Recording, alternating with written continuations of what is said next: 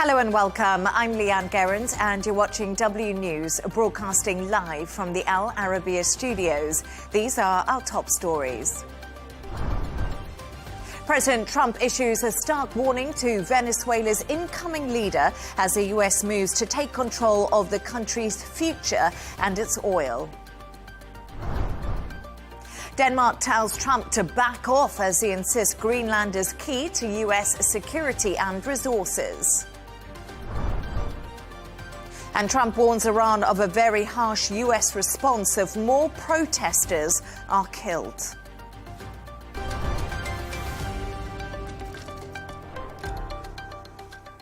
Now, President Trump has warned Venezuela's incoming leader, Rodríguez, she will pay a very big price if she defies US demands, ahead of her swearing in later today.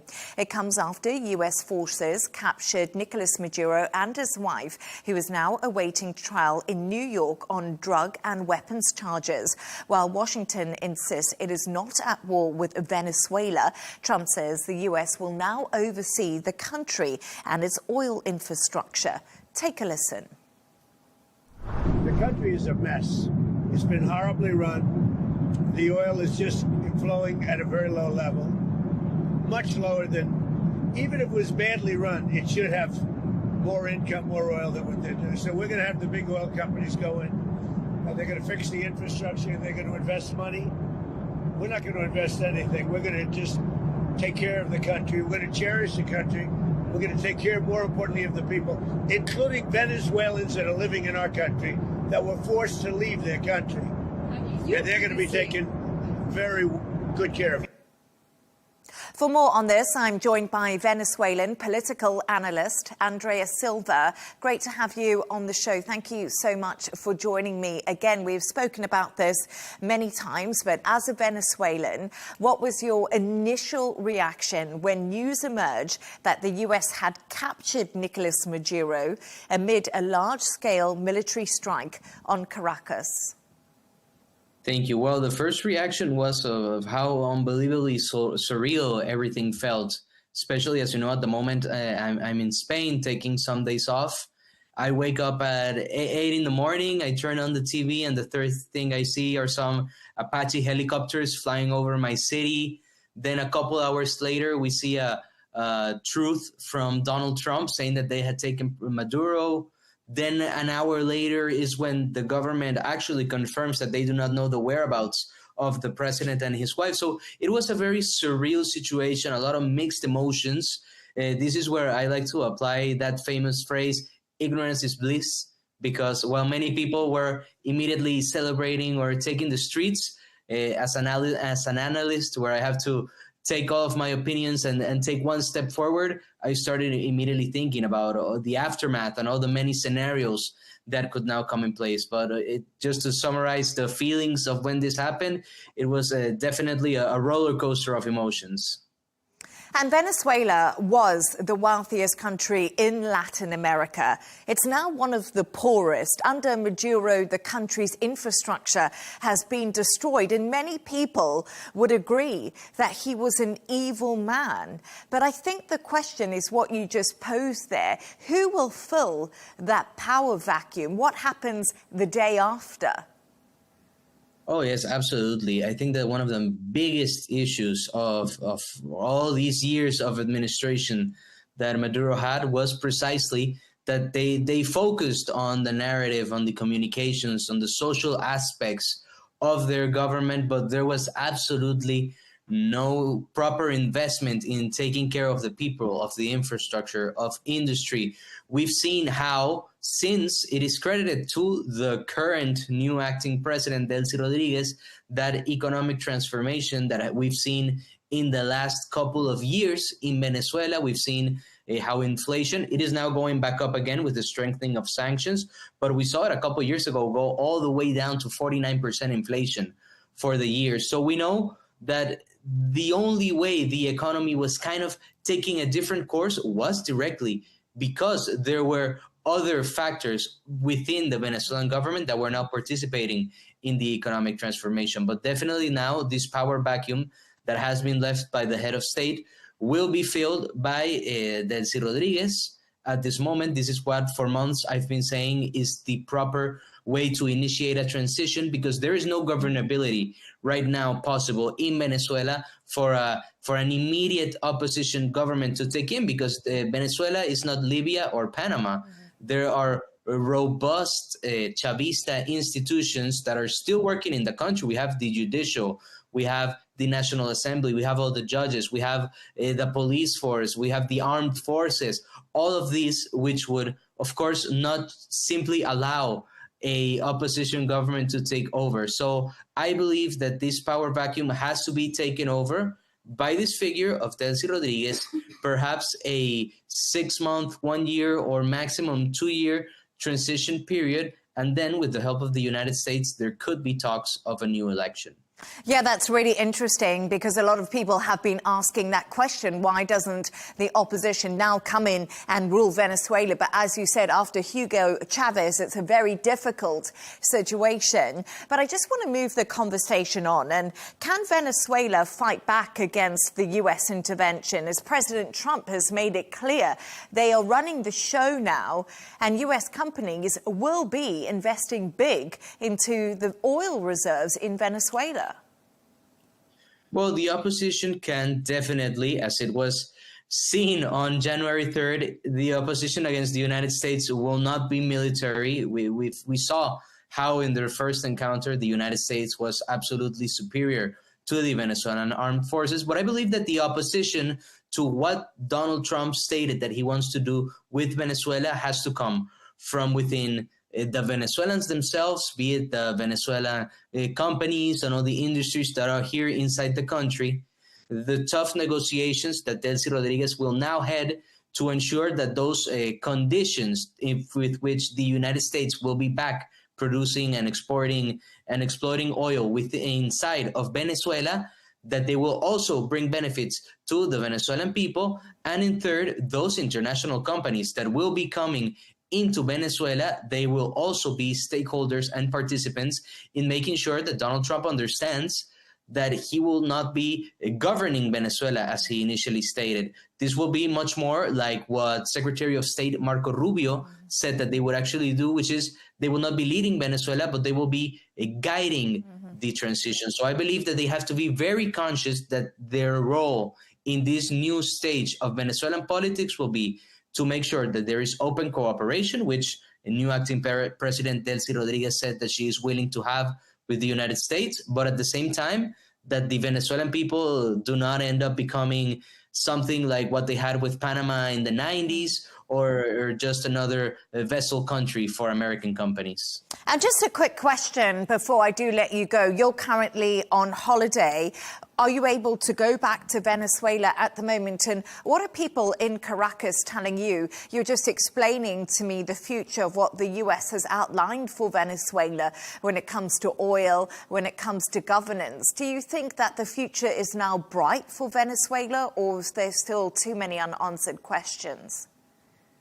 Well, for the first part, I will be able, at least at the moment, to make it back to my country with an international flight. I will be flying to Colombia and then to Venezuela, which at the moment those flights are standing. And then afterwards, what we are hearing from my friends, colleagues, and family in Venezuela is that even though the situation seems to be calming down, everyone is returning to work and things are slowly going back to let's call it normality, but there's no normality about the current situation in the country, but that there is a heavy military and paramilitary presence in the streets of the country. And as for the course that we will now be taking on this new period, I believe that we have to split it in two. There will be the first phase of government transition, which is what Delcy Rodríguez is heading at the moment. There is a lot of expectation within analysts, experts, and international stakeholders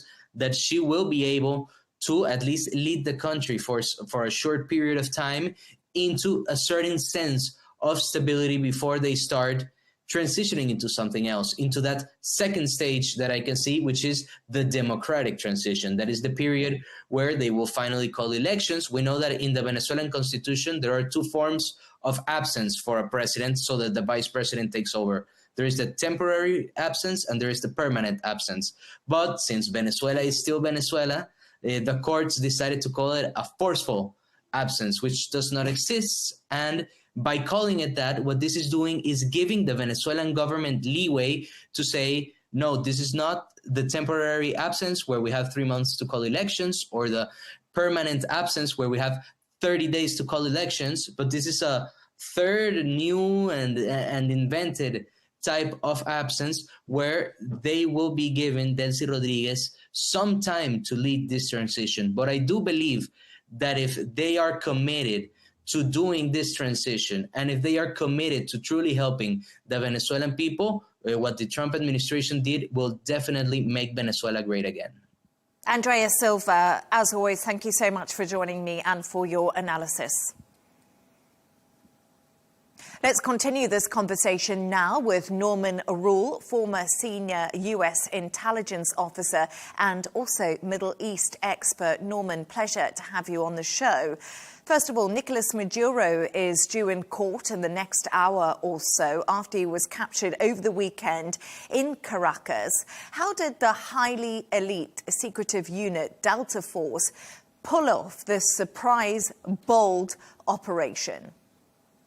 Well, thank you for having me. What we saw was a combination of extraordinary training, technology, intelligence work, and many months of focus that put together a highly practiced and detailed operation involving personnel who, in essence, had worked through the operation so many times with such a deep understanding of the target and the environment and the threat that they were able to achieve a stunning success. And the environment that was needed to be understood was not only the achievement of the capture of former President Maduro, but it was understanding his security guards, the air defenses, the technology used by the country's military. It's really quite a complicated series of challenges that were simultaneously overcome. And it says an awful lot about U.S. technology and intelligence and its military capacity.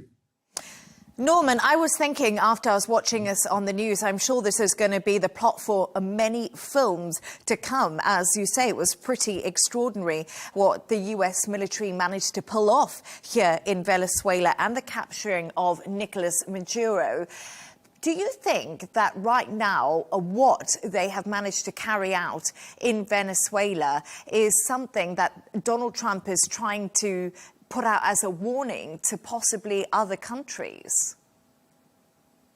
Well, yes, but I think it should be taken into read in light of the December 2025 National Security Strategy, which makes it very clear that the United States is not interested in intervention in countries, although there will be brief interventionist activity conducted when U.S. core national security interests are seen to be threatened, especially in the Western Hemisphere. I think that document deserves quite serious focus. And we are seeing this play out in Venezuela, and we're seeing the United States undertake these activities really in a very textbook fashion, because as you've seen, the president has stated, we're not interested in destabilizing the country. We're not interested in nation building. This is an interest-based operation where the United States is talking about ending the threat of narco-terrorism, as the president has described it, of removing the control of adversaries over a massive economic pool of Venezuela's oil, China's influence, also removing Cubans and Iranians from something so close to the U.S. soil. That's a very interest-based approach, but democracy is something that he's leaving up to the Venezuelans to achieve, and that will take some time. And he's not going to destabilize Venezuela with a massive U.S. footprint and in a rushed approach to achieve that. Again, this is laid out in the National Security Strategy in December. As I mentioned earlier, a handcuffed Maduro was pictured on his way to a New York courthouse. But the big question that many people are asking today, many analysts are talking about, was Trump's attack on Venezuela illegal? This is the big question.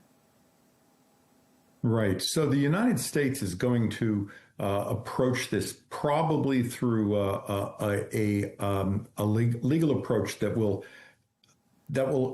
have the following theory. First, former President Maduro's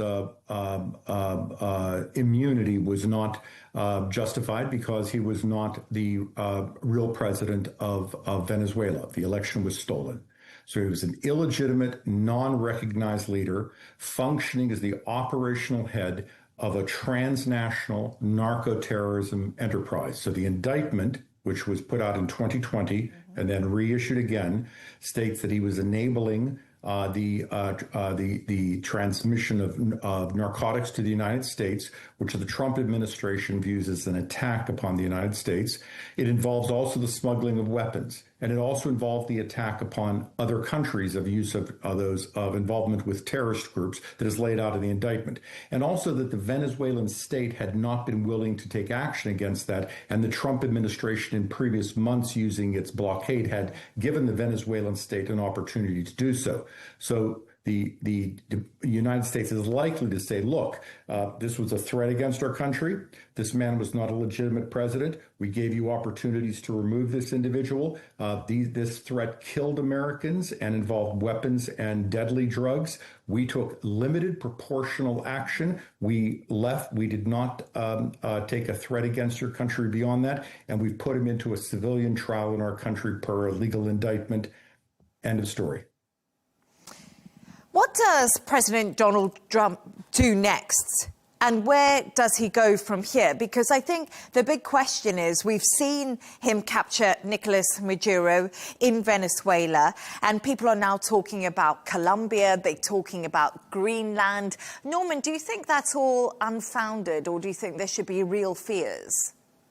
Well, I want to go back to the December 2025 National Security Strategy, where this administration appears quite serious and determined to say that if there are countries that are operating or perceived to be operating terrorist organizations or narcotics operations or allowing mass migration that is threatening U.S. security, this administration is going to do something about it. But then, Norman, sorry, it's quite interesting, because when Donald Trump was campaigning, he said no more forever wars. And the MAGA movement also made that pretty clear. And to a lot of people watching this might seem like something Donald Trump is going back on. He was convinced that they wouldn't be attacking other countries. He was in Saudi Arabia and said that he was going to keep out of politics and other places. He hasn't seemed to have stuck to that, has he? No, I would disagree, because, again, going back to the document, this is not a war.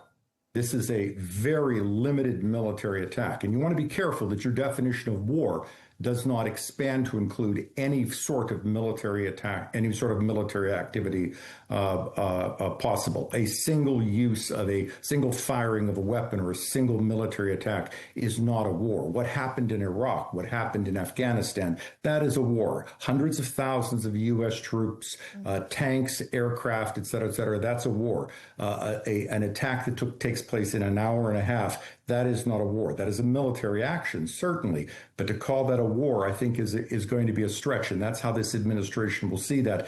But again, with a focus primarily on the Western Hemisphere and in other places of far more limited action. And I think we saw that in June in Iran play out in a very similar way. Iran's weaponization of its nuclear program was seen as a threat. A very limited military action took place. Military action ended, and the next day the administration stated, we're willing to begin nuclear talks with the Iranians if they're serious. Norman Rule, brilliant to have you on the show. Thank you so much for speaking to me. You're welcome.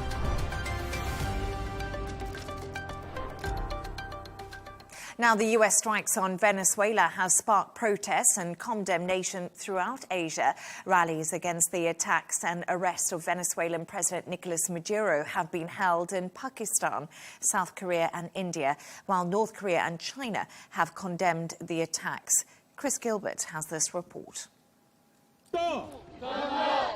Outside the US Embassy in Seoul, protesters call for an end to the US military action in Venezuela. chanting slogans like "Condemn Trump's kidnapping of Maduro" and "Hands off Venezuela." It's just one of several rallies held throughout the region since the US strikes. In Pakistan, protesters gathered in front of the Karachi Press Club, calling for Maduro's immediate release. We demand that a case of criminal war crimes be filed against Trump in the International Court of Justice. He has killed thousands of Palestinians. He has attacked an independent country with which there was no dispute on a false accusation and has abducted its president. This is a very dangerous trend and should be condemned. In Sydney, locals gathered outside the town hall in defiance of a police ban on public demonstrations. 3 people were arrested but later released without charge. Similar rallies also took place in Melbourne. Through its state media, China condemned the US, accusing it of breaking international law. Its foreign minister, Wang Yi, says no one country should play the role of world police. China always opposes the use of threat of force as well as any imposition of one country's will on another. China is willing to work with the rest of the international community to uphold the United Nations Charter and adhere to the equality of all countries' sovereignty. North Korea also used state media to denounce the strike as, quote, the most serious form of encroachment of sovereignty. Maduro has sent letters to North Korea's leader Kim Jong-un in the past and met with dignitaries from the country. And in India, hundreds staged protests in New Delhi and other cities in solidarity with Venezuela. Leftist parties organized demonstrations in the capital where protesters chanted anti-Trump slogans. The protesters say the US military action is concerning and are promising more rallies to come. Chris Gilbert, Arabiya English.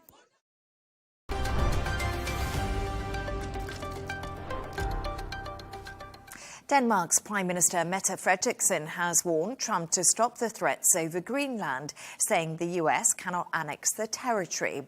She emphasized Greenland is part of Denmark, a NATO member, and covered by existing defense agreements. Trump doubled down, citing the island's strategic location and mineral wealth for US security. For more on this, I'm joined from Copenhagen by international relations expert, Dr. Malik Sittis. Thank you so much for your time this evening, Dr. Sittis. Following the US operation in Venezuela, how nervous is the government in Denmark about President Trump setting his eyes on Greenland? Thank you for having me. The Danish government, the Danish politicians at the parliament, and also the Danish civil society and media, they are all concerned about what's happening in Greenland and the position of the United States, especially after the Venezuelan situation. The concern is very big in the Danish society. The Danish media all the time discussing such an issue. It's the first time the Danish political system, especially in the field of security studies, the United States is considered one of the biggest threats for the Danish society. So it is a very big concern at the national level and also the Danish foreign policy in general. And the Danish Prime Minister has hit back at President Donald Trump's threats to annex Greenland. Will the US President take any notice of what Mette Frederiksen has actually had to say?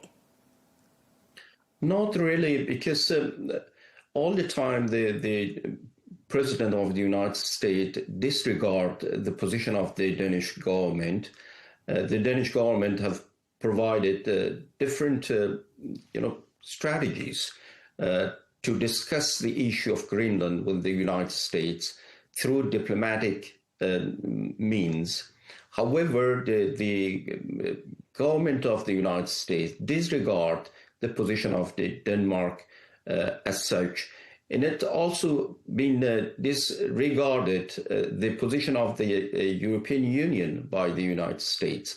So it's a very complicated situation. Although the Danish government, the European politicians try to use diplomatic channels, However, there is not a positive responses from the United States, and the President of the United States continuously saying that the Danish government do not have the ability to control and manage the Greenland. And it's also been a huge critics from the government of the United States by the visit of the Vice President, Mr. Vice President of the United States in the Greenland.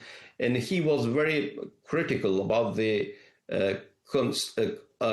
condition of the life of Greenland people, and they criticized the Danish government of discrimination. So it is the relationship between Denmark and the United States is very critical at the moment. Some people would argue the relationship between Europe and the United States is also critical at the moment when it comes to the war in Ukraine and differing opinions on many subjects. But President Trump has repeatedly spoken about wanting Greenland since taking office a year ago. Why does the US president feel this territory is strategically important? Why does he want it?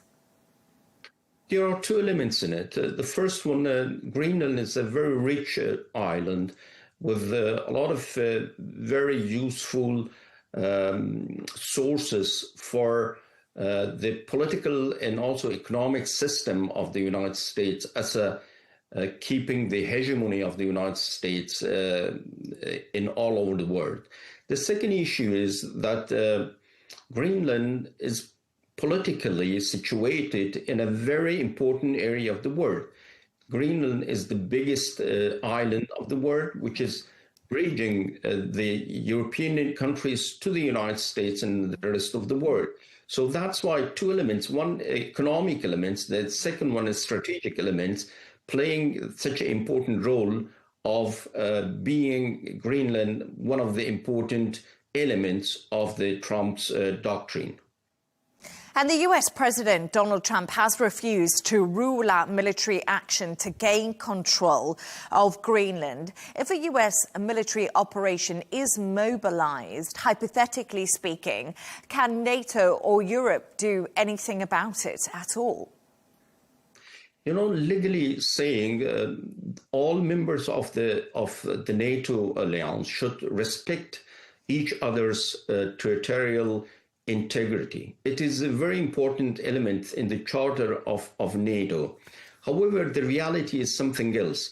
You know, the United States is the main donor and also provides the equipments for NATO.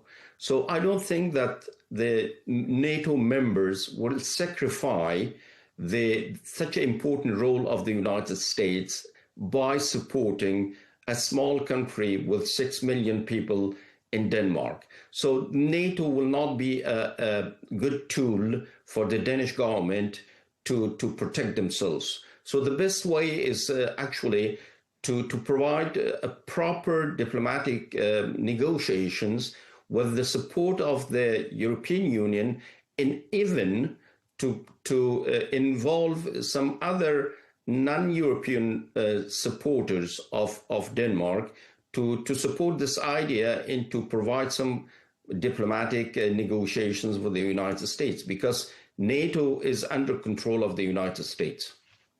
Dr. Malik Sittis, thank you so much for joining me. Brilliant to have you on the show. My pleasure.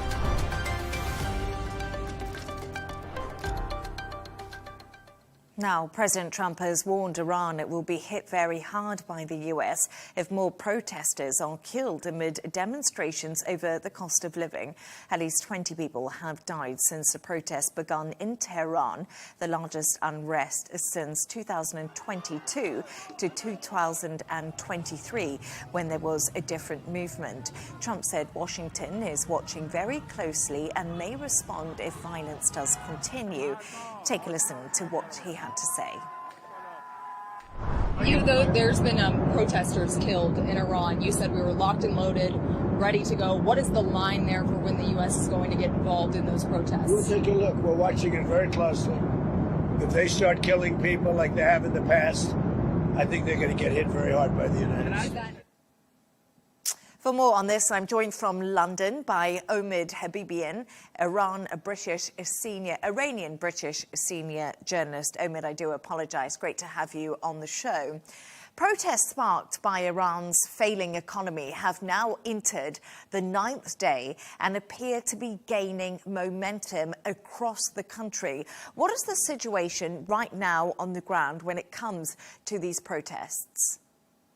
Thank you. As we speak, there are a lot of protests around the country, in Tehran, in the capital, in south, west, east, and all parts of the Tehran are already, we are witnessing the nightly protests. The protests also continue during the day in the west part of the country, in Ilam, Kermanshah, and some Kurdish cities, and also in the south, in Khuzestan. So it seems that this kind of the protest and the movement, we are already seeing that it's not going to be stopped very easily. And this is the message that it seems that the judiciary and the government also understand that they have to try to use a tactic to at the same time repress the protests and the strikes.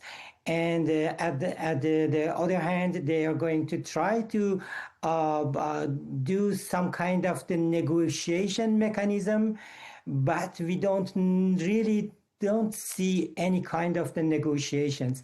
So as we speak, there are a lot of people injured in Ilam, and also there are reports that about 25 people killed. So this is the protest is because of the economical causes, is getting to spread to all around the country, and everybody is going to be participate. Even they are not participate in the street through the social media, we can see really much more than the 2022 protest was the Mahsa Amini movement.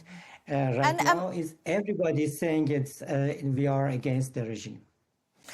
And I just wanted to speak to you a little bit about President Donald Trump, because he says if Iran starts killing people like they have in the past, I think they're going to get hit very hard by the US. Now, following the US operation in Venezuela, how likely is a US attack on Iran?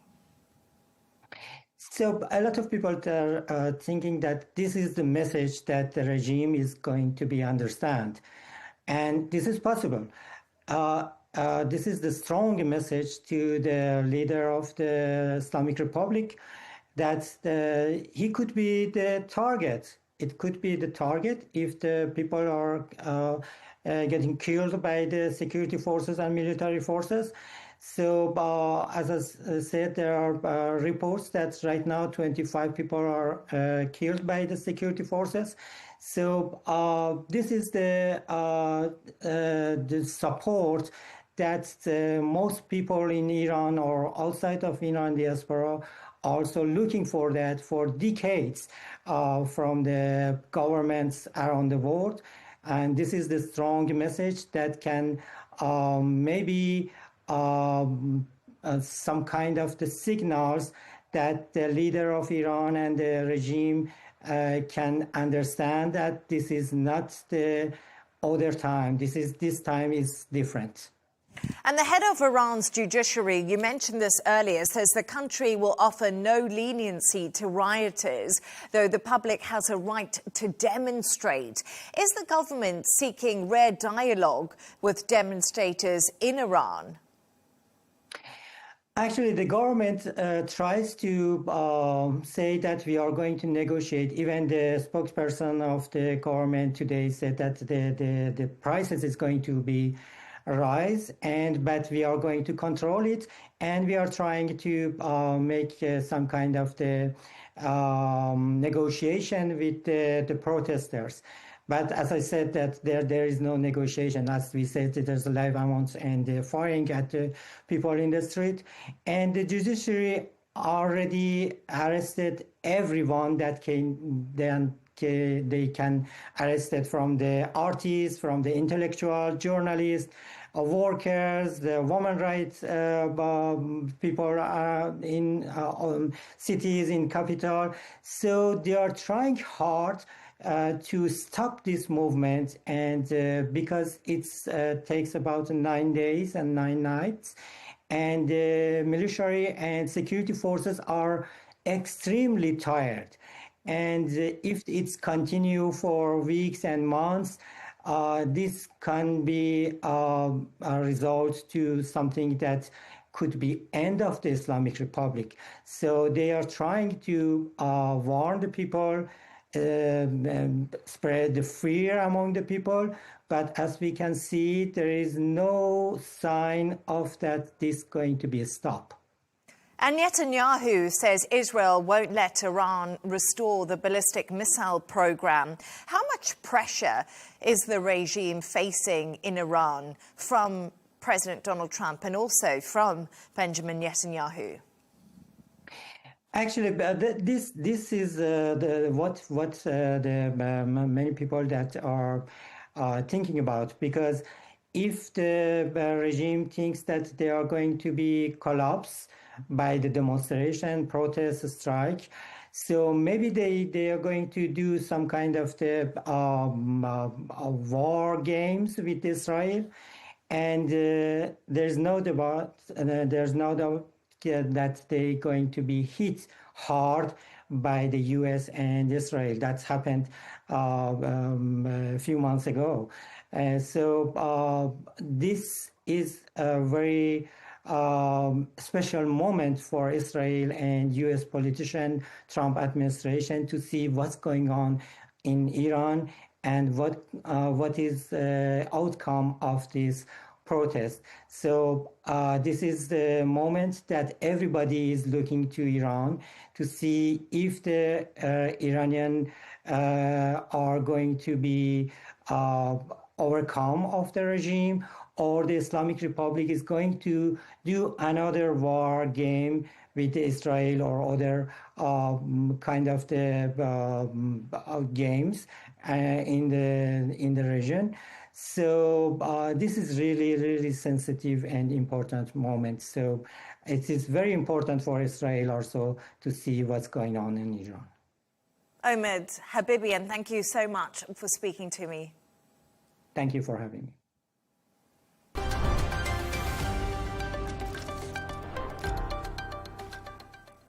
Let's take a look at some of the other stories making the headlines today. At least 30 people have been killed in Nigeria's Niger state after armed men stormed a village in the region. State authorities say the attackers set fire to a local market, looted shops and also kidnapped a number of people. Security forces have been deployed to help rescue them. Police have now identified all the bodies of the people who died in a bar fire in a Swiss ski resort on New Year's Eve. Last night, hundreds joined a special Sunday mass for the victims, who were aged between 14 to 39 years old. A criminal investigation into the French couple who manage the Le Constellation bar is now underway. A far-left activist group in Germany has claimed responsibility for a suspected arson attack that left tens of thousands of homes, as well as hospitals and businesses, without power over the weekend. Early on Saturday morning, several cables on a bridge were spotted burning near a power plant in the southwest of Berlin. In a statement, the Vulcan Group said that the fossil fuel economy was intended to target of the action rather than cutting power.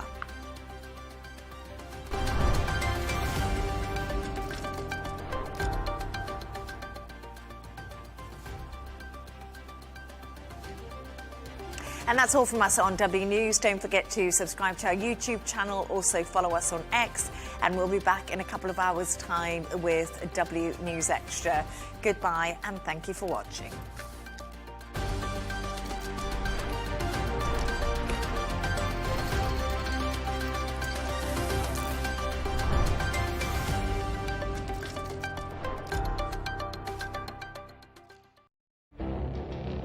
It feels like decades are passing by in a matter of weeks. Seismic shifts in the world order. Never, ever will be part of America. With so much happening and then so much noise. Whether it's political upheaval, Canada has been ripping us off for years. Economic shifts or social movements. And no one wins from tariffs. I think America can be more friendly to the rest of the world. For in-depth analysis and all the latest developments across the globe. To have an inclusive policy together. The meetings with Hamas gave me some hope. We're in another nuclear arms race. The most important development straight to your screen. Welcome to the dressing room. I'm on my own. I need backup. And an insightful look at the issues shaping our world today. It was not going to happen, that war, and it happened. Join us on Arabiya News, where the world talks.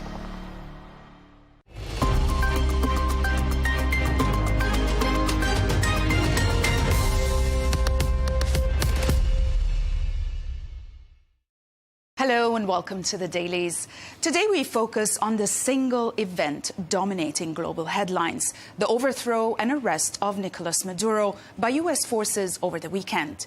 Media coverage has diverged sharply across regions. In the United States, outlets have emphasized the operation's speed and strategic impact, while much of Latin America and European press has framed it as a dangerous breach of sovereignty and international law. Elsewhere, coverage has centered on the geopolitical fallout from energy markets to fear of a new era of U.S. interventionism. We'll start with Latin American media, which showed deep splits over the U.S. military capture of Nicolas Maduro. Reflecting regional political divides, left-leaning outlets in Brazil, Colombia, Mexico and Chile condemned the U.S. action as a violation of sovereignty and international law, urging diplomacy and caution. By contrast, right-leaning media and leaders in Argentina, parts of Chile and Peru welcomed the move as a blow against authoritarianism. Cuban media and state outlets strongly denounced the operation as state terrorism, underscoring anxieties about U.S. interventions and regional stability. El País reviewed the reactions, saying Latin American outlets reacted sharply to the U.S. operation, exposing deep regional divides. The report explains that Brazil took a leading role by condemning the U.S. attack and recognizing Vice President Delcy Rodríguez as Venezuela's interim leader, stressing respect for sovereignty and also international law. It goes on to say that left-leaning governments in Mexico, Colombia and Chile echoed calls for dialogue and UN involvement.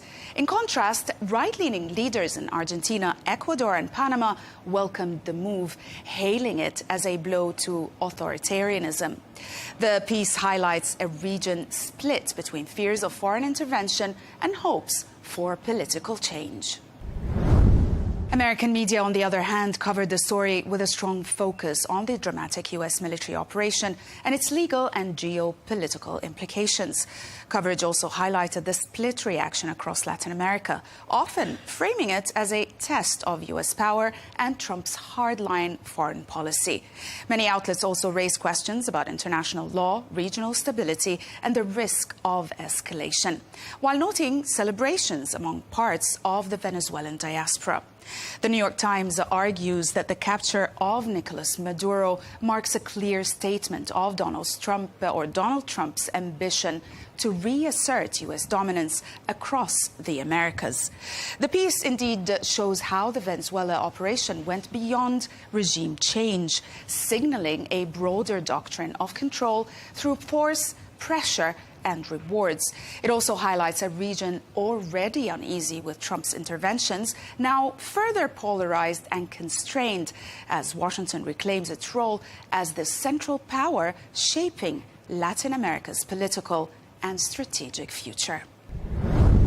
The New York Times also examined how President Trump's decision to remove Venezuela's leader has exposed fresh cracks inside the MAGA movement. The piece explains that while many Republicans hail the operation as decisive and strategic, others question how regime change fits Trump's long-standing promise to avoid foreign wars. It spotlights conflicting messages from the White House, which deepen unease among isolationist supporters. The analysis frames Venezuela as a political test case, revealing how America First remains elastic and increasingly contested when military power is used abroad. Axios reviewed the Democrats' furious response to President Trump's surprise strike on Venezuela and the capture of Nicolas Maduro. The report highlights anger over Congress being sidelined, demands for briefings, and sharp rhetoric branding the plan to run Venezuela unconstitutional and also reckless. The piece contrasts calls for impeachment as well and war powers limits with Republican praise for decisive action, while noting also bipartisan unease. Overall, it frames the episode as a flashpoint deepening partisan tensions and testing congressional checks on presidential use of force. Axios also profiled Delcy Rodríguez, Venezuela's vice president turned de facto leader after Nicolas Maduro's capture. The report explains that although President Trump claims she is cooperating with the U.S. demands, Rodríguez has publicly rejected American control and denounced the operation as colonialism. The profile also mentions her history as a longtime Chavista power broker and current oil minister, explaining how she has risen through key government roles and remains closely tied to Maduro's inner circle. The piece concludes that her defiant rhetoric, uncertain location, and also contested legitimacy underscore doubts about Venezuela's political transition. The Washington Post examines the deep uncertainty facing Venezuela after the removal of Nicolas Maduro. The editorial stresses how fragile and unclear the path forward remains, despite Trump tasking Marco Rubio with overseeing Venezuela's transition. Now, the article highlights also doubts over cooperation from Delcy Rodríguez, the continued power of hardline figures, and the uncertain role of opposition leader Maria Corina Machado. The editorial ultimately argues that U.S. credibility hinges on prioritizing Venezuelan democracy and economic freedom, not simply control or oil interests. Walter Russell Mead wrote in the Wall Street Journal asking whether Trump's resolve in Venezuela will hold up. The author argues that President Trump's capture of Nicolas Maduro shows decisive force, but warns that the real test lies ahead. He praises the operation's speed and shock value, yet cautions that post-Maduro Venezuela could become a costly trap.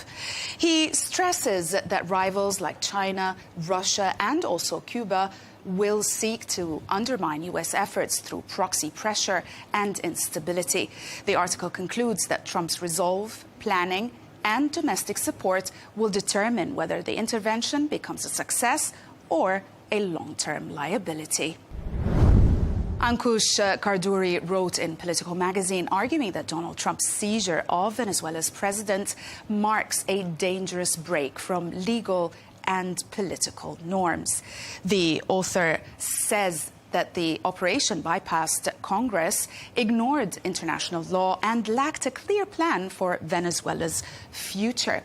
He explains that unlike past U.S. interventions, this move only relies on unilateral presidential power, emboldened by weak oversight from Congress and also the courts.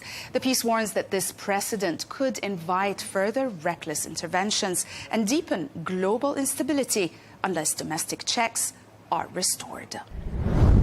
Foreign policy argues that Trump's seizure of Venezuela's president sets a dangerous global precedent. The analysis highlights how Trump claimed the right to overthrow a foreign leader and also run the country, weakening an already fragile international norms as he acts without congressional or even UN approval. The piece warns that Russia and China could indeed copy this logic in Ukraine or in Taiwan. It contends that the intervention achieves little on drugs, risks long occupations justified by oil wealth, alarms allies, and revives a history of failed U.S. interventions in Latin America. Newsweek examined how Maduro's capture and Trump's vow to run Venezuela affect oil markets. The piece quotes analysts and also experts who say years of neglect, sanctions and corruption mean production cannot rise quickly despite Venezuela's vast reserves. It explains how current output is about 1 million barrels a day, which is far below capacity. It also highlights what analysts argue, that rebuilding infrastructure could take billions of dollars and many years, limiting short-term price impact. The Washington Times detailed how a months-long, highly secretive U.S. intelligence and military operation led to the 90-minute capture of Venezuela's president, Nicolas Maduro, in Caracas. The report recounts how CIA operatives tracked his daily movement while Delta forces rehearsed on a replica compound. It also adds that more than 150 aircrafts, drones and warships disabled defenses, plunged the city into darkness and inserted commandos. The piece highlights also American military coordination, surveillance and overwhelming force capability. In Europe, the media framed the Maduro arrest with deep unease, stressing breaches of international law, fears of regional spillover, and skepticism towards U.S. unilateral force. Coverage also linked the episode to broader anxieties about Trump-era assertiveness, including renewed criticism of Washington's rhetoric towards Greenland, which Nordic and EU outlets cited as another example of disregard for sovereignty. But overall, Europe contrasted U.S. hard power with its own preference for diplomacy and multilateralism. The Guardian recounts how European leaders reacted uneasily to the U.S. attack on Venezuela, welcoming Nicolas Maduro's removal while struggling to defend international law. The analysis goes on to say that many leaders backed a democratic transition and also stressed they never recognized Maduro's legitimacy, but balked at Donald Trump's claim that the U.S. will run Venezuela and control its oil. The piece highlights how allies split between muted support, legal caution, and open criticism, reflecting fears of angering Washington and also anxiety that a rules-based global order is giving way to power politics. The Times argues that President Trump's seizure of Venezuela's president risks becoming power without purpose. The editorial acknowledges Maduro's electoral fraud, economic misrule, and loss of legitimacy. Yet it warns that abducting him without a clear democratic plan undermines U.S. credibility. The piece criticizes Trump's focus on running Venezuela and also exploiting oil, as well as his sidelining of the Democratic opposition. It concludes that lasting U.S. influence in Latin America depends on supporting constitutional democracy, not coercion alone. The Telegraph argues that Donald Trump's takeover of Venezuela has turned the country into a strategic energy weapon against China. It says Beijing is the biggest loser, having relied on discounted Venezuelan heavy crude and invested billions in its oil sector.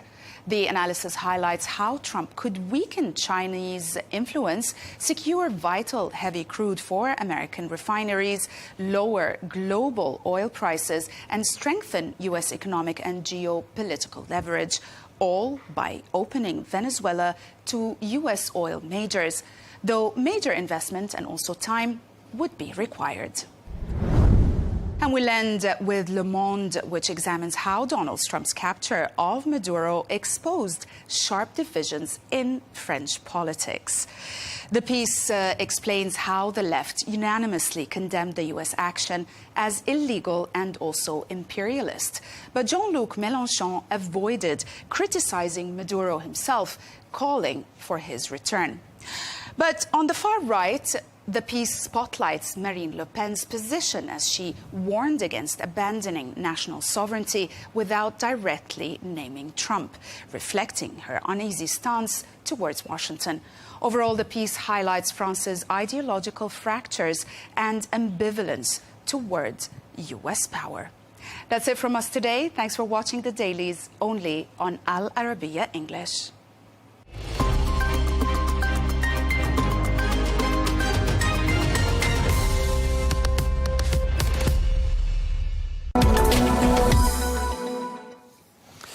Now, the Saudi-based data center developer DataVault has announced that it's joining forces with the PIF-owned artificial intelligence company Humane to develop multi-gigawatt data centers. Well, these centers will power the next generation of AI infrastructure across the kingdom. Well, together, DataVault and Humane are aiming to drive Saudi Arabia's ambition to become a global hub for AI and intelligent computing built on innovation, scale, and sustainability. Well, for more on this, I'm joined now by the CEO of DataVault, Rajit Nanda, who joins us now from Riyadh. Thank you very much indeed for joining us, Rajit. We also have Ali, who's still with us. We'll come to you in just a moment, Ali, but I just wanted to ask you first, Rajit. I mean, everyone's building. There's billions of dollars in CapEx being spent, but a lot of hype and concern about a bubble. What's your take? Are we in a bubble, or are we still underestimating demand? Well, thank you for the question. It's a great question, which is doing the rounds these days. And what I would say is that there are good things about bubble, okay? And one of the good things about bubble is you end up seeing winners and losers. Now, my own view is that we definitely are at a very important point in the history of this AI transition, where we have a lot of companies who are just using AI prefix and AI suffixes and are claiming that they are AI companies, even if they have nothing to do with AI. So there is a moment in this AI transition journey where we need to separate the men from the boys. And I think there is going to be some amount of course correction. The good thing is, like all of these bubbles that we have seen in the past, there will emerge some clear winners and there will be some clear losers. And history, when we look back at it in 5 years from now and 10 years from now, we all will see that these winners are the ones who are leading in the whole AI front. Look at what happened back in 2000 and 2001 during the dot-com bubble. There were a number of companies out there, and 99% of them collapsed. But then today we are dealing with multi-trillion companies, the Microsofts of the world, the Googles of the world, and of course Meta came a couple of years after that, but we still have all these wonderful companies from that dot-com era out there. So just like it happened back in 2000, we will end up having some winners and losers. In terms of just the financial metrics, what I do want also the viewers to understand is that back during the dot-com bubble days, or a number of other bubbles that we have seen, but okay, the best comparison is the tech dot-com bubble.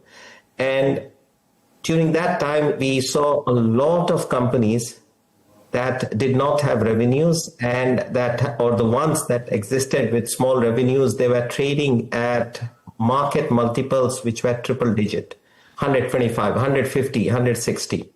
If you today go and look at many of the tech companies, and we know that today 15 big tech companies are pretty much providing 40%, 50% of the market cap of S&P 500, for example.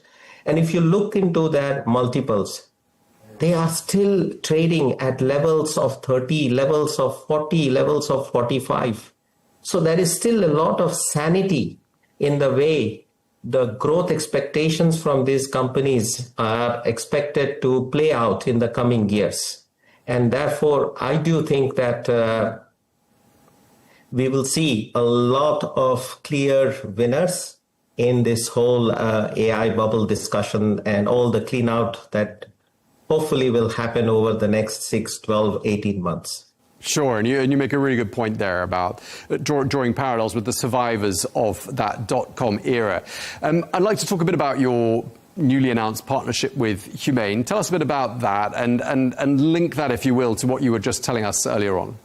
Humane, as you know, is the Saudi national champion, the company that is going to be in the AI stack, okay? And Humane is looking at the length and breadth of the AI stack. Where we come in is to partner with Humane in order to look at one specific area, which is the build out of the data centers.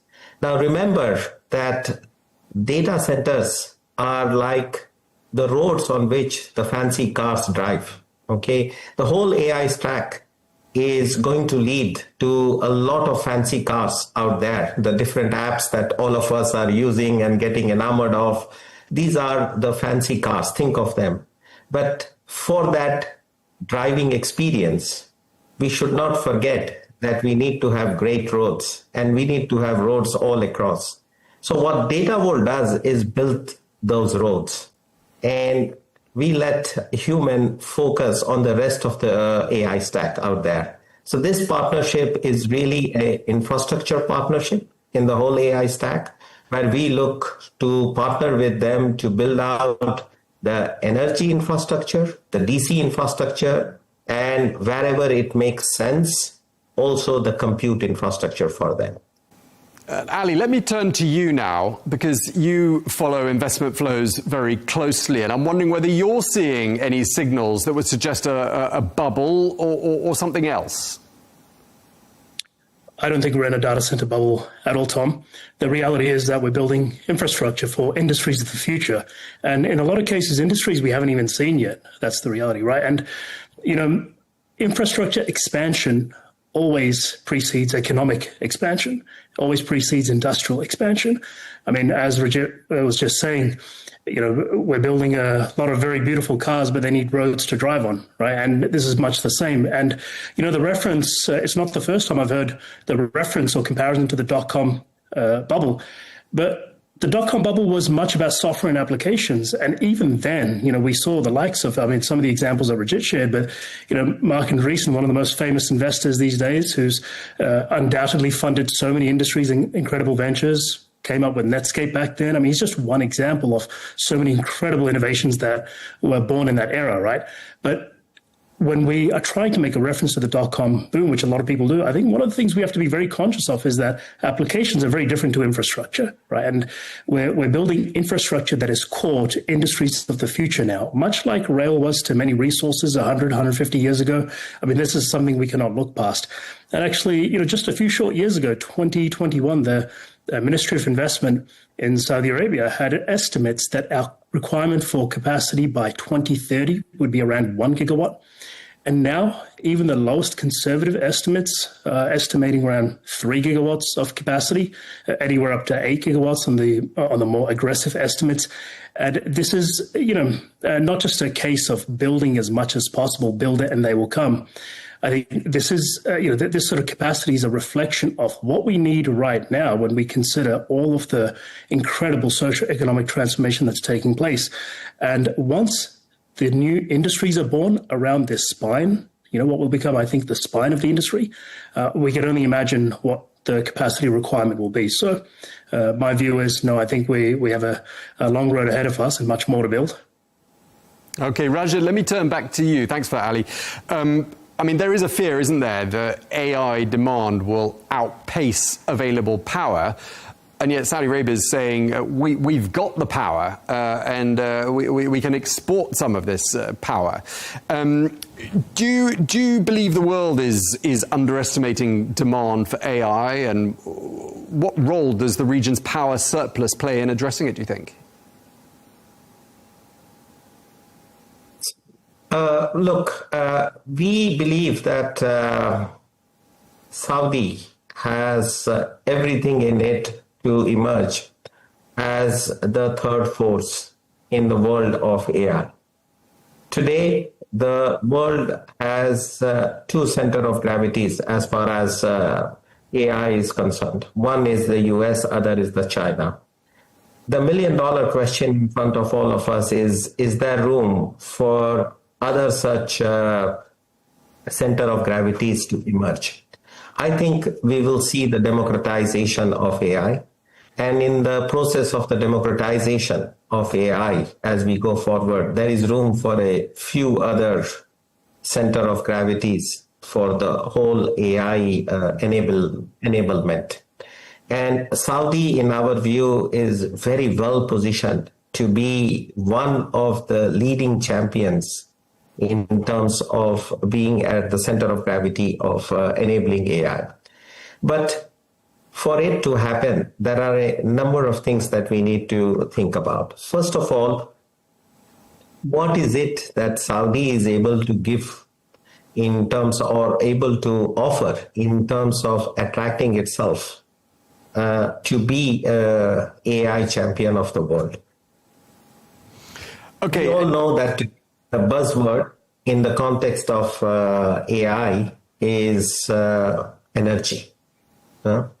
And Saudi, over the last years, has very well demonstrated that it is the lowest, most reliable, and the green part of the energy generation.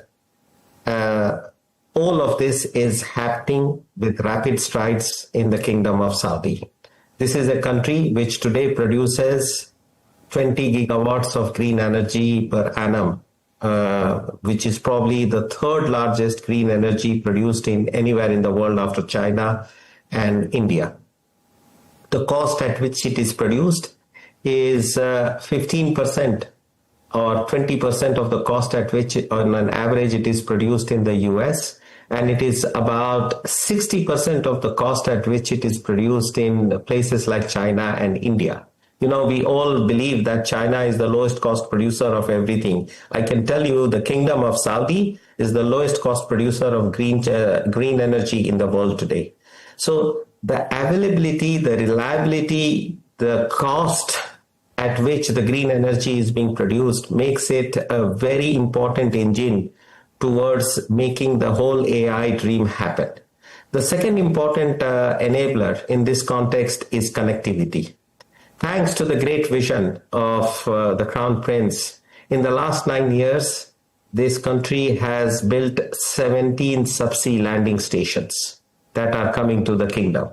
And in the next 1.5 years, these 17 landing stations are going up to 24. The beauty of these landing stations, subsea cables, is that compute power can leave after it is being produced. It can leave the kingdom and go to its destinations. Whether you need to send it to the 1.4 billion people in Africa, or whether you want to send it to the 350 million people in Europe, or whether you want to send it to the 450 million people in US, or for that matter, the 1.4 billion people in India, all of this is possible because of the vision to put the connectivity, especially through the subsea cables between the kingdom and the rest of the world. The third important aspect, in my view, is basically the whole manufacturing supply chain. The kingdom, in the last 9 years in particular, has been building. Look at the gigacities. Look at all of the downstream petrochemical. Look at all the entertainment parks and everything else that is being built in the kingdom. $40 to $80 billion of capex.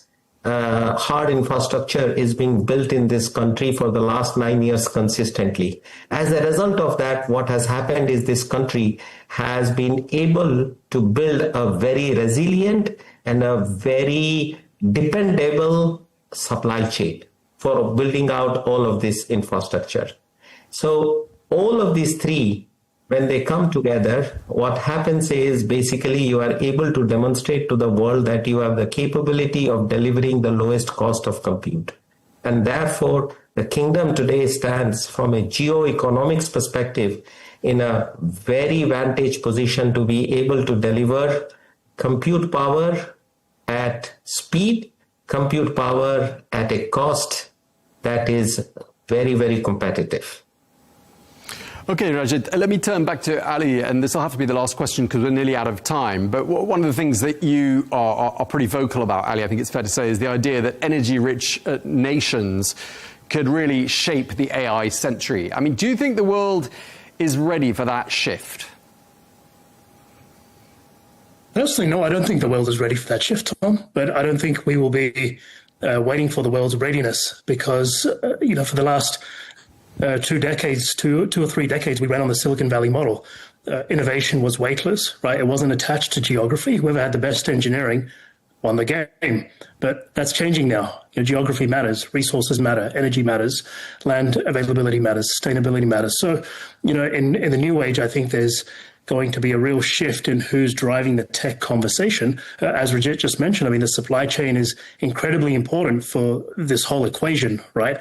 But the geography matters. And, relating that back to, Saudi Arabia, it's a blessed nation because it is very strategically located and very geographically rich. So I think, other nations like so will have a real chance at playing at the highest level. And to use Rajit's words there, for Saudi Arabia to potentially become the third force, US, China, and perhaps Saudi Arabia in the very near future. All right, Ali, thank you very much indeed for that. You've had the last word. Ali Reza will come back to you later on in the program. But meanwhile, a very big thank you to Rajit Nanda, the CEO of Data Vault. Thank you both very much indeed for your time.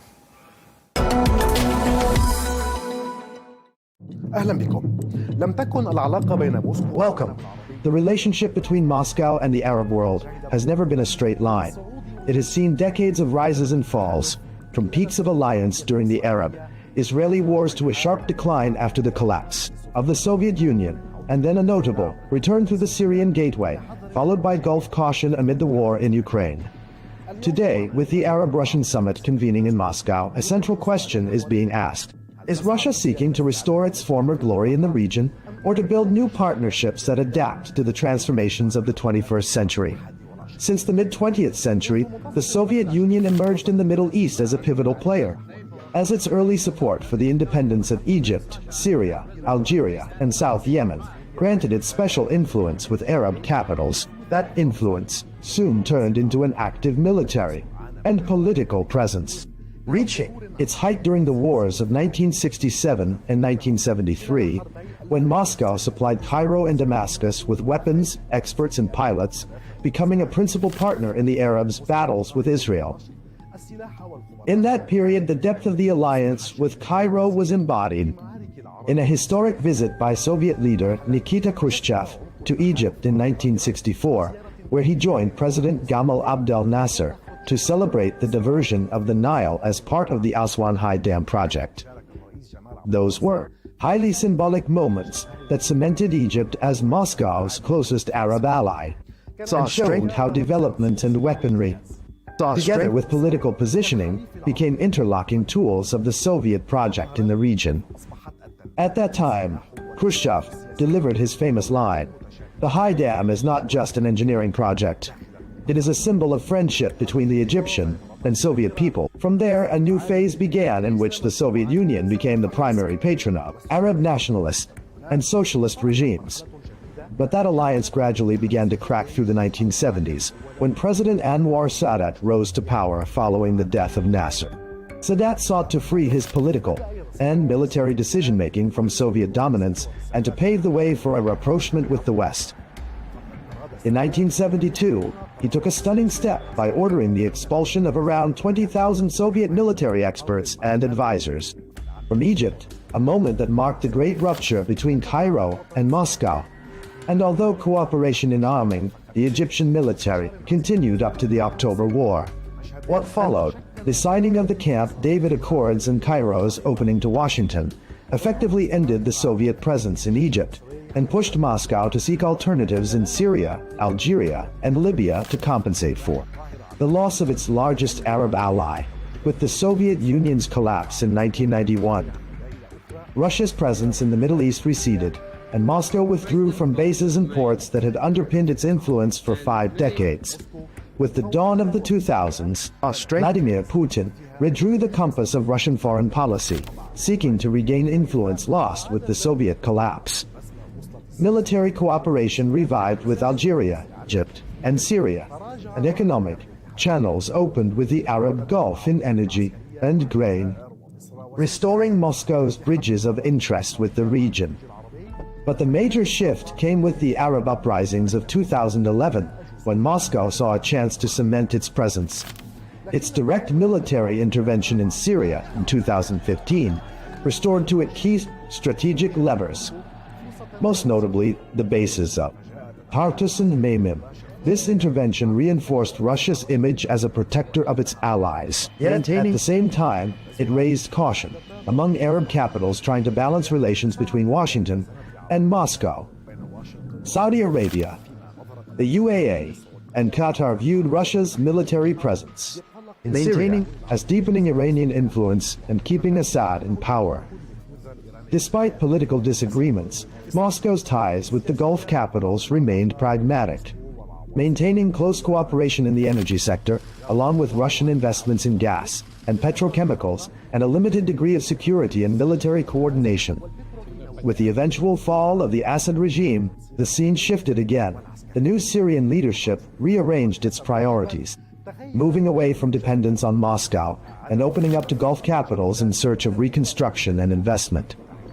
This shift cost Russia its Damascus card, the one that had given it prime influence in the Middle East equation, while the new Syrian leadership sought to redefine its relationship with the Kremlin on different terms, preserving security coordination and continued use of the Tartus and Memim bases in exchange for limited Russian support in infrastructure rehabilitation projects and the supply of wheat and fuel. Then came the outbreak of the Russia-Ukraine war in 2022, putting Russian and Arab relations to a severe test. Saudi Arabia, the UAE, and most Gulf states adopted a policy of neutrality, maintaining oil cooperation with Moscow, while on the other hand, Egypt and Algeria continued their economic and military partnerships with Russia despite Western pressure. But Western sanctions affected grain and fertilizer trade and energy prices, driving several Arab countries to seek a careful balance between their interests with Moscow and their need for Western partners. Despite the geopolitical complications, the last decade saw strengthened oil cooperation between Moscow and Riyadh through OPEC Plus agreements that helped stabilize the global energy market. Mutual investments also expanded in petrochemicals, agriculture, and religious tourism, with high-level visits between Russian and Gulf leaders keeping communication lines open even at the height of crises. In parallel, Moscow maintained its traditional stance on the Palestinian issue, affirming support for a two-state solution along the 1967 borders and the establishment of an independent Palestinian state beside Israel, while calling, during the recent Gaza events, for an immediate ceasefire and civilian protection to preserve balance in its relations with both Palestinians and Israel.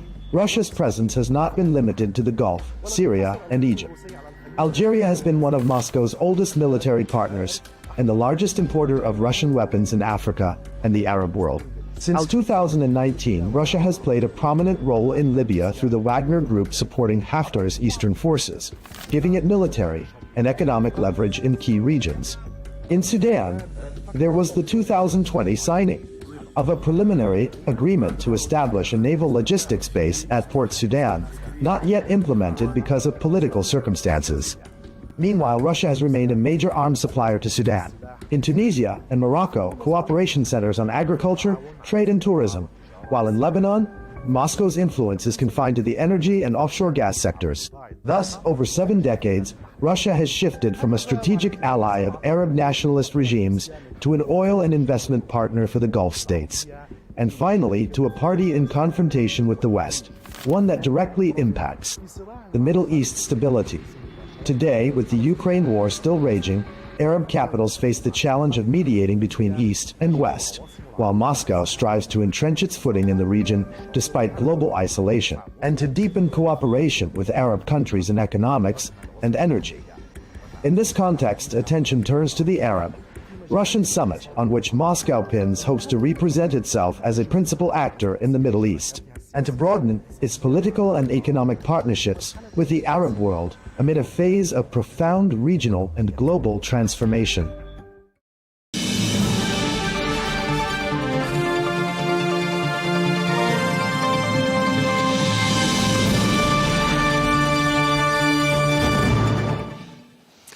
Now we're going to head to the Middle East, and as winter storms move in, Gaza's humanitarian crisis is worsening.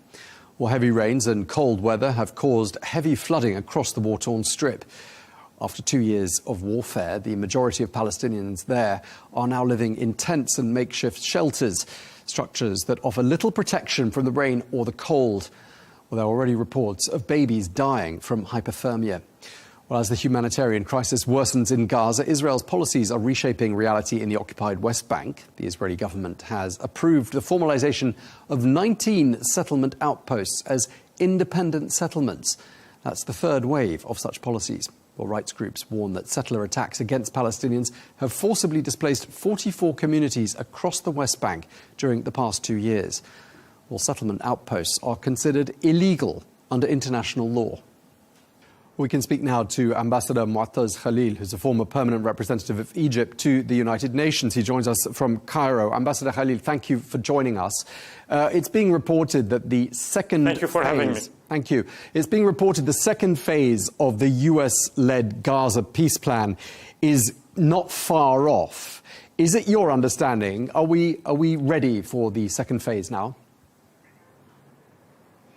Not necessarily, Tom, because there are contradicting statements from even the United States. They mentioned that they were going to appoint the peace board before the end of this year, and then we heard that it will be appointed early next year. This is one institution from 3 others that have to be implemented, or 2 others, because there are in all 3 institutions that have to be appointed before entering into the second phase. Regarding the ISF, the International Stabilization Force, we heard the same confusing comments that it was going to be appointed or composed or established by the end of the year, and then early in January, and then when ready, which means that there is a lot of work to be done, especially that no one country has specifically indicated its intention to participate in this force. Third, the Committee on Palestinian Governance, there are rumors that there is agreement between Hamas and the Palestinian Authority about certain names, but again, there is no, we haven't heard anything from Israel whether they accept it or not, because you know Israel has this precondition of neither Hamas nor Abbas. So to me, I think it is a little bit far, especially as well that some Israeli unidentified source mentioned that the second phase is still far away from being implemented. So I think now there is a little confusion about the timings and the possibility of entering into the second phase and implementing the whole agreement. Okay, but when we look back at phase 1 then, I mean, we've had, obviously, the hostages have been released. Palestinian detainees have been released. Not all of them, of course, but many of them. And all but one of the hostages' bodies have been located and returned. When you look at phase one, does it look to you like both sides equally fulfilled their sides of the deal? No, of course not, because if we look at the situation on the ground, there is no ceasefire. The ceasefire has been breached systematically, daily, by the Israeli forces. Today, they are bombarding targets in Gaza. A couple of days ago, they assassinated one of the leaders of Hamas. They are still blocking some Hamas fighter in tunnels below or beyond the yellow line. So I don't see that there is a ceasefire. And by the way, this is one of the main elements that makes country hesitate to participate in the ISF, in addition to the idea of whether they are going to fight Hamas or disarm it by force or not. But again, if there is no ceasefire, it is very difficult for countries to go on and risk their troops and their equipment to be sacrificed within the battle line. Right, so you're saying it's a ceasefire in name only. Gaza is, of course, now partitioned. Israel has more than half of the Strip under its full direct control. And we heard the head of the Israeli army, Eyal Zamir, saying that the yellow line, in his view, is the new border for Israel. Does it look to you like Israel intends to annex Gaza? Well, I think that this statement is de facto correct, because to me, in my assessment, this first phase of the Trump peace plan or comprehensive peace plan is so far the only phase that could be implemented. And I fear that this will be the final one. And I thought about this, and these statements by Israeli generals do look to confirm this fear. But again, we count on the United States to implement whatever they see regarding this plan, which is, again, by the way, not very much balanced, and especially the imbalance is in favor of Israel and against the Palestinians. But the strange situation in which we are in is that the Israelis and to a lesser extent the Americans are stalling the implementation of the second phase, while the Palestinians and the Arab mediators, which are not very favored within the plan as a whole, are asking and insisting on implementing the plan as a whole. Let's talk a bit about the Rafah border crossing, because, of course, that is a crossing point between Gaza and your country, Egypt. Talking about Israel's intentions and what we read into them, when Israel says that the Rafah border crossing can reopen, but only in one direction, i.e. no one can come back through again, what do you read into that? Well, Tom, these are the Israeli statements, and unfortunately they reflect what they intend to do. But on the other side, Egypt has taken, since the starting of this specific war, a very strong position, and it keeps repeating it as well. And this is what Egypt intends to implement on the other side, that there is no deportation of the Palestinians from Gaza to Sinai. This is a red line for Egypt, and it is not acceptable at all, not only because it poses a security threat to Egypt, but more important because it is this means that the Palestinian issue would be liquidated, and not any Arab country is ready to accept that. On the other hand, there are talks between Egypt's high officials, the Minister of Foreign Affairs and others, with their counterparts in the United States and with the Israeli counterparts to make sure that these statements of Israel are not acceptable, and explain to them that no matter how they are going to repeat, how much times they are going to repeat these statements. This is not going to be acceptable by Israel, and it will be considered as an act of aggression against Egypt. I want to pick up on what you were saying earlier. You mentioned about the assassination of the Hamas commander, Raad Saad. I mean, what's your understanding of what is actually left of Hamas? No, apparently nothing much is left. The leadership abroad that is not in Palestine is relatively safe, although the Israelis keep mentioning that they are ready to target them whenever they can. On the ground, yes, Hamas does control the less than 50% of the strip that is under Palestinian control, but I don't think that they have too much weapons left. And they have mentioned many times that they are ready to leave government and give it back to an independent committee, and also to relinquish their weapons and handing them over to any authority that would be ruling an independent Palestinian state. So to me, there is not much left of Hamas on the ground, but again, they still control this part of Gaza that is not occupied by Israel, but they are ready to give this control back to an independent committee that would guarantee the protection of the Palestinian population. But as long as the Palestinian population is under threat of daily bombardment and daily incursions by Israel, I do not believe that they will be ready to give up anything. And Ambassador Khalil, there are, of course, these reports of Israeli-backed anti-Hamas fighters on the ground. Something wrong in the sound. I'm sorry, I'll ask that question again. Can you hear me now?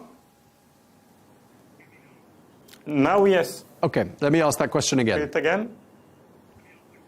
Yeah. And Ambassador, there are reports of these anti-Hamas Israeli-backed factions on the ground in Gaza. And I'm wondering whether you see this as perhaps representing a risk of an escalation and the potential for some internal fighting on the ground. It does represent a risk of escalation, and I think that was the plan all the way by Israel. To encourage division and confrontation between the Palestinians, as much as they have done in Lebanon back in the 70s with this South Army Lebanon, and as much as they are doing in Syria now with encouraging the Druze. But again, I think the Hamas grip on the part that they control in Gaza is strong enough, and these factions that are Israeli-made or that favor Israel and Israel is supporting them, I do not think that they have any popularity on the ground. And we heard the news about the assassination of their leader, one of their main leaders, Abu Shabab, last week. And he was assassinated, by the way, by some of his comrades, not by Hamas. So the risk is there, but I do not think that it is a big risk unless, of course, Gaza is completely demilitarized as the plan envisages, and then these factions are not demilitarized and they may try again to gain control and try to make chaos in the Strip, which I hope does not happen. Okay, well, we really appreciate you taking the time to speak to us. We're out of time. Ambassador Mu'taz Khalil, thank you very much indeed for your time, sir.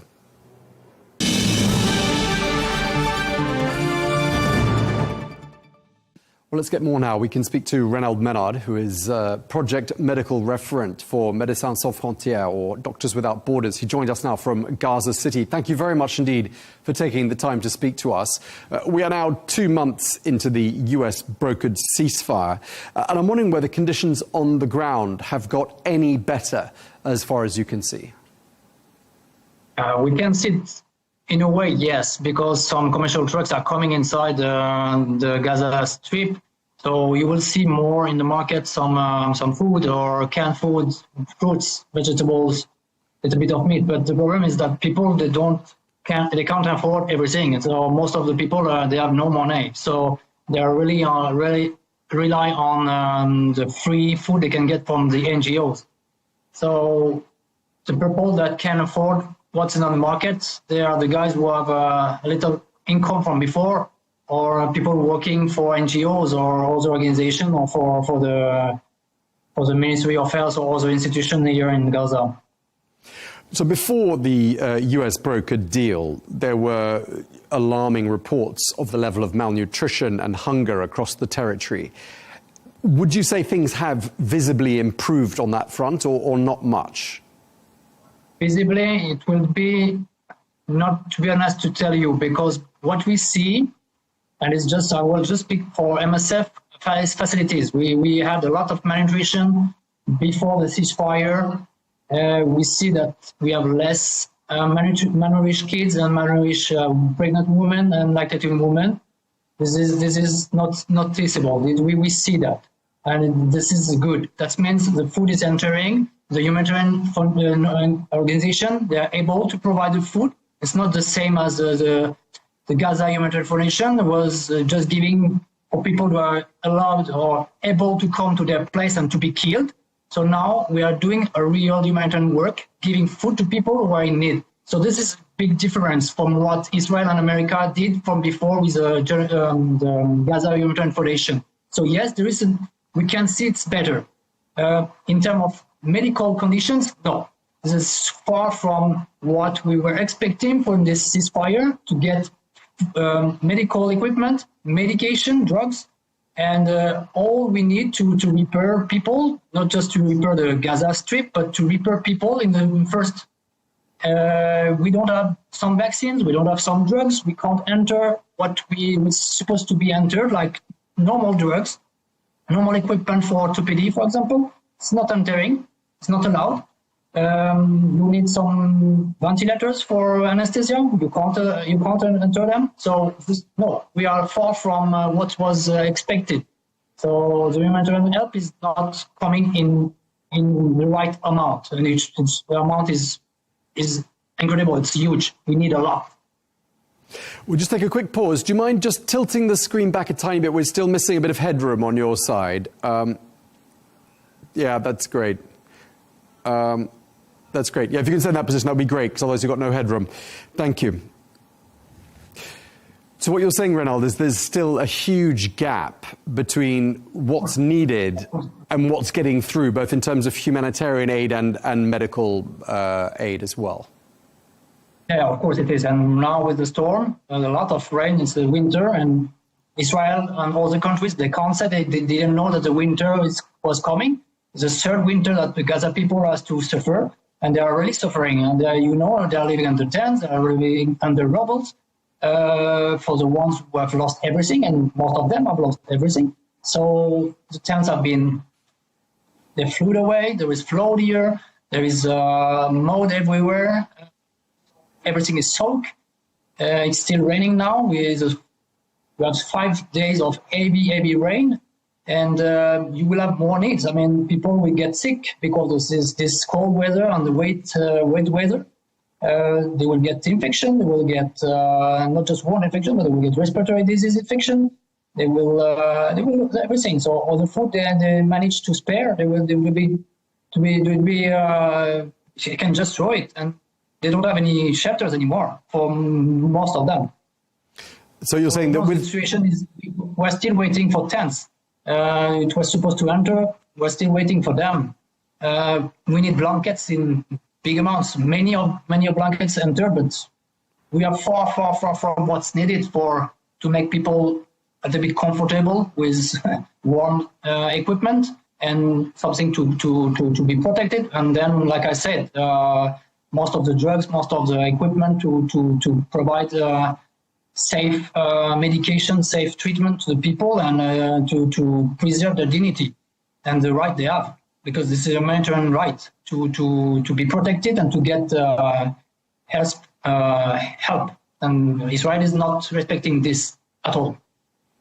Okay, and in terms of the situation on the ground with regards to violence, I know that there have been more than 300 Palestinian people killed since the truce took effect 2 months ago. And we have spoken to people who've told us it's a ceasefire in name only. Are you hearing or are you seeing any evidence of violence on a daily basis? Yes, of course we do. Of course we do. We hear bombing and shelling almost every day. We know that people are being killed and just more towards the yellow zone, orange line. So you know that the Gaza Strip is divided now in 2 zones, one where Hamas has more control and the other one for the Israeli army.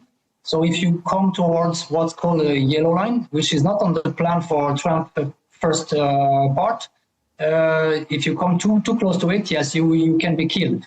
We have some activities very close to this place, and we have daily shelling and bombing in these places, and people are killed, yes.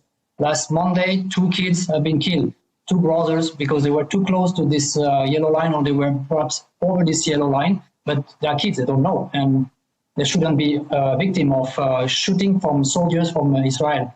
They are kids. They're not a threat for them. Sure, and I wanted to ask you what your understanding is with regards to plans to reopen the Rafah border crossing to Egypt. How much of a difference would that make? And have you heard that border is indeed going to open anytime soon? I'm not allowed to give you any information about this. This is not my part. I'm medical, so I'm not concerned about these issues. We have heard some information. We still wait for confirmation. So, of course, if it will be open, both sides, it will be easier to get most of the equipment. And for medical evacuation, it will be very, very useful, because medical evacuation by Kerem Shalom is the part of the south of Gaza Strip to go to Israel. It's not allowed, or it's very complicated. So 14,000 people are waiting still for medical evacuation. So if we could do that through Rafah, it would be much, much easier, of course. Sure, and I know that MSF has been heavily involved in these medical evacuations, some of which have already taken place. I just wanted to ask you lastly, I mean, what's your message to the outside world for people who think that things in Gaza are better than they were before, and that the peace process is going full steam ahead? I mean, what's the difference between those kind of messages and the reality you see day to day? I was there when we had the rain of bombs. So I can say it's a little bit more peaceful, but the rest everything is destroyed. All the infrastructure is destroyed. So the life is very, very challenging and very difficult for people. It's a struggle to survive every day, to get water, to get food, to get wood, to make fire, to cook, and to be warm, to find a shelter, and to be healthy. This is almost impossible anyway for many of them. For many of those people. So this daily suffering, and with the rain now, it's a nightmare without any end. It's just continue and continue and continue, and the suffering is continuing. So yes, less shelling, less bombing, but here in Gaza there is no place safe. So you can be killed any moment, because Israel takes the right to bomb whenever they want. Okay, well, we really appreciate you taking the time to speak to us. Renaud Menard, MSF in Gaza City, thank you very much indeed for your time, sir. Thank you very much. Goodbye.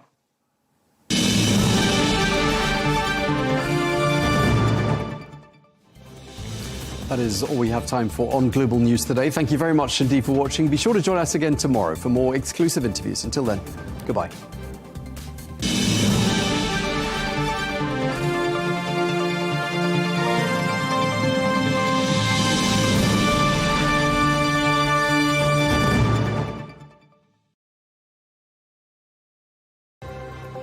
strategic chess move or a dangerous game of risk? Israel has become the first and the only country to recognise Somaliland as a sovereign nation. And in doing so, it has inserted itself into the centre of a complex geopolitical choke point. We'll debate the implications. That debate coming up on Counterpoints with me, Melinda Nucifora.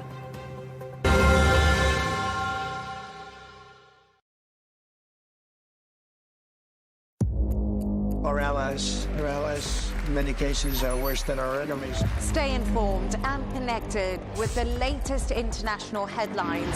There obviously is a risk. From breaking news to in-depth analysis, it would appear that this war is coming to an end. Who buys this stuff? Investors, pension funds. we deliver the most important developments straight to your screen. Iran always wanted to deal with militia. Join us for compelling, expert-driven conversations. A curfew order has been established. And an insightful look at the issues shaping our world today. There are lots of proposals about European architecture for security.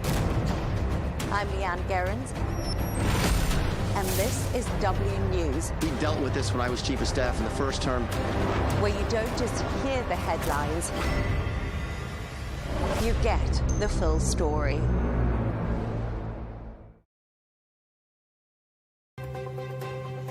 A strategic chess move or a dangerous game of risk? Israel has become the first and only country to recognise Somaliland as a sovereign nation, and in doing so has inserted itself into the centre of a complex geopolitical choke point. We'll debate the implications here on Counterpoints with me, Melinda Nucifora.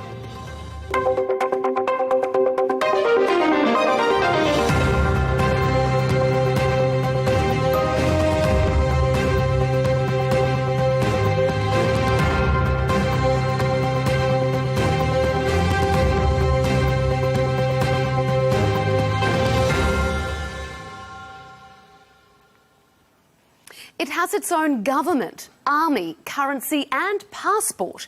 But for 34 years, no other country recognised Somaliland's existence until Israel broke that status quo. I express my wholehearted appreciation to the State of Israel for its brave decision, which reflects both historical continuity and confidence in Somaliland's demonstrated commitment to peace, stability and responsible governance. Our friendship is seminal and historic. So I'm very, very happy and I'm very proud of this day, and I want to wish you and the people of Somaliland the very, very best there. The self-proclaimed republic sits in a strategically important position on the Gulf of Aden. Through its recognition, Israel may be aiming to secure a foothold in the Horn of Africa and counter Iranian and Turkish influence in the region. But like all gambles, it's a risky move. Israel has potentially isolated itself from important regional actors. And more broadly, the African Union warns it could encourage other regions to secede. So on this episode, we'll ask, why has Israel made this move now? What are the broader international implications? And is Somalia heading for domestic unrest or, potentially, civil war?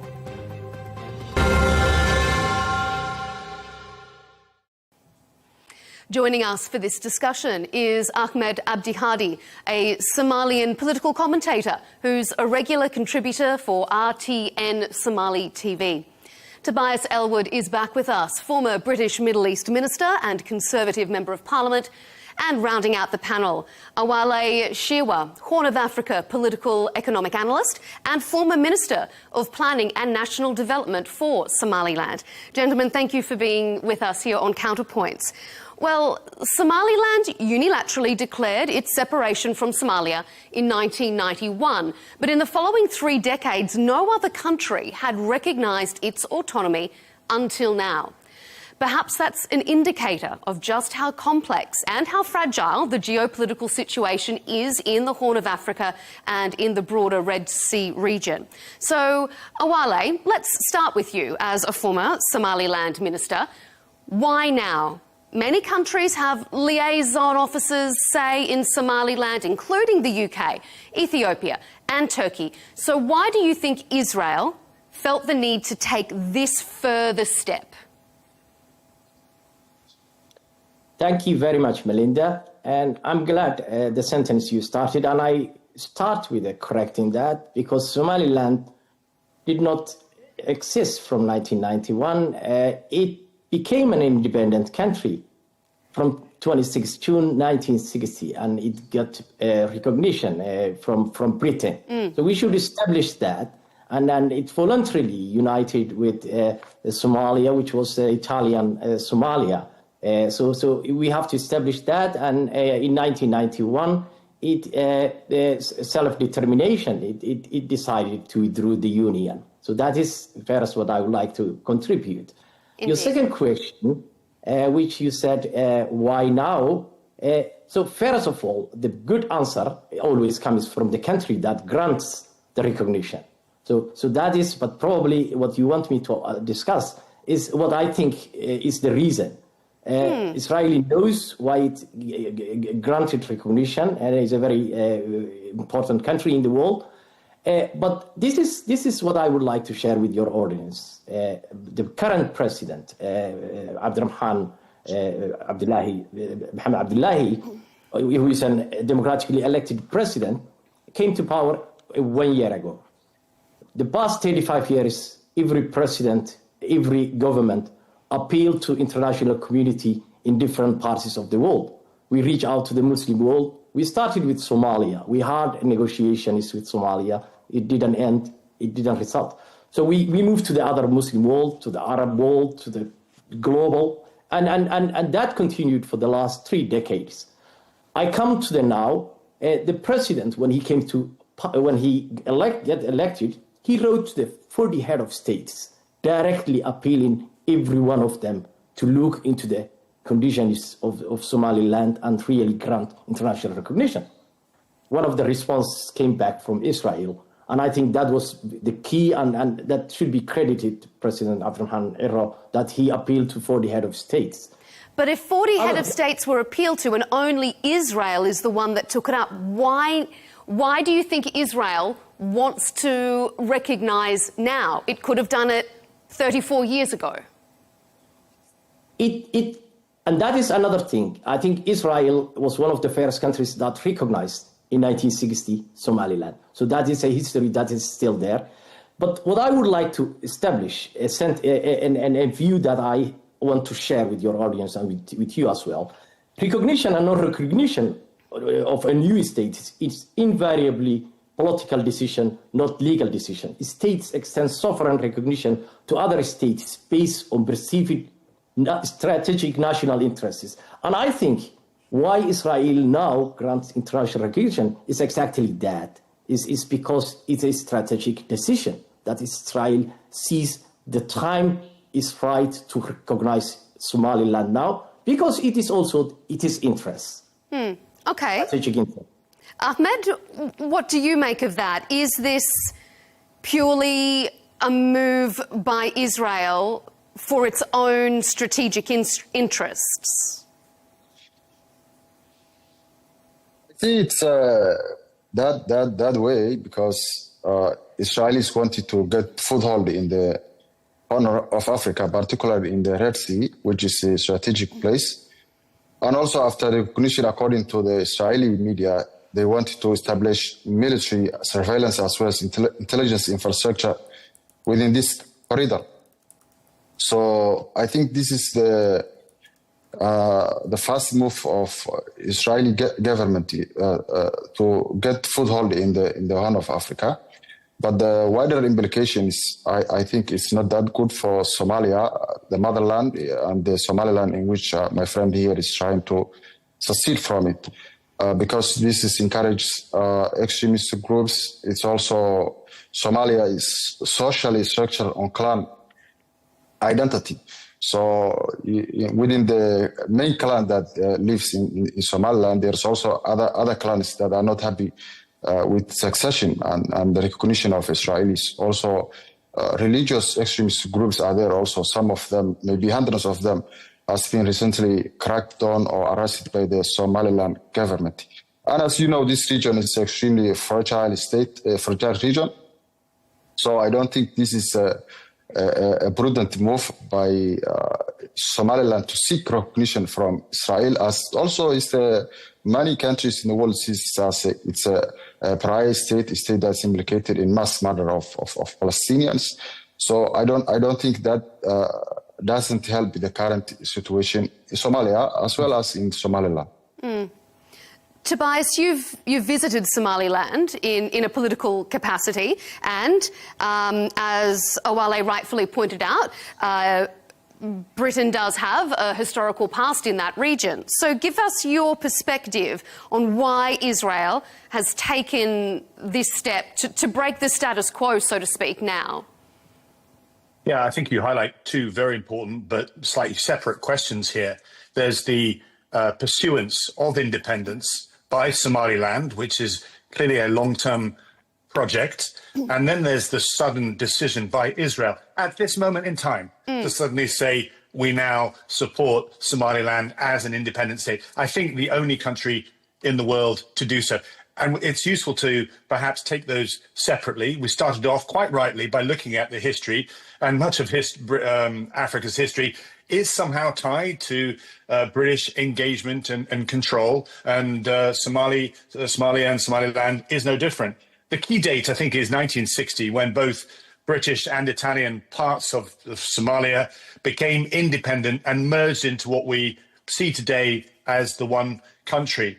But when I visited, it was clear that there's a massive feeling of independence, of autonomy in the various parts of the country. It is a federated structure anyway, similar to the United Arab Emirates, in fact, where you are. So, you know, Puntland, Jubaland, the Southwest state, for example, they all have their own separate parliaments. They don't have their, I think, their own presidents as well. So, and on top of that, you must overlay the chaos that's caused by a very corrupt Mogadishu, a very corrupt central government, and, of course, Al-Shabaab. That's taken full advantage of the chaos, of the absence of good governance, security as well. Somaliland has been interesting because it's managed to exist in an autonomous state, to do well, to look after its own. And so it clearly wants to advance in that direction.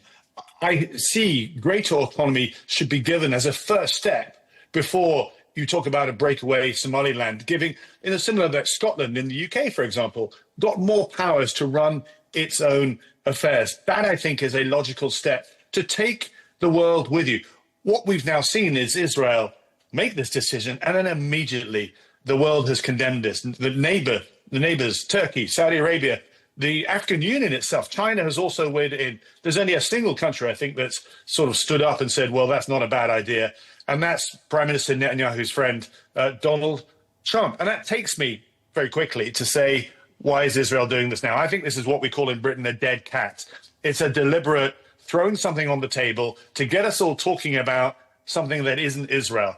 Because if you think of the pile of problems that Israel's currently facing, why would they wander into another foreign policy announcement such as this? We know what's going on in Gaza, how difficult that is. We see what's happening in the West Bank.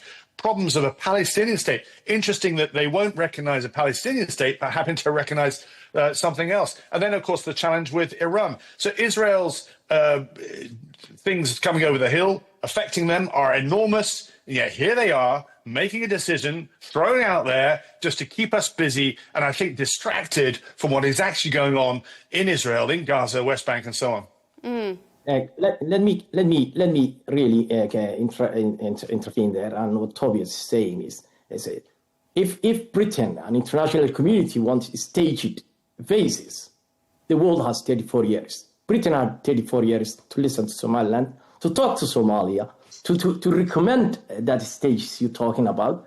But what I would like to say here is that when a state is recognizing another state, it always looks at its interests. The United States last night on the Security Council stated that correctly, and it said that Israel is looking at its interests. And what I would like to hear, I'm not defending the Israelis' interests here. What I would like to present is a country, Somaliland, has done 34 years what you expect from any country, recognized or not recognized.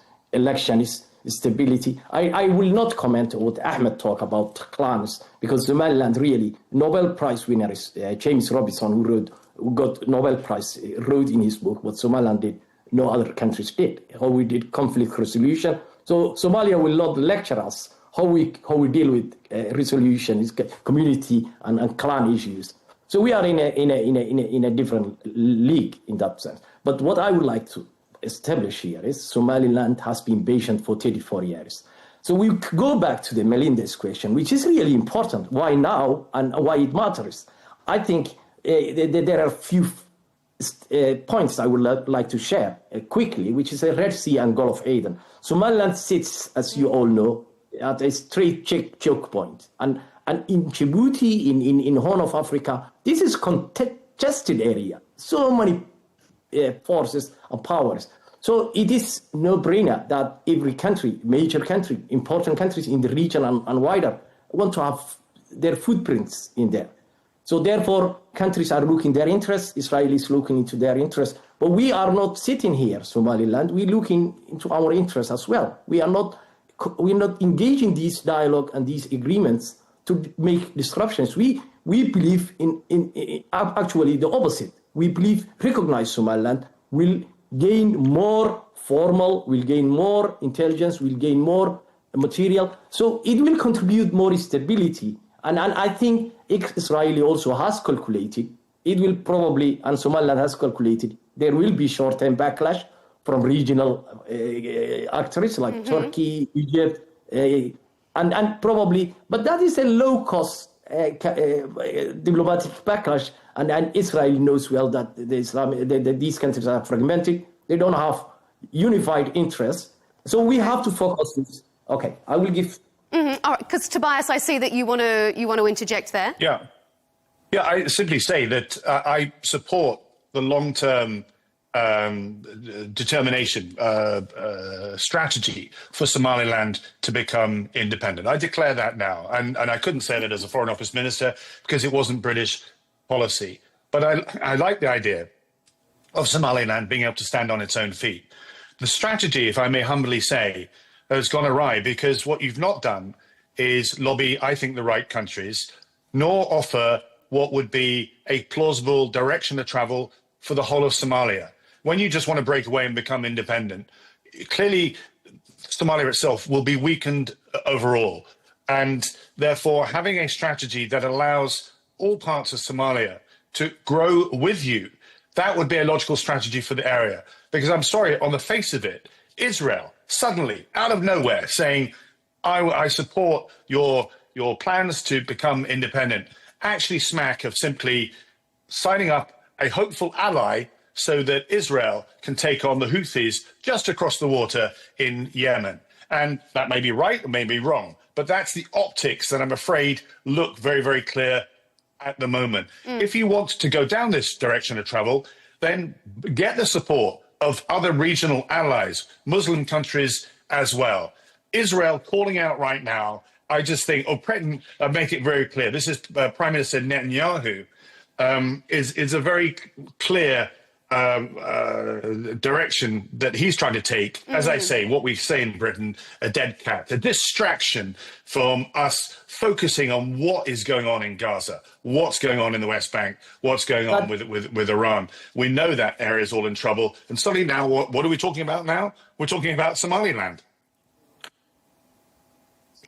Ahmed, let me bring Ahmed in. Is Israel using Somaliland, just as pawns in their own games, as Tobias is saying?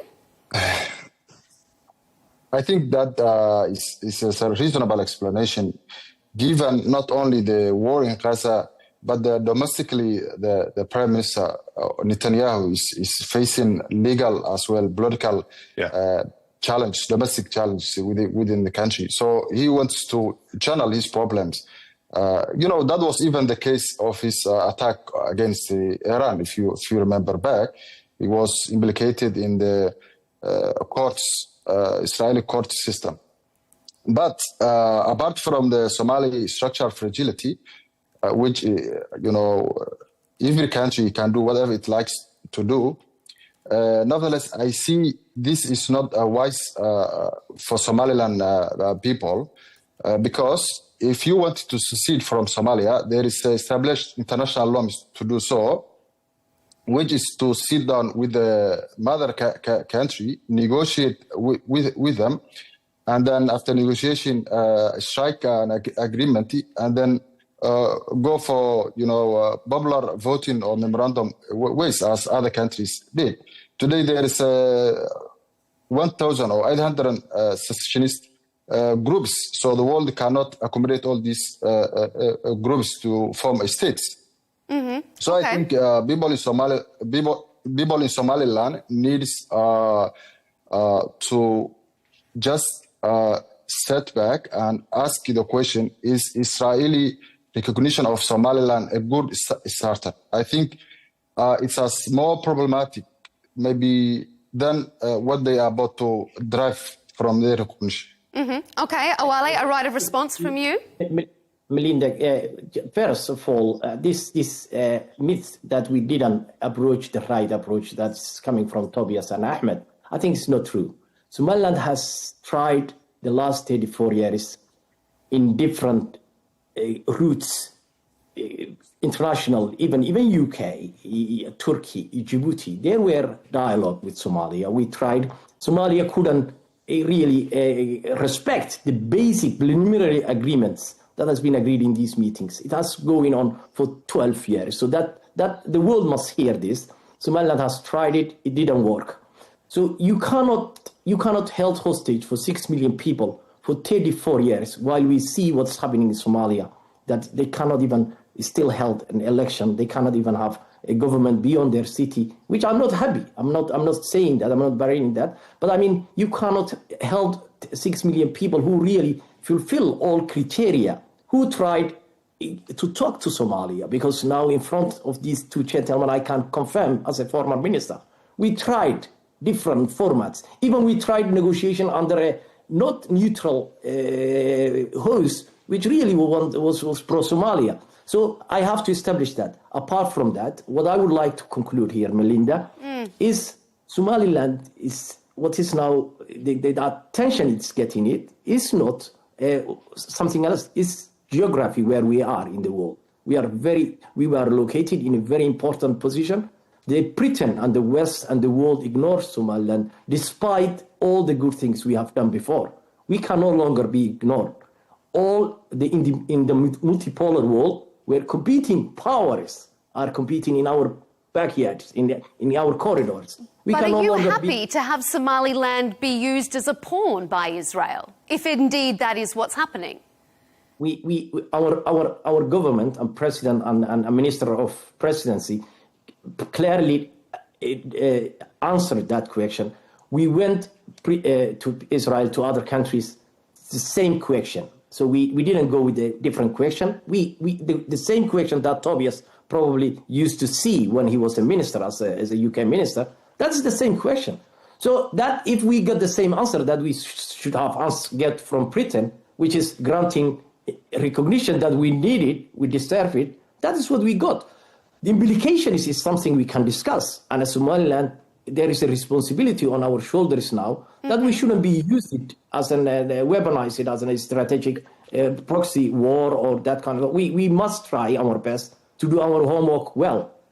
Okay, I want to stay on international topics just for a little bit longer, and then we are going to go into more of a domestic focus. But because we've been talking a little bit about the geopolitical situation, Israel's recognition obviously comes at an extremely fragile time, both in the Middle East and Eastern Africa, given Somaliland's strategic location. Israel's move does have the potential to upset the balance of power.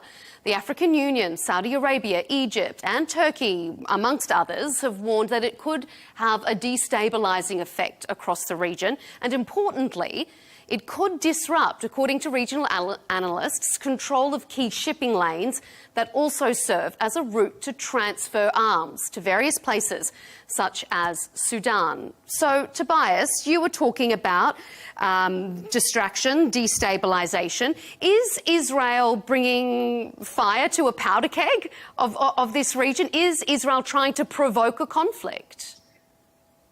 Whether it's trying to provoke a conflict or not, as I say, I'm saddened by Prime Minister Netanyahu's ability to think strategically. I mean, we've discussed this in previous programs where his superior utility of force in Gaza didn't really lead to any political direction of travel. It was just pure destruction for the sake of it. And now we see him signing up to support Somaliland's push for independence. But all this will do is actually potentially bring war to Somaliland. It's a possibility now that the Houthis will target Israelis, Jews, or so forth, those connected in Somaliland itself. So, as your question implies, it could certainly make the Horn of Africa more dangerous.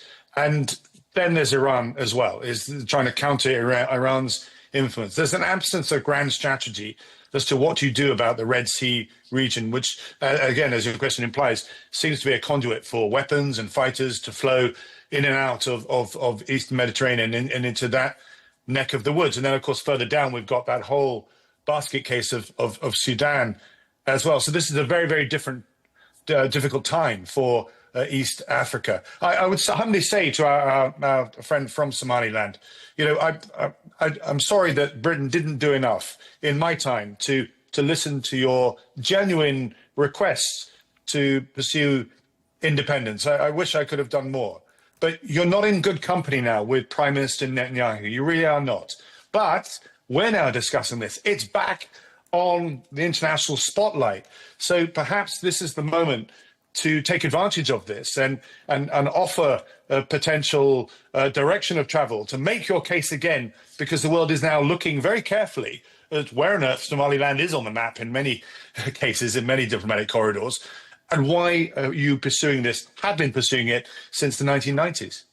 Ahmed, what do you think? I mean, is there avoiding domestically, because we will come to that in just a moment, but do you think that Israel has maybe miscalculated here, maybe not considered, as Tobias has said, the broader implications of what its recognition could mean for the region?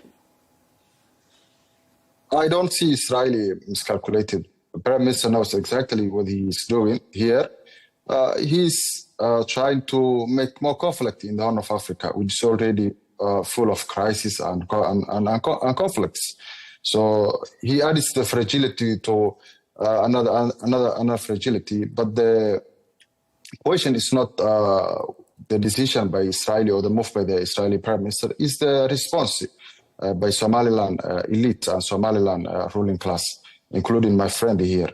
They shouldn't take this bait, and this bait is very dangerous. And I would like to ask my friend a question, which is like, after union in 1960, the main reason you are trying to secede from Somalia was a moral question, in which the military system brutalized Somaliland, particularly Hargeisa.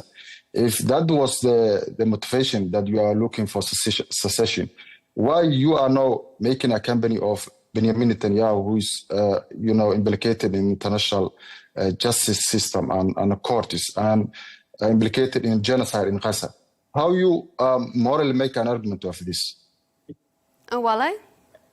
Yes, first of all, I just, as an individual, I have to make it clear that I am not happy, I'm not pro what has happened in Gaza. I feel sorry for Palestinian people, and it's not right what has happened in Gaza. That is, I have to put, I don't want to politicize that. So that's something personal level.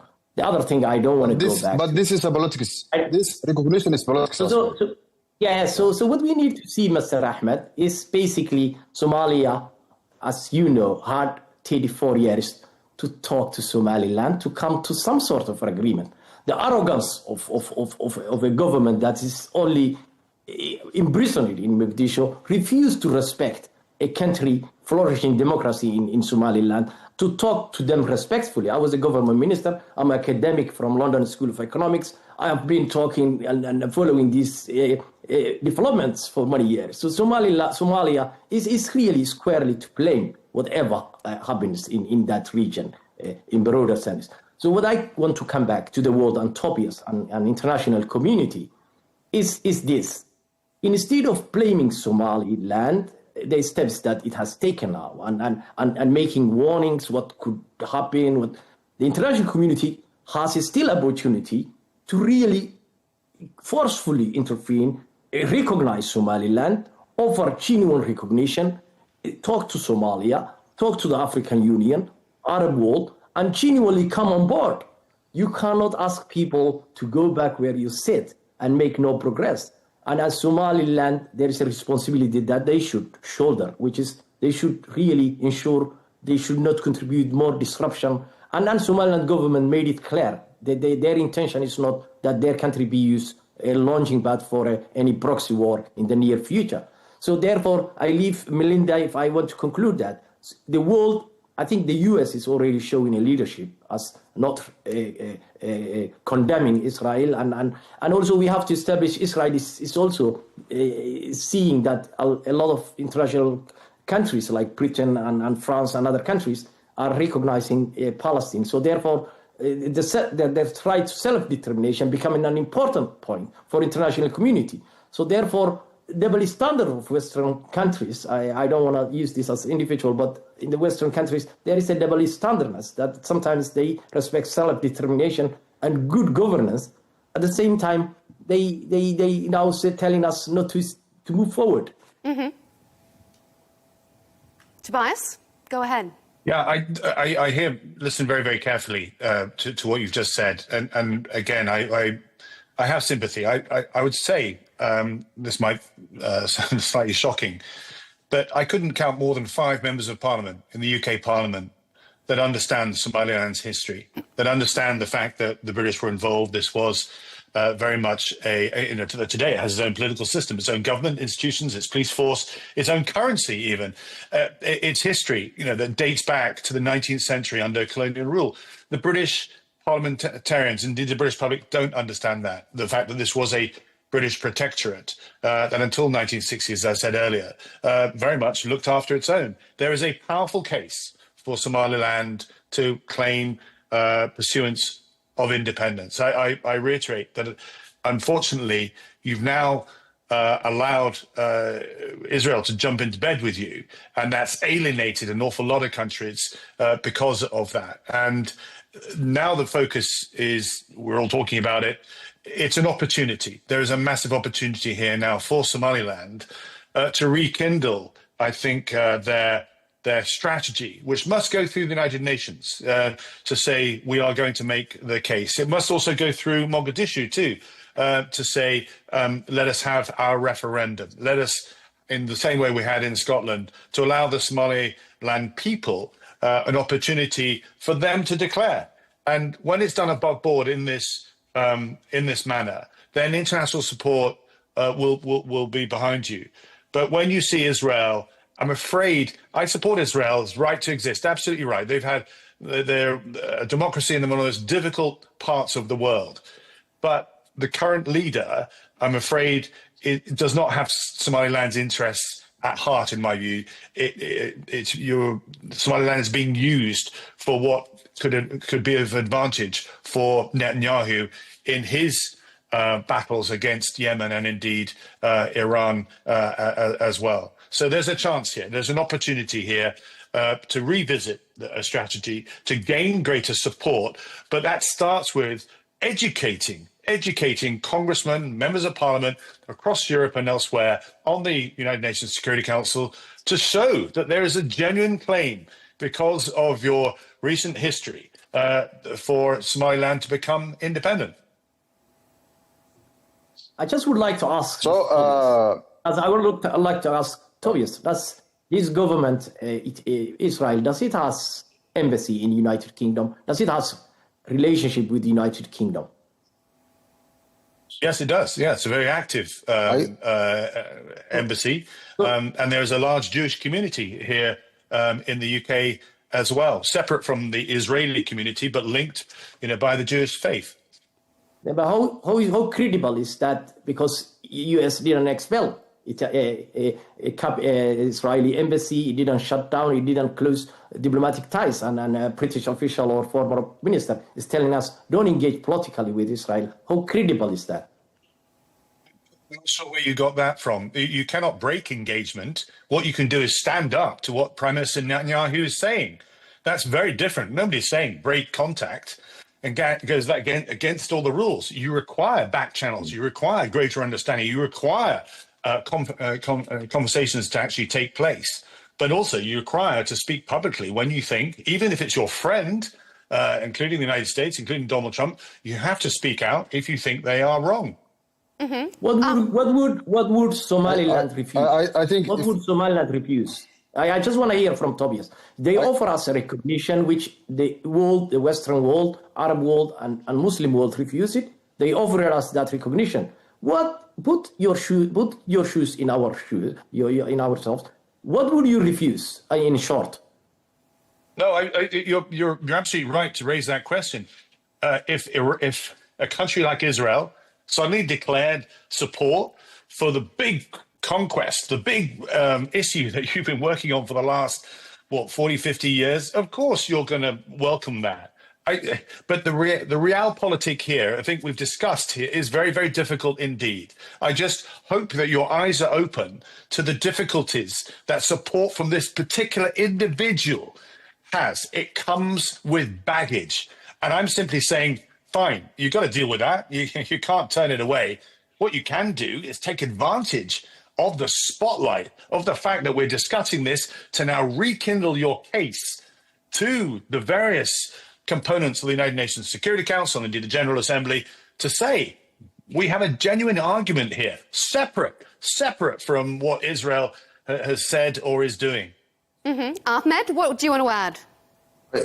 Yes, I would like just to say that I have been writing for a long time in a support for Somaliland, not the cause of secession of Somaliland, but to look back the history, the brutalization of the former regime and all this. I'm not happy with the policies and the orientations of the current federal structure in Mogadishu, where I am now.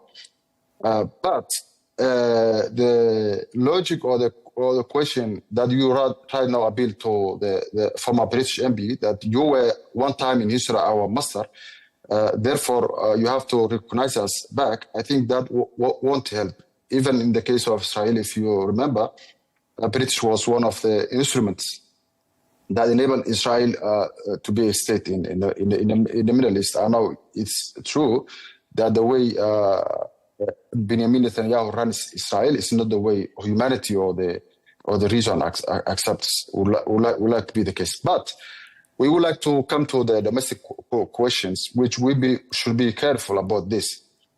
Somaliland structure is, as I said, is based on clans, on clan structure, a clan identity, and only one segment. I'm sorry to say that only one segment, the main central segment, is the one that drives the passion of secessionists. Both in other parties, they are unionist, pro-unionist. So I think before appealing to Israel or to the international community or to British or another country, we first sit together and talk and fix our problems. The way you are trying to say that we had negotiations and then we failed, that was not the case, because the last negotiations we had in Djibouti, you are the one who reneged and got to Ethiopia and signed with MOU, which set the motion of another crisis in this country. So I think the ruling class, educated class of Somaliland, should use logic, not emotions, to address the problem within Somalia. So basically, quickly, Ahmed, I think as an academic, I think I regret that you are going into the clannish differences. Let me tell you, I am from Awdal. You are trying to imply that Awdal people are not pro-Somaliland, and we should avoid these kinds. But Awdal people are pro-union. Let me tell you. Research. I would like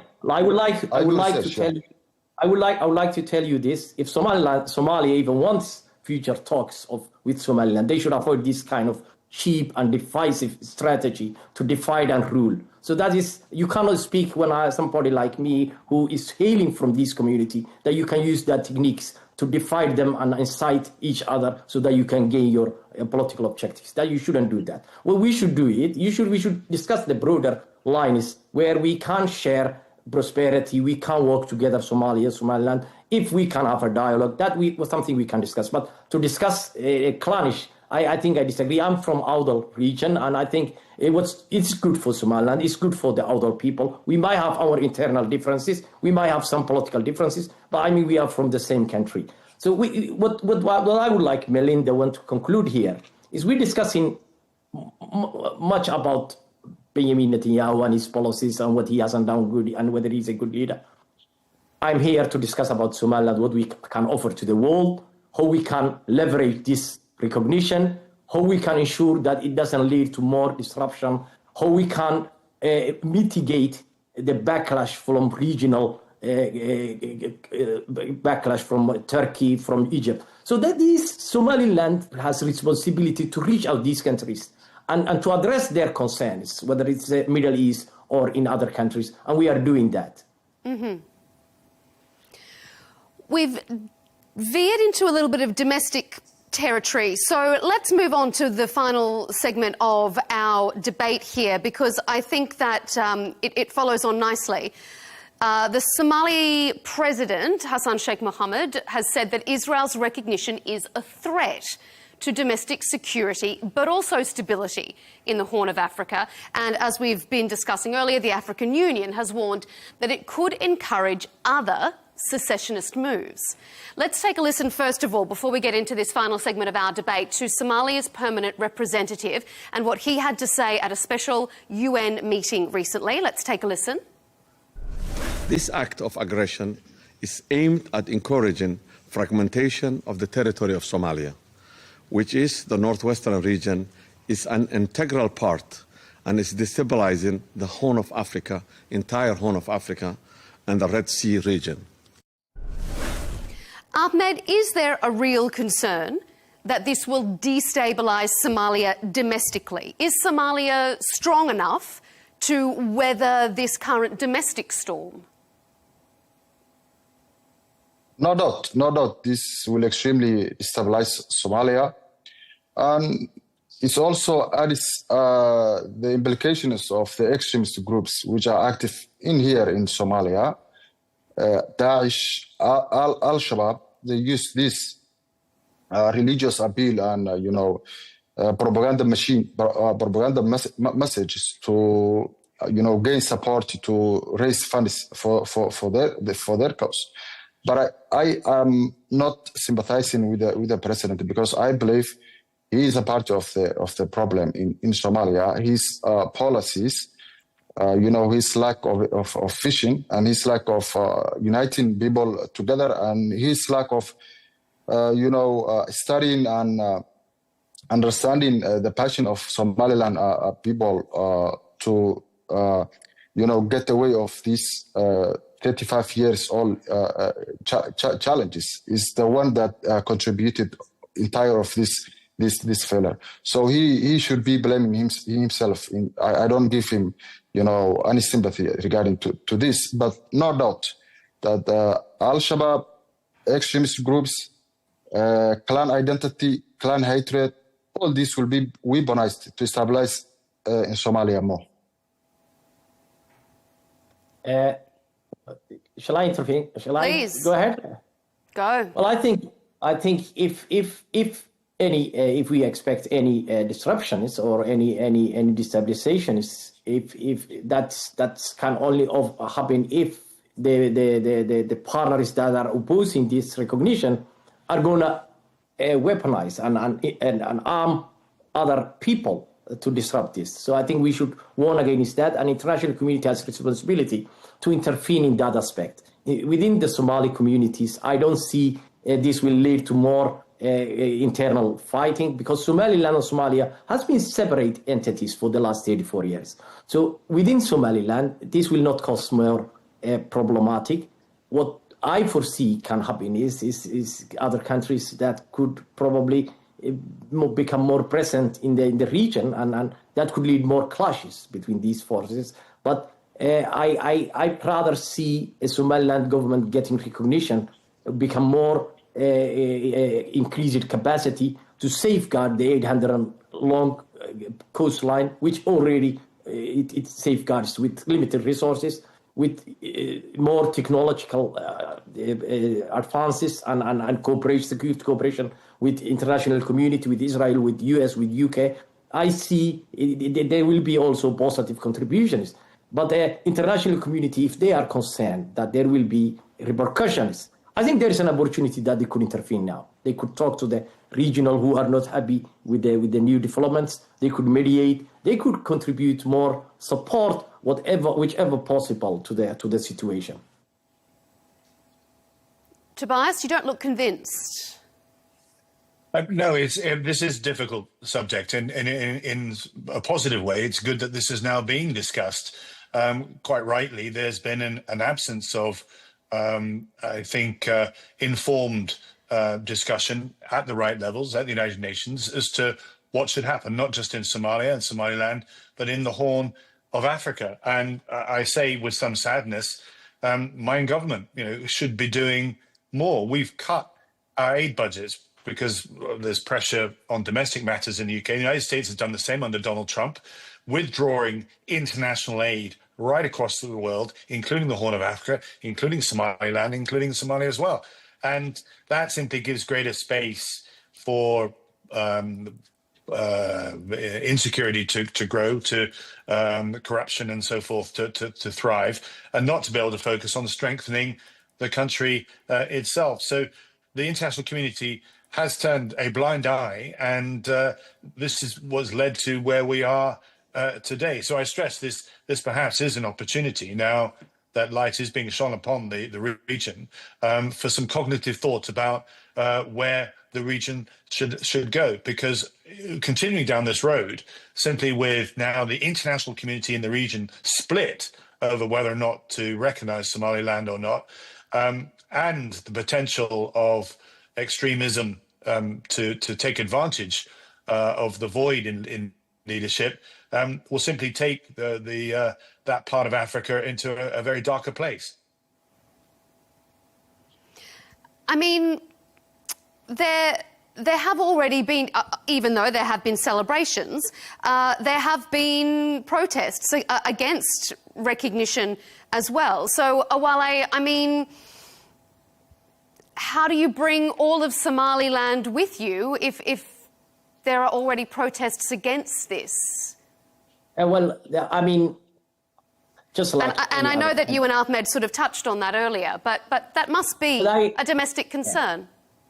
Melinda, we should emphasize that, like in any other countries, whether it's Britain or Saudi Arabia or any other countries, I mean, we have our issues sometimes. We have some disagreements, whether it's political or social or anything else. So we don't live in a perfect world. So it's unfair that some people can point out any specific incident or any conflict. What I see is a 6 million people who patiently waited for this moment to get a recognition. The jubilation and celebration the world has seen was phenomenal, was something unseen, and also we have to again revisit that these people has been living in a volatile region for the past 34 years. I have been a planning and development minister. With limited resources, these people has been paying a tax, has been accepting rule of law with a limited government provisions. And this is what the world should recognize. These people, you cannot turn your eye and say it, you can no longer benefit from this recognition. What the world and international community should do is really revisit the quest for recognition and really do something about it and get serious consultation with Somaliland. In terms of local protests, what I can tell you is Somaliland is really very happy. Somaliland is really trying even. This is the first time I've seen that the different segments, what's the religious, youth, women, people from diaspora are really united and really, even journalism. This is the first time I see 100% unity that people are saying, yeah, we deserve this and we have to protect this. And this is something they are very strong about it. And it will be very wrong that the international community suggests that it is a wrong that Somaliland really taking this with both hands. And I can confirm, Somaliland, I've never seen in official discussions or informal conversations that Somaliland ever discussed that they will harm the interests of the neighboring countries, Somalia, Yemen, or anywhere else. I have never seen as a minister, and I have never seen as an individual. And that's something that the world should hear it and value it. We're almost out of time, so I just have one final question that I'm going to put to all of you just to give us your brief opinions. The African Union has warned that this could spark other secessionist movements throughout the region. Ahmed, let me start with you very briefly. Do you think that is likely? I think that's likely, and that encourages not only secessionist groups, but also extremist groups. Because if you know, Al-Shabaab and Daesh also wanted to create Somali territories within the Islamic State, which is out of international governance system or orders. So I think, despite all these facts, what Somali people in general, Somaliland and Somalia, Federal Republic of Somalia need is to have a good leadership that not engaged with sentiments, emotions, but with reason and wisdom, and try to find a way to be part of the world together, or if they wanted to separate and secede to each other, use the international recognized means of diplomacy and negotiation. But I don't see these types of approaches or policies will help Somalia or Somaliland or the Horn of Africa or in the world, as the world is today global. Mm-hmm. Awale, what's your take on that warning from the African Union? African Union, I think, produced conflicting responses. I mean, we had a fact-finding mission somewhere in early 2000, which really visited Republic of Somaliland and confirmed and established it's an exceptional case. And I mean, African Union had long argued that recognizing for Somaliland or any other country will lead to Pandora box. We have seen South Sudan, we have seen Eritrea. It has never led to a Pandora box.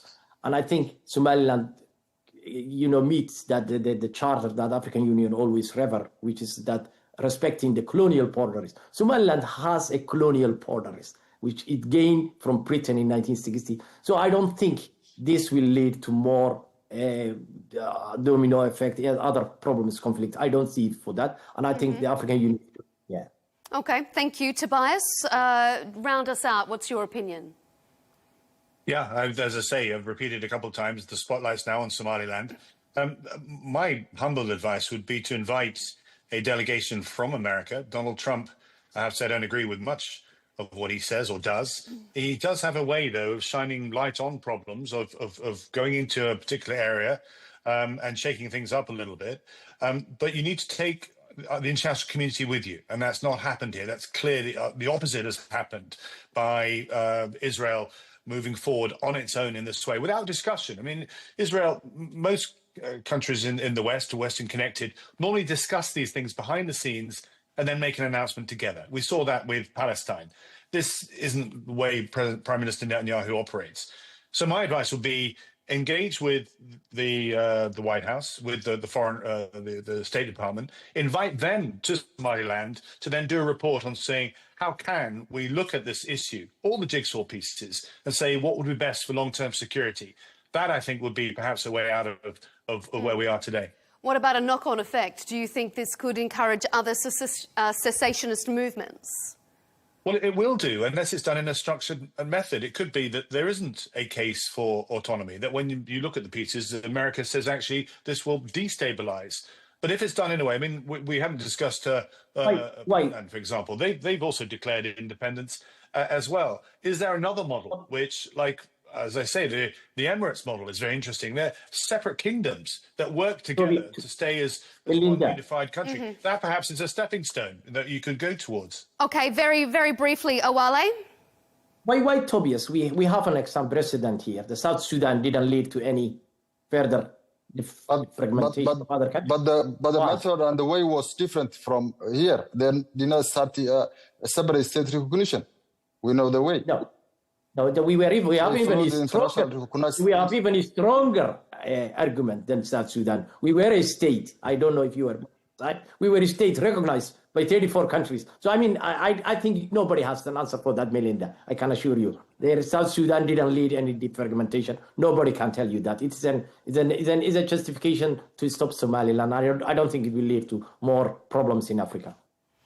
It is a really complex topic, and your analysis, all three of you, has been very illuminating, and we really appreciate all of your points of view here on Counterpoints. Ahmed Abdi Hadi, the Somalian political commentator, thank you for being with us. Tobias Ellwood, former British Middle East Minister and Conservative MP, and Awale Shirwa, former Minister of Planning and National Development for Somaliland. Thank you for your contributions. And as always, we appreciate your company on this episode of Counterpoints. Be sure to keep up to date of our latest debates and interviews by subscribing to Al Arabiya English on YouTube. And don't forget to follow us on X and TikTok. We'll see you for the next episode.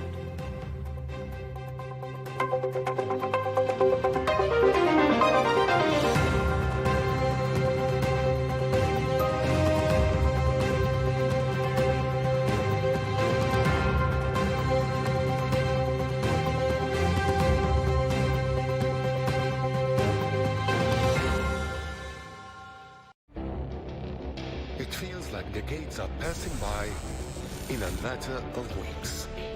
Seismic shifts in the world order. Never, ever will be part of America. With so much happening and so much noise. Whether it's political upheaval, Canada has been ripping us off for years. Economic shifts or social movements. And no one wins from tariffs. I think America can be more friendly to the rest of the world. The in-depth analysis and all the latest developments across the globe. To have an inclusive policy together. The meetings with Hamas gave me some hope. We're in another nuclear arms race. The most important development straight to your screen. Welcome to the dressing room. I'm on my own. I need backup. And an insightful look at the issues shaping our world today. It was not going to happen, that war, and it happened. Join us on Al Arabiya News, where the world talks.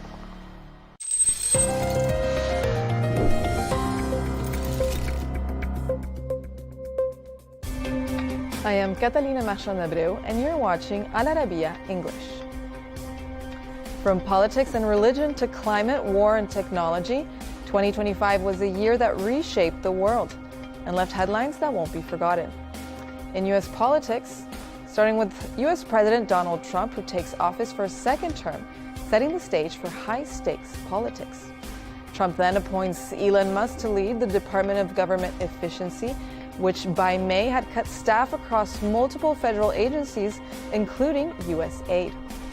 And in February, a fiery Oval Office meeting between President Trump, Vice President J.D. Vance, and Ukrainian President Volodymyr Zelensky made headlines that resulted in Zelensky's abrupt departure from the White House. You should be thanking the president for trying to bring an end to this conflict. Have you ever been to Ukraine that you say what problems we have? In global conflicts, in June, Israel attacked Iran's nuclear sites, sparking 10 days of escalating conflict. The USA further escalated the conflict by bombing 3 of Iran's nuclear facilities. And October brought a U.S.-brokered Gaza ceasefire deal, temporarily halting the Israel-Gaza war. In religion, the Catholic Church mourned Pope Francis, who died at the age of 88 on Easter weekend.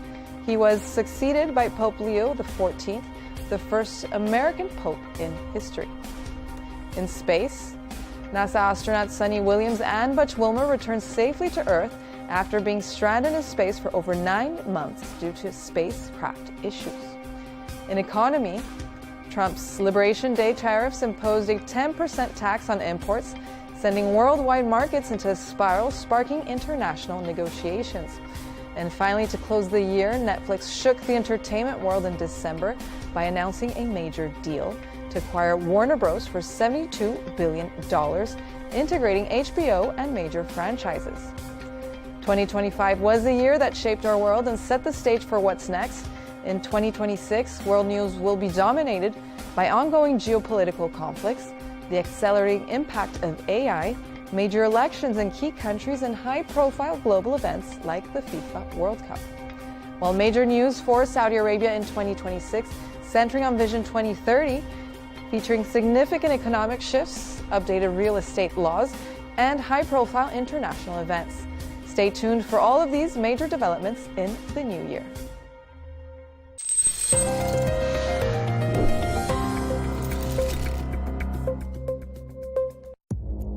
Our allies, in many cases, are worse than our enemies. Stay informed and connected with the latest international headlines. There obviously is a risk. From breaking news to in-depth analysis, it would appear that this war is coming to an end. Who buys this stuff? Investors, pension funds. we deliver the most important developments straight to your screen. Iran always wanted to deal with militia. Join us for compelling, expert-driven conversations. A curfew order has been established. And an insightful look at the issues shaping our world today. There are a lot of proposals about European architecture for security. I'm Leigh Ann Gerrans, and this is W News. We dealt with this when I was Chief of Staff in the first term. Where you don't just hear the headlines, you get the full story.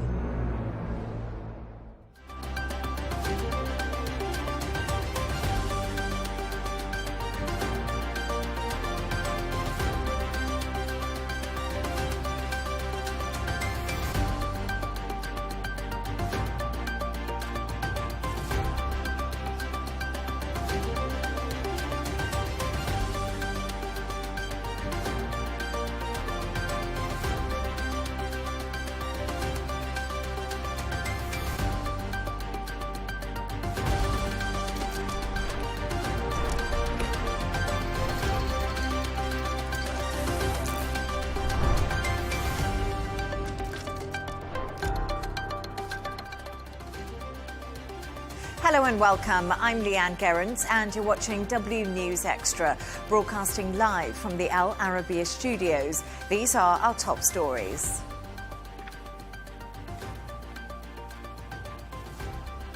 Venezuela's ousted president, Nicolas Maduro, pleads not guilty as he appears in a New York court charged with drug and weapon offences.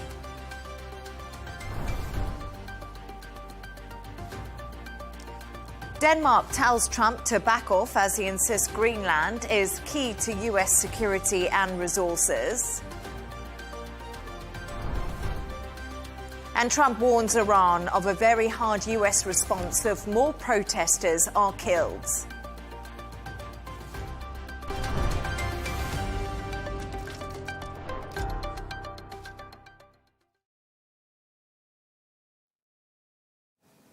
President Trump has warned Venezuela's incoming leader, Delcy Rodríguez, she will pay a very big price if she defies U.S. demands, as she is sworn in today. It comes after ousted President Nicolas Maduro appears in court in New York on drug and weapon charges. While Washington insists it is not at war with Venezuela, Trump says the U.S. will now oversee the country and its oil infrastructure. Take a listen. The country is a mess.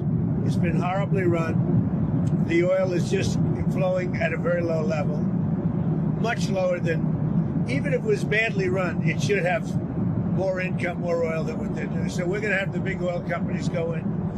They're going to fix the infrastructure. They're going to invest money. We're not going to invest anything. We're going to just take care of the country. We're going to cherish the country. We're going to take care, more importantly, of the people, including Venezuelans that are living in our country that were forced to leave their country. And they're going to be taken very good care of.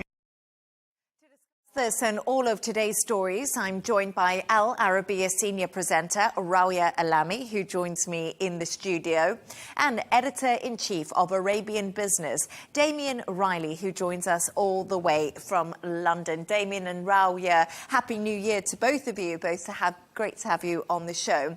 Rawia, I wanted to start with you because, wow, what a way to start the year. Journalists all over the world have been extremely busy. But let's focus on Donald Trump, who says the US will now run Venezuela via Delcy Rodríguez.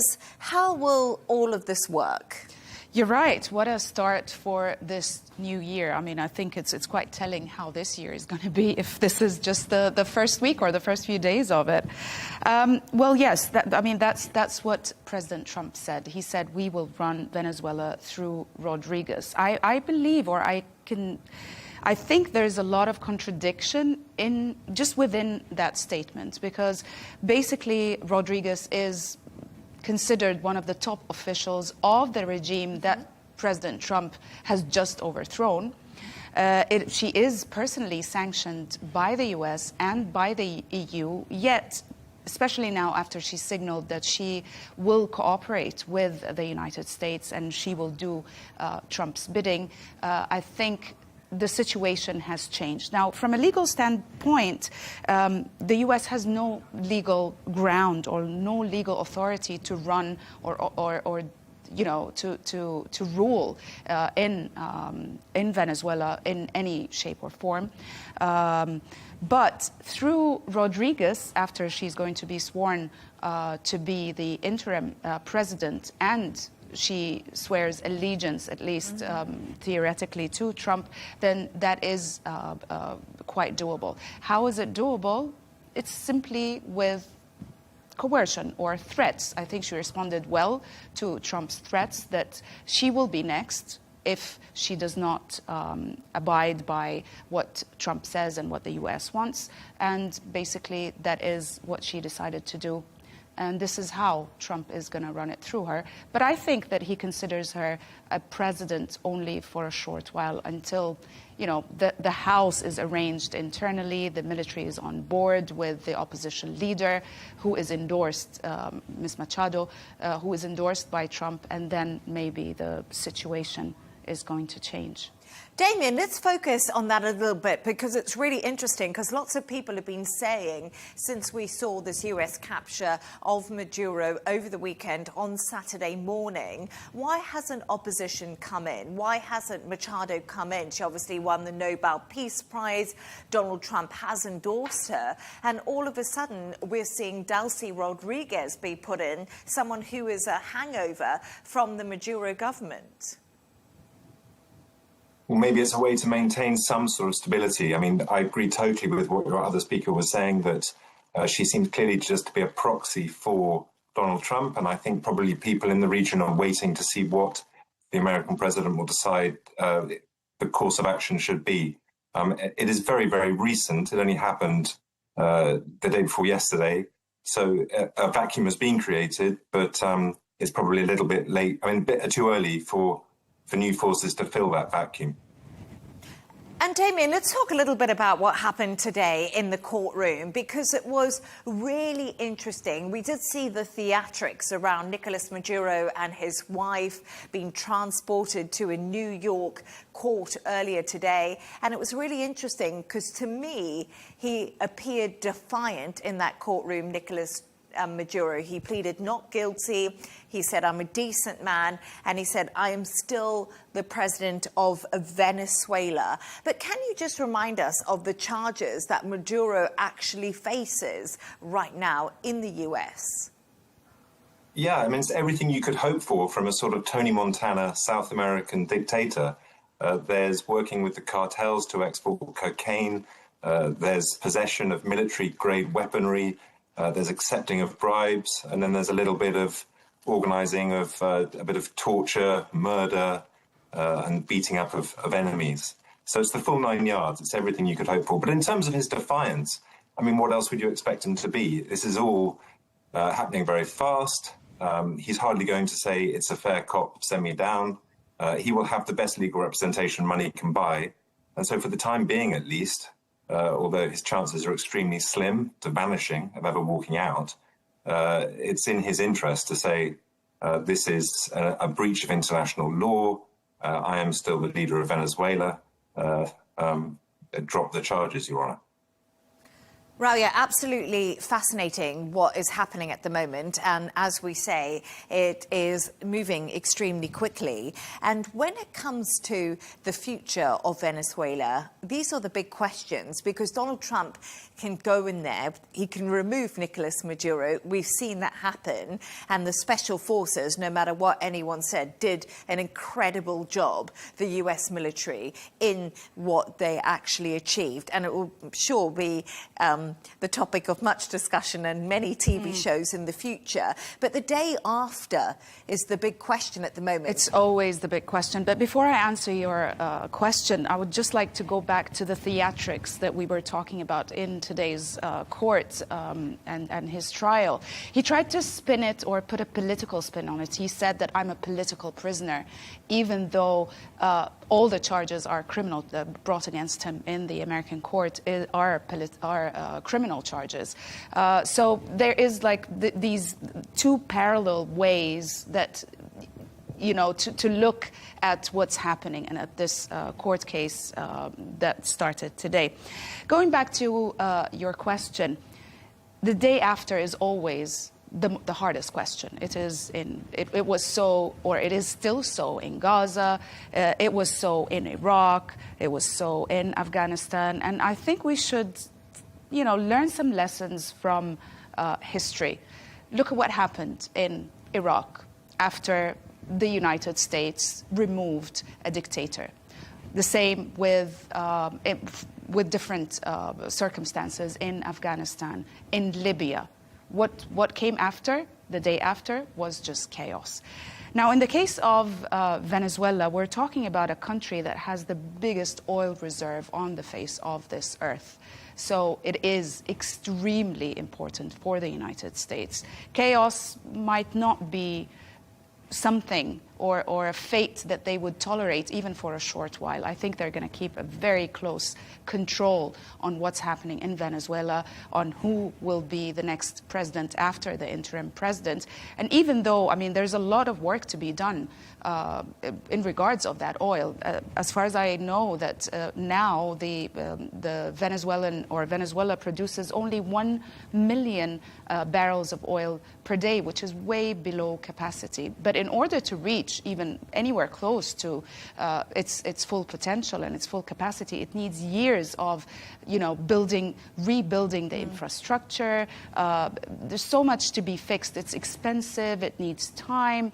Because of sanctions, everything is run down in the country. So I think leveraging on, you know, this great Hollywood-like operation is going to take quite a bit of time. And just a quick thought from you, Damien, just about the oil, because as Ralia said, some of the biggest untapped oil reserves in the world are in Venezuela. And do you think that is pretty much the whole reason Donald Trump was there?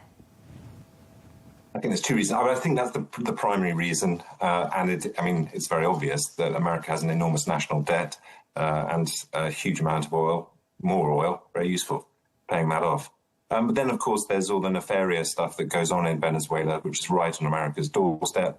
Terrorist organizations, adversaries of the United States, all doing business there unchecked. And to hear Donald Trump or Marco Rubio, who may well be the next president of Venezuela, tell it, that is the reason that they've gone in. And I think it's a good reason.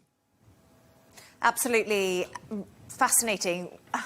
I don't know. The story just keeps on giving, doesn't it? It's going to be a very... We're going to be talking about it in the weeks and months to come. It's a very interesting year to come. It is indeed. Yeah. Damien and Ralia, thank you so much. Stay right there as we move on to another story now. And Denmark's Prime Minister, Mette Frederiksen, has warned Trump to stop the threats over Greenland, saying the US cannot annex the island. She emphasised Greenland is part of Denmark, a NATO member, and covered by existing defence agreements. Trump doubled down, citing the island's strategic location and mineral wealth for US security. Damien, so people may have thought this idea was absolutely radical before, but as we've just been saying, what we've seen in Venezuela is this now actually a possibility that Greenland could be part of the US before we know it. Yeah, well, maybe it's the defining characteristic of our times is the speed at which the ocean window shifts sort of day to day. And, you know, a year ago, it would have seemed insane, or just 18 months ago, it would have seemed far-fetched beyond belief that we'd now be sitting here talking about America annexing Greenland. But here we are. What I think is more interesting in a way, although it's extremely interesting in itself, is that it makes it very hard for America to get on its high horse about, for example, Putin's ambitions in Ukraine or China's ambitions regarding Taiwan, if Trump is going to say, well, America takes Greenland. And I wonder if conversations have been had at the very, very highest levels in which they sort of agree this, sign it off and say, you know, we will look the other way while you take these pieces of land that are extremely advantageous for you and that are far away from us. I certainly think that would be a plausible explanation for what is going on. And it's really interesting because what you said there, Damien, I've heard lots of people speaking about it, and the big argument is Donald Trump giving other countries like China carte blanche to take Taiwan and Russia carte blanche to take Ukraine, or is this a warning shot from Donald Trump basically saying that we're going to protect our own, so just be careful what's to come. I have the ability to carry out these operations with an amazing force behind me. Well, certainly he does have that amazing force, but in the cases of both Greenland, well, Greenland hasn't happened yet, but in the case of Venezuela, it's extremely close. It's right on America's doorstep. Taiwan is not that, is the other side of the world and is extremely close to China. So it would be far harder to defend Taiwan than it would be to seize Greenland or remove overnight the leader of Venezuela from his bed with his wife.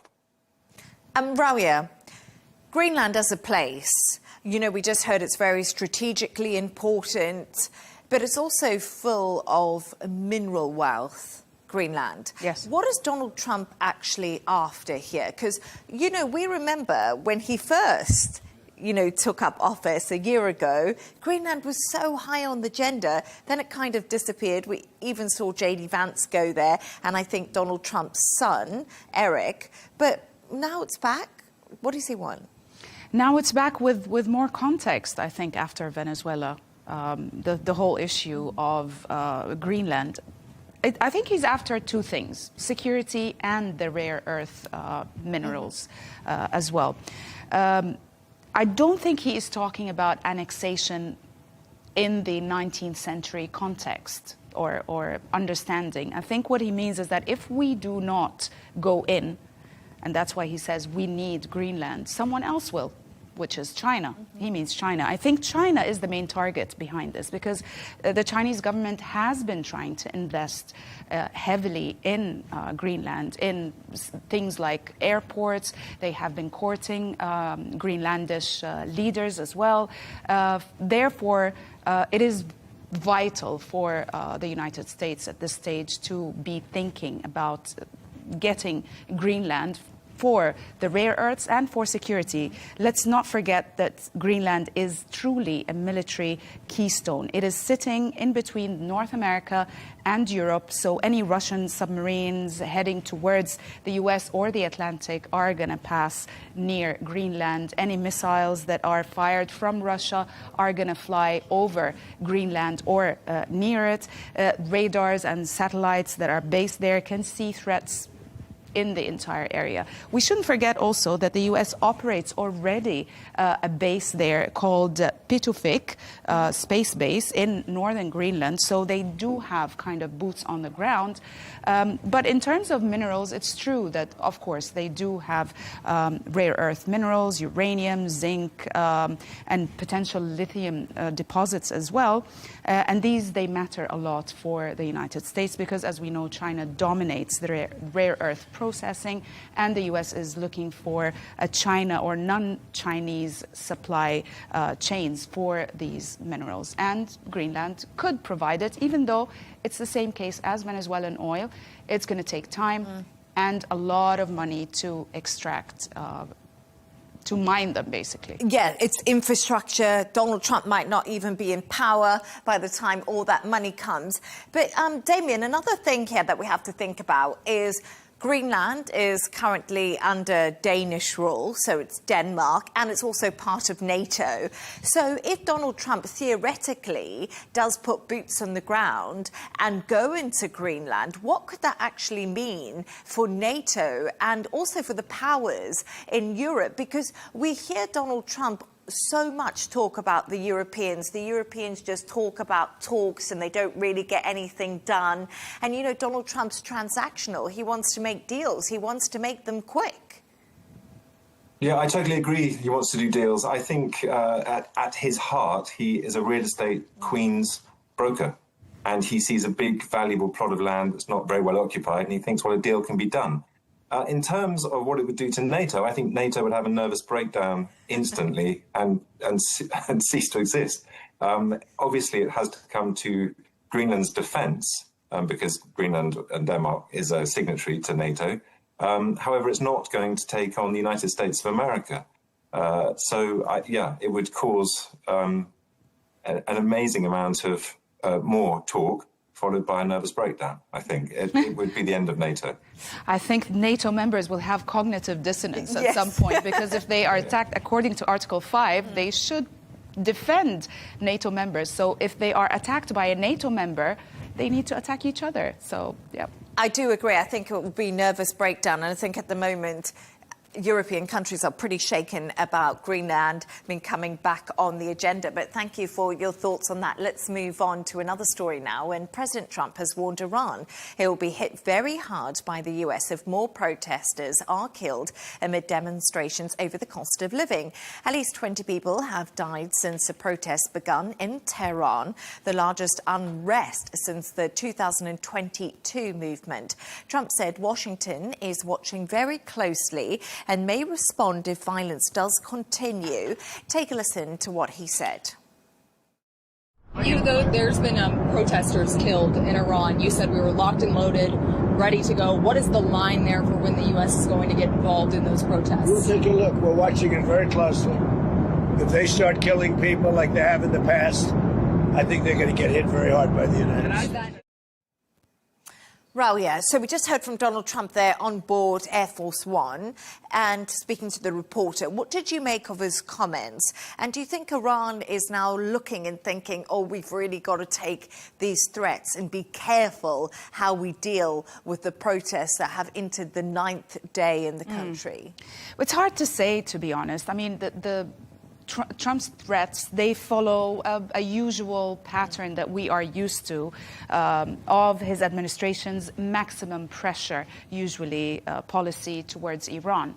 Yet, traditionally and historically, the Iranian regime has viewed the United States threats as just bluffing. I mean, just in 2019, after incidents like the downing of a U.S. drone at that time, nothing happened. You know, there were American threats, yet President Trump called off the strikes, so there were no strikes. But consider the last 6 months after, the United States and Israel struck Iran in last summer, and the entire war and the repercussions of it, the damage to the infrastructure in Iran, to the missile manufacturing, to the also nuclear bases and infrastructure. I think maybe the Iranian regime will be thinking differently this time. Having said that, I do not believe that there is real motivation to strike Iran because of internal protests and the way the regime is dealing with it. I don't think that really the United States or Trump himself cares so much about the Iranian people in that sense. I think that would be a pretext for strikes for other reasons. I believe that Israel got the green light to strike Iran. I believe this is going to happen soon, probably sooner than what we think, but not because of the protests. It's because of its nuclear program. It's because Israel has managed to sell to President Trump that Iran is rebuilding its nuclear and ballistic missile capabilities. Damien, I don't know what your thoughts are when it comes to Iran, because I find it really interesting. I feel like the rhetoric on Iran has been hyped up in the last couple of weeks. Benjamin Netanyahu says Israel won't let Iran restore ballistic missile program. He said that today. We honestly heard from Donald Trump a little bit earlier. We've seen these protests into the 9th day. They reckon about 20 people have actually died in these protests, which are all about the economy. What's your thoughts on what's actually happening inside of Iran?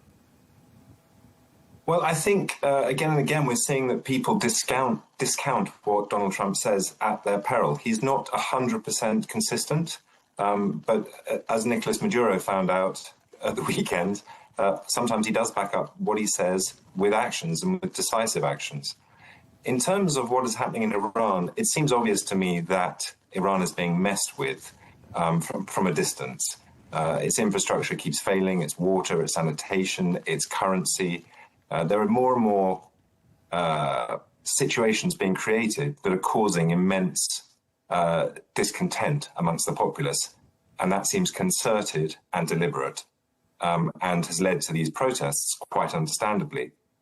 It seems equally obvious to me that America and Israel would far rather not have to intervene.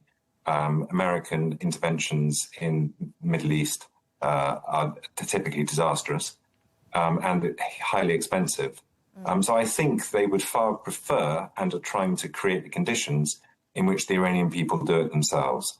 And it looks like that is becoming potentially successful, which is an extremely interesting and heightened situation for the whole region.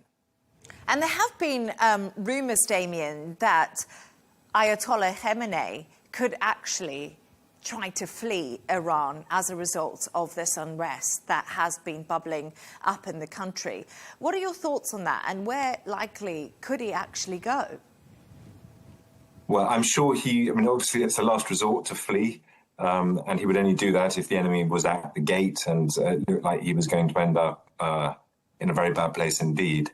I don't think it's a long list of places he could go to be perfectly honest. I think it would have to be Russia. And he may have made plans for that to happen. He may scarper if things get heavy, really heavy. But I think we've got a little way to go. But in these things can move incredibly fast. It can happen overnight. You never know. It's impossible to tell. When the herd moves, the herd moves. Mm-hmm. Bashar al-Assad and Ayatollah Khamenei possibly in Moscow. Yes. Having dinner together, maybe. But I mean, after what happened in Syria, after what happened in Venezuela, nothing is impossible. Nothing is impossible. And I feel like the more and more we do the news, the more and more we realise how everything is on the table at the moment. We're definitely watching history being made. Yeah, absolutely. Stay right there as we move on to another story now. And we're going to go all the way to Paris, where 10 people have been found guilty of cyberbullying the First Lady of France, Brigitte Macron.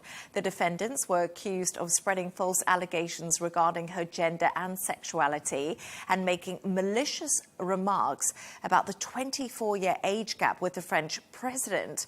The majority were given suspended prison sentences, but one was jailed immediately for failing to attend court. Damien, let's start with you, because tell us more about this case and those actually found guilty in the case today.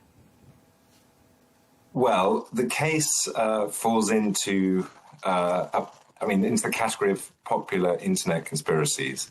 There are plenty of rumours about the Macrons, about Emmanuel and about Brigitte. They supposedly met when Emmanuel was a 15-year-old schoolboy. I think she was supposed to be in her late 20s, early 30s. And she found him devastatingly attractive, which I think anyone who has come into contact with 15-year-old boys finds weird. 15-year-old boys are not attractive to anybody. So it was odd. I think she got married to him when she was in her mid-50s and he was in his late 20s. Again, odd. There have been long-standing allegations that she is in fact a man, and you don't have to trawl too hard on the internet to find people making these allegations. So I think the Macrons have sued the most high-profile people, well, not quite the most high-profile people making these allegations, and have been successful. And as you just said, some of the people making them have received punishments, one of which includes imprisonment. They seem like quite a wacky bunch. I think one is some sort of guru, and one is a self-appointed freelance journalist. But yeah, as is always the case in these things, that it's a strange assortment of people. What I loved the most is one of them was actually a fortune teller. So she believed Damien and Rawiya that she could see the future and she knew exactly what was going on, but she's now lost in court over it. So I'm not quite sure anyone would go to her to know the future. But anyway, not anymore. Wacky bunch, as Damien says. And clearly the Macrons have won this battle, but this is not the only battle on their hands, is it, Rawiya? Because as Damien did say, you know, they've got so much conspiracy theory out there. One of the main people to drive that is Candace Owens. And we did see the, you know, really what happened to Brigitte Macron coming to the fore when she started her podcast. And I think this is the more serious case. It's categorically different and definitely way more complex, because it's a transatlantic defamation lawsuit by the Macrons against an American commentator, a public figure that is quite well known. Yeah. You know, so the consequences or the results of this case are going to be quite significant. Now, this case, because it is the Macrons have brought this case in America using the American legal system, so it relies on the American First Amendment, which has an incredibly robust protection for speech. And usually the U.S. courts have set very high bar for proving actual malice. So the Macrons have quite a bit of a job, or at least their lawyers have a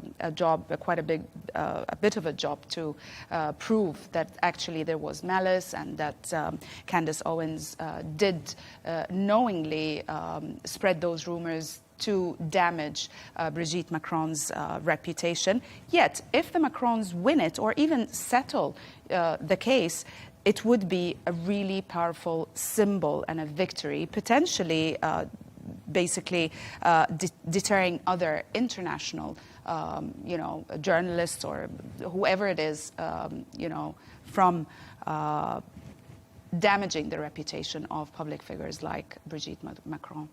But Damien, you were speaking about this a little bit earlier before we came on air, and we said, wouldn't it just be easy if Brigitte Macron and Emmanuel Macron just gave evidence that his wife was indeed born a woman, she wasn't born a man, and this could all go away? We've seen a real defiance from the Macrons when it comes to this. And the Candace Owens case, I think that's going to be an important place where they can put their evidence forward. Yes, I mean, it seems crazy not to just make it go away by releasing a few childhood photos. So either they are so dignified that they're above this grubbiness and don't want to get sucked into it, or there's another reason not to do it.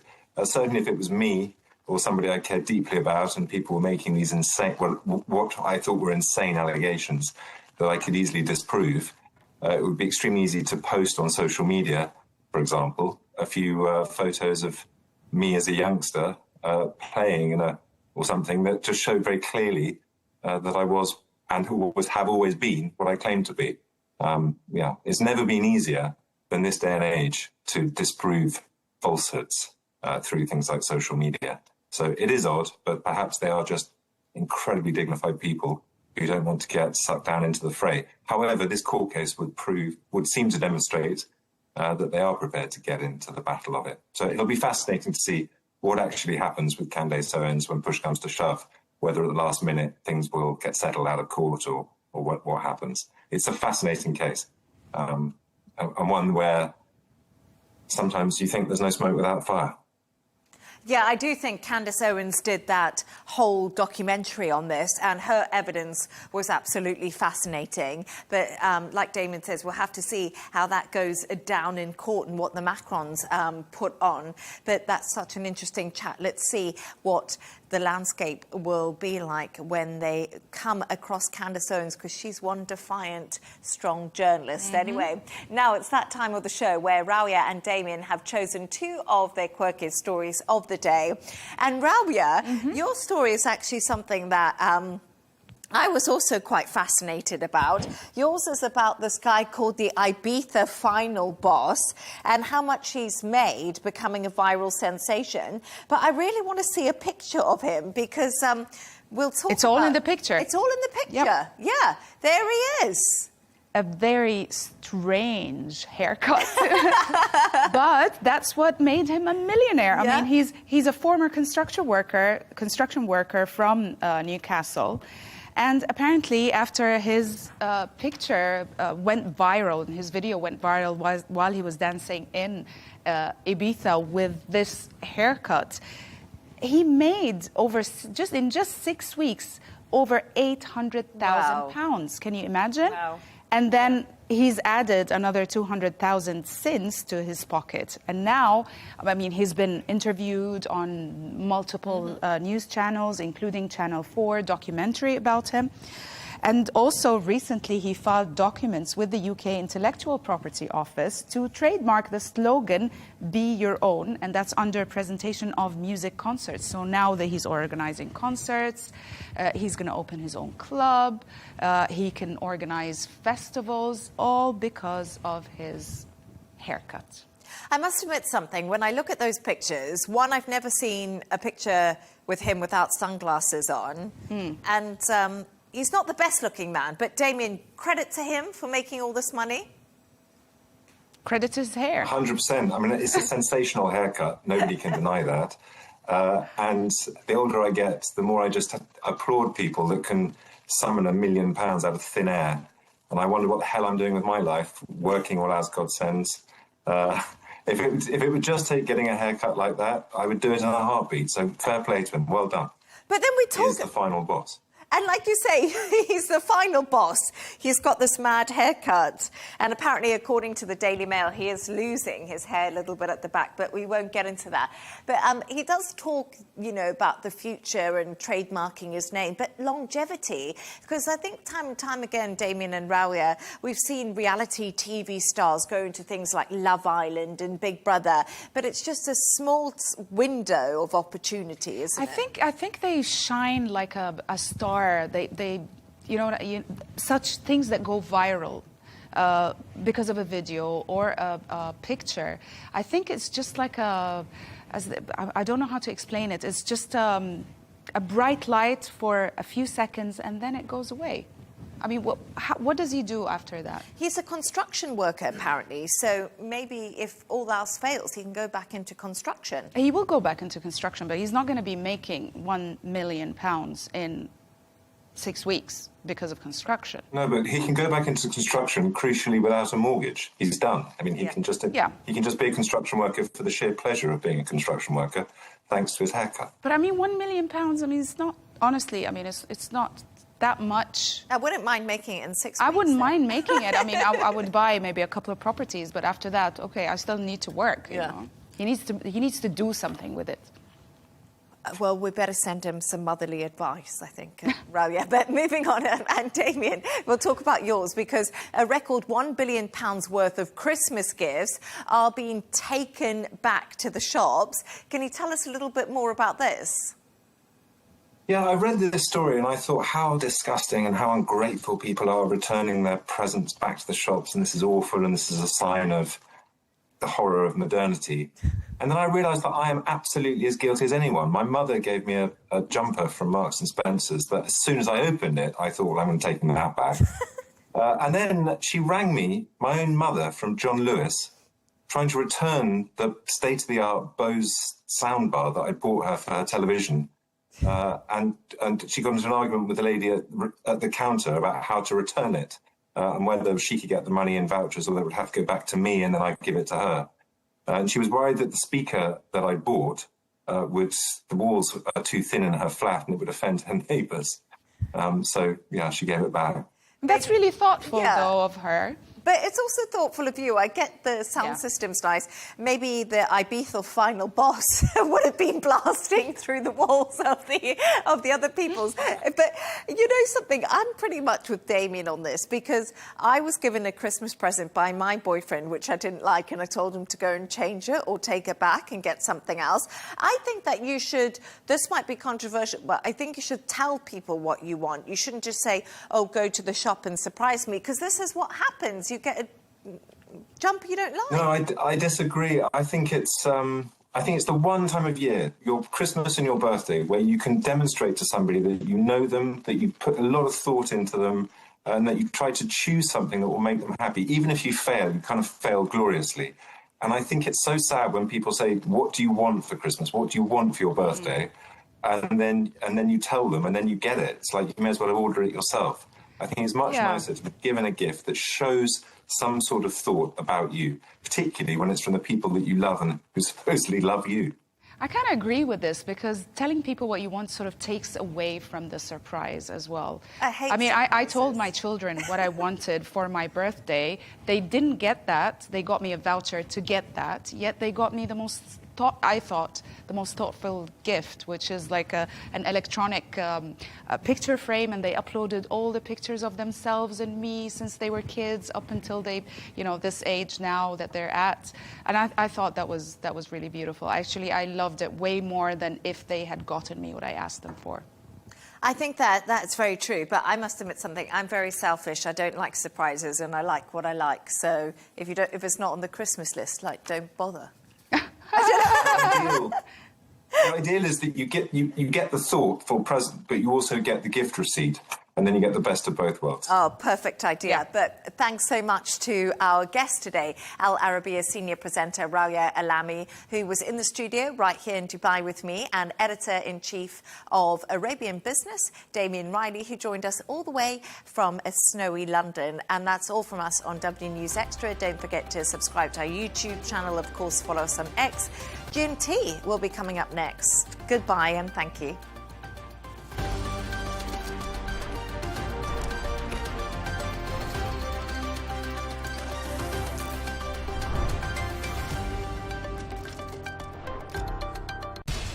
We have to take care of our people, and we're going to take care of our people first. For in-depth analysis and all the latest developments across the globe, make sure you join us every weekday. President Trump is trying to negotiate a ceasefire. With so much happening, so much information, and so much noise, international law will have no part in his administration. It can be hard to keep track. Tariffs will just fuel inflation. We're going to fight these tariffs. But you can count on us to tell you what you need to know.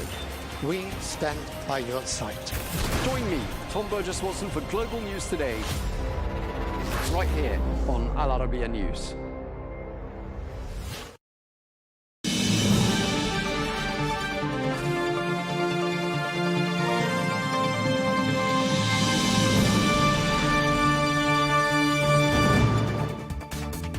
Hello and welcome to Global News Today, bringing you in-depth discussion with leading experts every weekday here on Al Arabiya English. I'm Tom Burges Watson. Coming up today, as world leaders show mixed reactions to Saturday's US operation in Venezuela, we find out how these events have gone down in the United States itself. Plus, as Saudi Arabia steps up humanitarian aid to Gaza, we get the latest on the situation there across the Palestinian territories. And we'll also have the latest on developments in war-torn Yemen.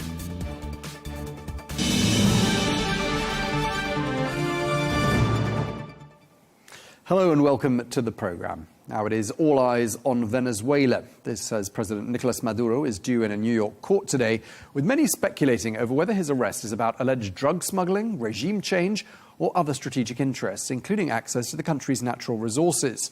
So what next for Venezuela? And what does this crisis mean for US involvement in the region?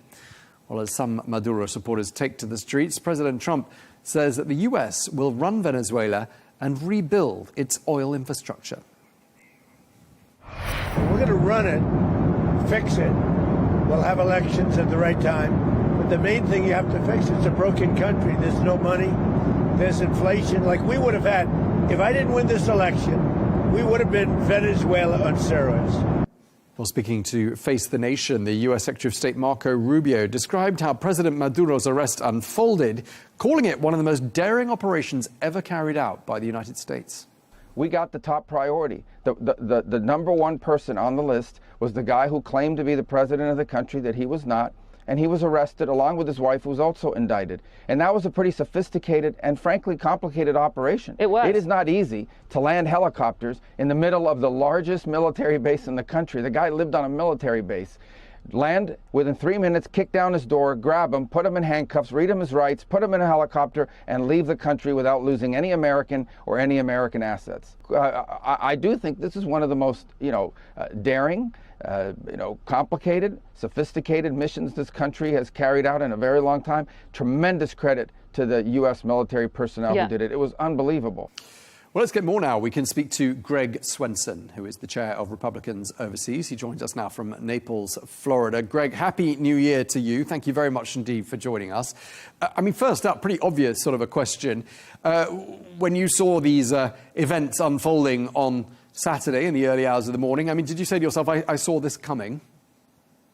Yeah, I can't say that I saw the scale of the invasion coming, but, everything was pretty well telegraphed. The buildup of the naval assets off the coast of Venezuela, we hadn't seen that ever, actually. And then, of course, all the conversation about what Maduro would do and the options that he had. And so I think that the president, similar to the situation with Iran, where he gave the mullahs, as well as he gave Maduro, every chance to exit or to manage the process peacefully or diplomatically. And because they refused, he used the military option. So, yeah, I don't think it was a total shock, but it was a surprise to see the scale and the precision of the mission. That was really fascinating to watch and made us really proud to be Americans.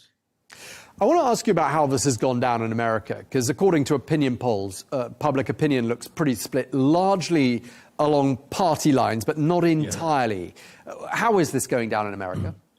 Well, I think, like with most things that the president does, it will be viewed on very partisan lines, right? The Democrats will criticize, President Trump no matter what he does. Contrary to, for example, when Barack Obama signed off on, or President Obama signed off on the termination of Osama bin Laden, that drew great support from the Republicans and Americans in general. This president's different in the sense that, the Trump derangement syndrome is real and it exists. So even Chuck Schumer, who was very much a hawk on Venezuela back in Trump's first term, has flipped around and has said that, this is outrageous. So, that's typical and to be expected from the Democrats, many of whom always embrace these 80-20 issues, not that this is 80-20, but, they always seem to side with the criminals in many of these cases, especially the Venezuelan criminals, like in the Lake and Riley case last year. And so I think you have a situation where it will fall along partisan lines, with the exception, as you pointed out, Tom, there is criticism from within the Republican Party. You have Thomas Massey and Marjorie Taylor Greene, that are very averse to any foreign interventions. And that's a conversation that's probably healthy to have. And I do think, there will be some pushback from the true isolationist right. But I think that's healthy, and it's a good conversation to have. Right, but they've got a point, haven't they? Because, in a sense, President Trump, he campaigned on this ticket of America first. He's the president of peace, not the president who's going to get America involved in another overseas situation. And that's what's happened. So, there must be people in the GOP who are thinking, why are we entering this, latest overseas conflict, potentially? And why wasn't this run by Congress? I mean, how's that being answered?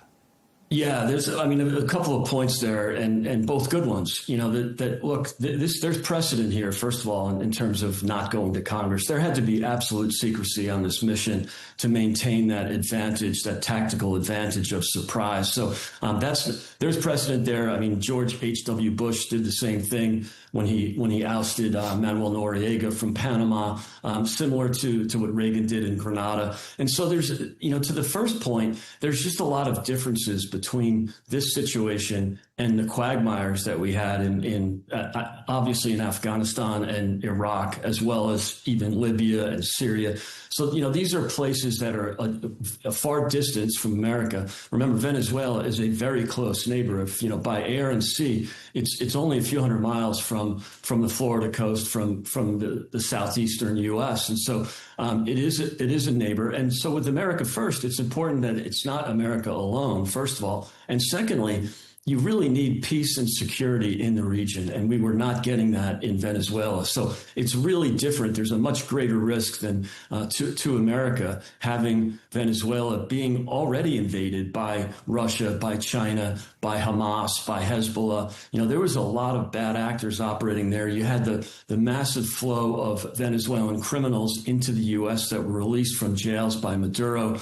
You had the drug trade. So, you know, I mentioned the Lake and Riley case. You know, that's something that, you know, put Americans at risk when Venezuela was sending, you know, their lowest their lowest and their least desirable citizens to America, and with great cooperation by President Biden, of course. But that's all changed. But I do think, you know, I'd have to just remind the viewers that, you know, that there were great and significant risks to America by having a Venezuela that was essentially occupied by our adversaries. Sure, and I think some of President Trump's critics would agree with that. But at the same time, going back to Marjorie Taylor Greene, I mean, she's pointed out a few double standards here, and I'm assuming she's become a bit of a thorn in the side of the president. She said most of the drugs-related deaths in the United States are actually the fault of Mexican drug cartels, not Venezuelan ones. So why not go after them, she says. And she also says, why pardon the former president of Honduras, Juan Orlando Hernandez, who was convicted of smuggling massive quantities of cocaine into the United States? I mean, she makes some pretty reasonable points here. Yeah. Does President Trump need to listen to her, or can he just disregard her?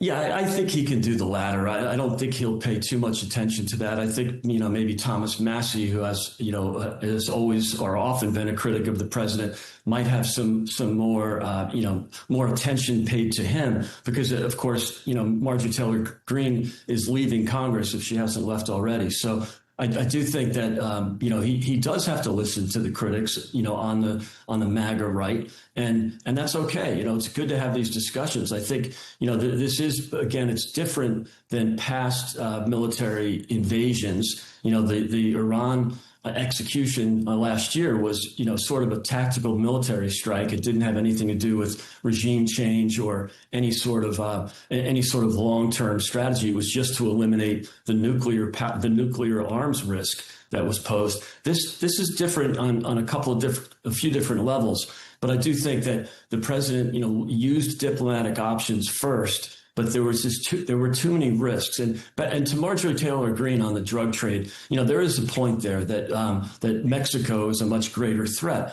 and we are addressing that. And there, I will expect, if the president of Mexico doesn't take action, I would expect some military strikes on the cartels, and we've seen them already. So, you know, I know there's much more of a flow, but that's driven by Venezuela. The Venezuelan drug cartel, the Maduro cartel, has really controlled many of the Mexican cartels. So there's a lot of connection there. There's a lot of connectivity. So I don't think that we could that simple statement has a ton of merit when, even if it was just a fraction of what we're seeing from Mexico. You know, that fraction is American lives. And the same argument could be made about Canada. A lot of Trump's critics were saying that, well, only 1% or 0.5% of the fentanyl was coming through the Canadian border.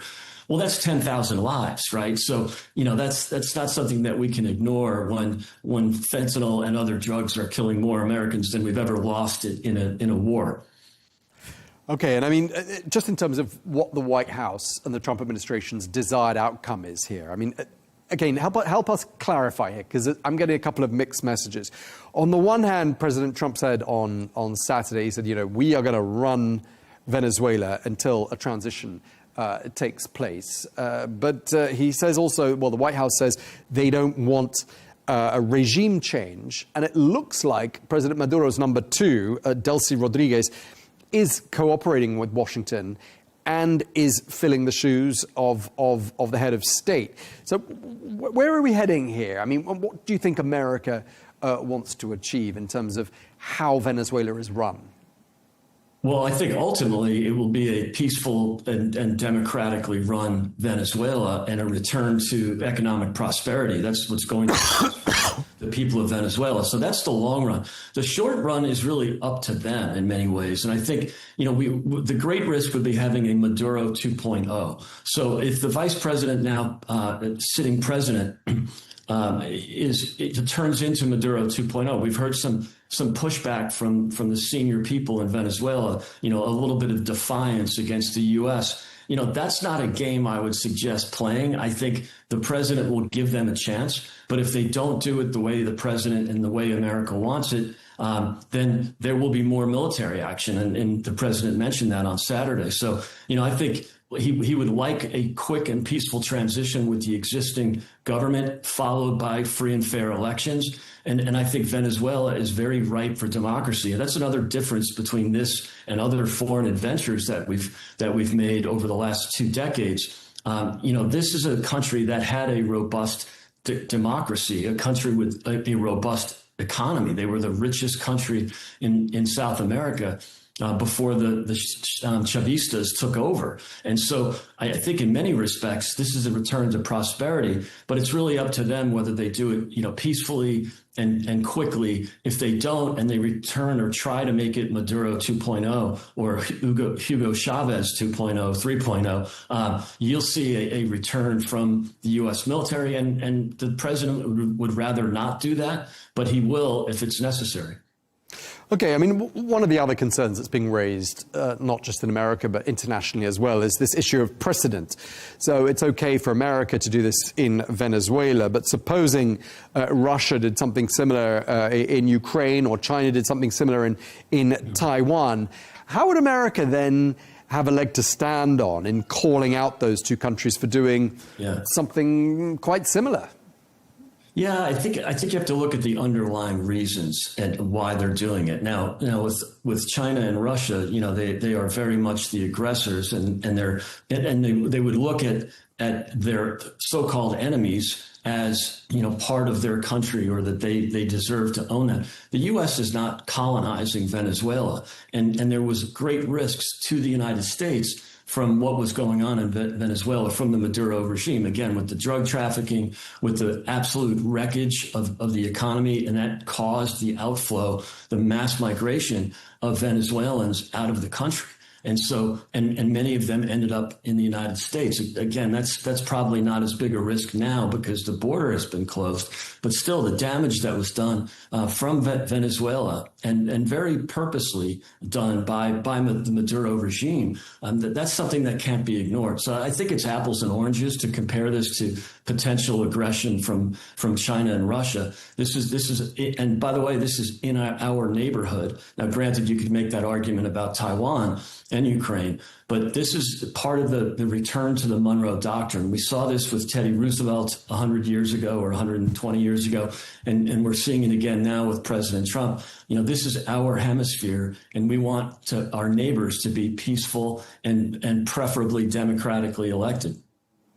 Okay, one of the things that was striking from what Secretary of State Marco Rubio said on Saturday in the press conference about those developments on that day was that what this shows is that President Trump is a president who does what he says he's going to do. And some of the things he says he might do or has threatened to do include seizing Greenland, possibly making Canada another state of the United States of America. I mean, we laugh, but I mean, one doesn't know. I mean, do you think those countries, and perhaps Iran and Cuba too, need to be perhaps on notice? Well, definitely Cuba. There's no doubt about that. Canada was just trolling. That was, and I think in retrospect that was a mistake because it really helped with the election of the Liberal candidate in that election. The Conservatives were up 20 points before that whole situation got heated, and that started, again, just trolling. I think the president there's no intention of making Canada the 51st state. That would just be 2 more Democrat senators in the Senate. So we surely don't want that. But I think that was just sort of, in some ways, President Trump just kind of, again, trolling or toying with the Canadians. But Greenland is an important asset to think about. It doesn't necessarily mean taking it over. It just means that Greenland has great incentive to be in a partnership with the U.S. And of course, the U.S. and NATO have great incentive for U.S. power to be demonstrated in Greenland. We already have a base there. We probably should have a few more, but there's critical minerals underground. There's a lot of energy, oil and gas assets in Greenland. But it's really important to keep that away from the sphere of influence of Russia and China, given where it's located. So I think that, controlling and protecting the Arctic, that's of great interest to the Europeans as well. Okay, I mean, some are saying we're looking at the beginnings of a new chapter in the global world order. Would you agree with that? Yeah, I would. I think this president is an agent of change. He's done things that no one expected to see in our lifetimes, and all for the force of good. I mean, he uses the military strength selectively, but it's always a force for good. And I think we're seeing that. We're liberating Venezuela. The Venezuelans are cheering. I mean, it's only the Democrats and a select group of Republicans that are critical of this. I mean, the Venezuelan people are thrilled. You saw the cheering in the streets in Miami. I think Cuba should be really thinking about it. It's a good point you made, Tom, that Cuba should be looking over their shoulder here. And the people of Cuba were kind of saddened that they're hoping that they were cheering about the overthrow of Maduro, but on the other hand, they're kind of waving their hands and saying, don't forget about us. We've got 11 million people that are prisoners on their own island. And so I think there's a big Cuban and Venezuelan influence, especially in the Southeast. I'm here in Florida where there's a significant population of people that fled these communist Marxist countries and really don't want to envision another generation, of kind of missed opportunity in Cuba. So I think Cuba might be next. I think if they do it, if they're smart, they won't make the mistake that Maduro did and ignore the president's arguments, rather than being invaded or being put in jail. So I think you'll see a lot more come out in the next few weeks. I think if Venezuela cooperates, this could end up being like a really positive force for good in the region, especially, but even in the world. Okay, well, thank you very much indeed for that. Greg Swenson, Chair of Republicans Overseas. Thanks, Tom. Thanks for your time today. Great to be here. Thanks for having me.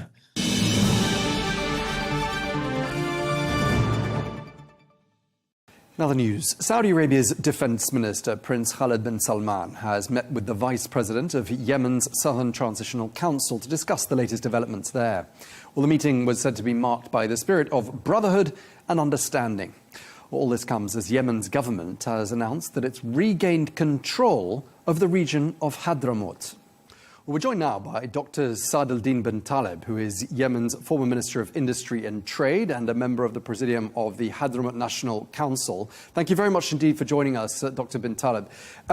It's been reported that the government has regained control of the governorate of Hadramaut, which, for the benefit of our viewers, is Yemen's largest province. It's a central eastern region on the Gulf of Aden. It's got huge historical and cultural significance and borders Saudi Arabia. I just want to start by asking you, what do we read into this development? How important is it? Thank you. Thank you, Tom, for having me. Let me just start by saying, as you put it, the importance of Hadramaut and that it was part of the south of Yemen previously.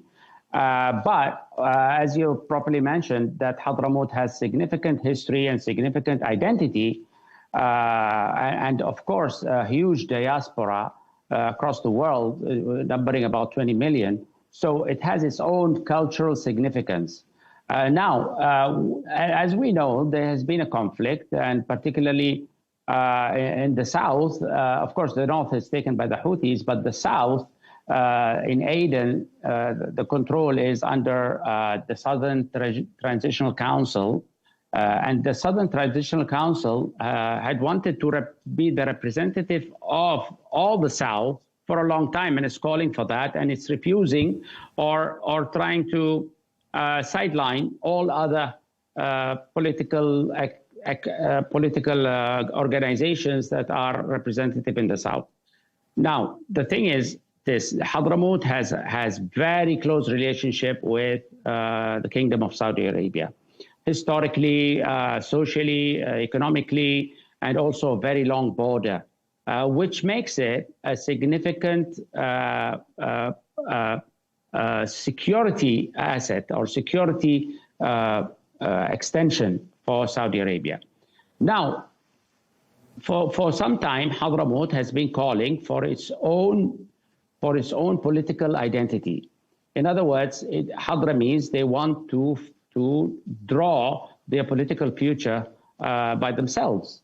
And of course, there are several organizations that have already been formed. One of them, or more or less an umbrella organization, is the one I am with, which is the Hadramaut National Council, which was inaugurated in Riyadh about 3 years ago.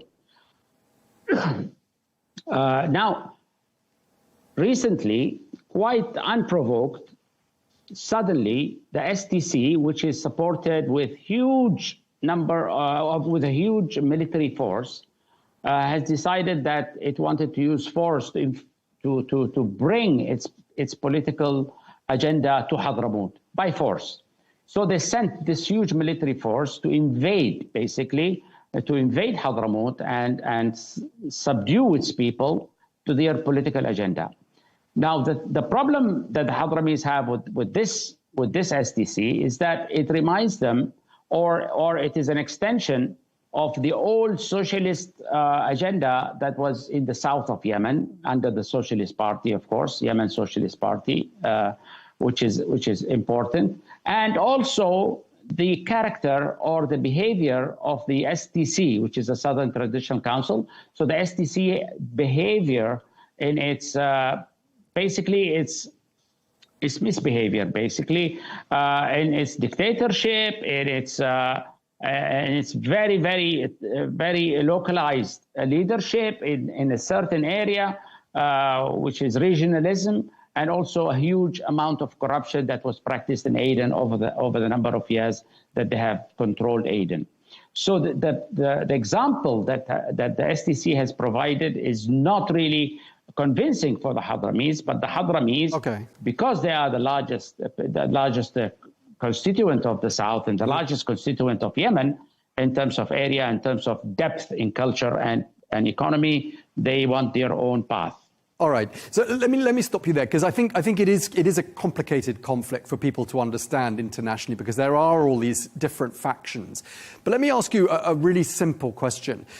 Given what you've just told us about what's been happening in Hadramaut, and that the government is now back in control of the governorate, what does that tell us about where we are in this 12-year-long conflict?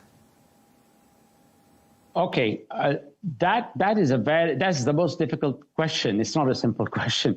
That is the most difficult question, because this has been the path that the legitimate government has been trying to walk over the last few years, and basically regain control of all of Yemen, particularly Sana'a, from the Houthis. And after that, of course, if you know, there was a national conference that was instituted just after the revolution of 2011, in 2012 and 2013. And this national conference has come up with a decentralized Yemen. Basically, Yemen is to be divided into 6 regions, and each region to have a great deal of independence or a great deal of autonomy. Now, that has not been completed because of the takeover by the Houthis.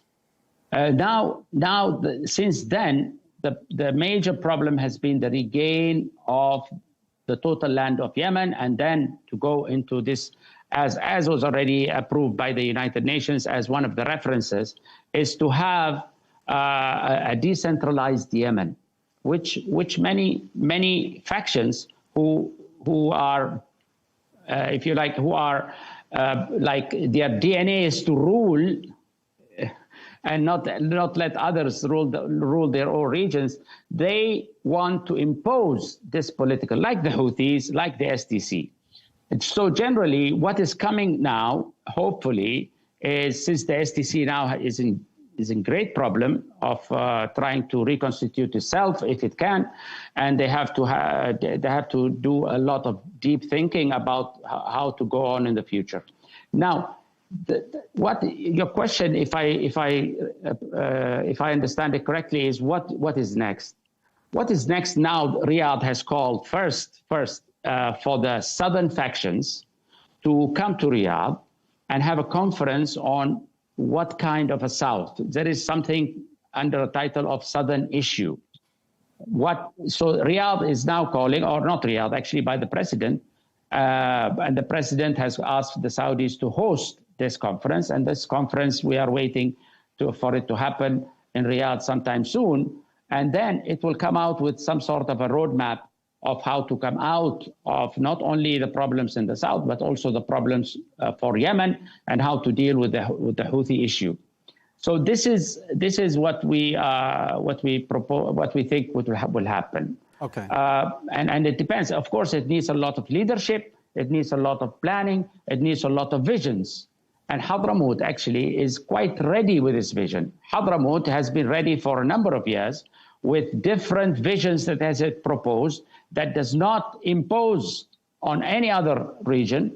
And it says, this is what we want for Hadramaut. And the simple word for it, just to be concise about it, is for self-rule in Hadramaut, and whoever wants to be partners with Hadramaut. For instance, like Shabwa, Al-Mahra, who are the neighbors of Hadramaut.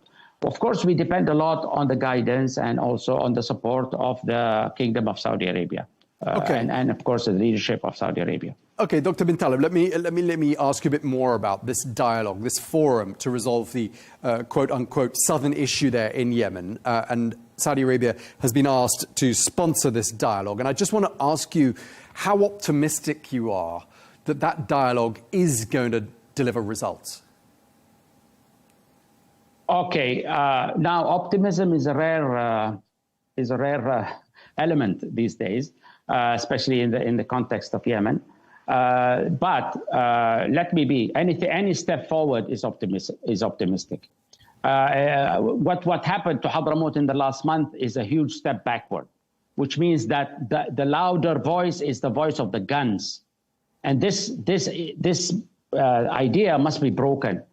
And what should take its place is the idea of dialogue, an idea of how do I make everyone happy? Basically, that the people accept the system, the political system that is supposed to be imposed on them. So that is exactly the issue that should be in the forefront.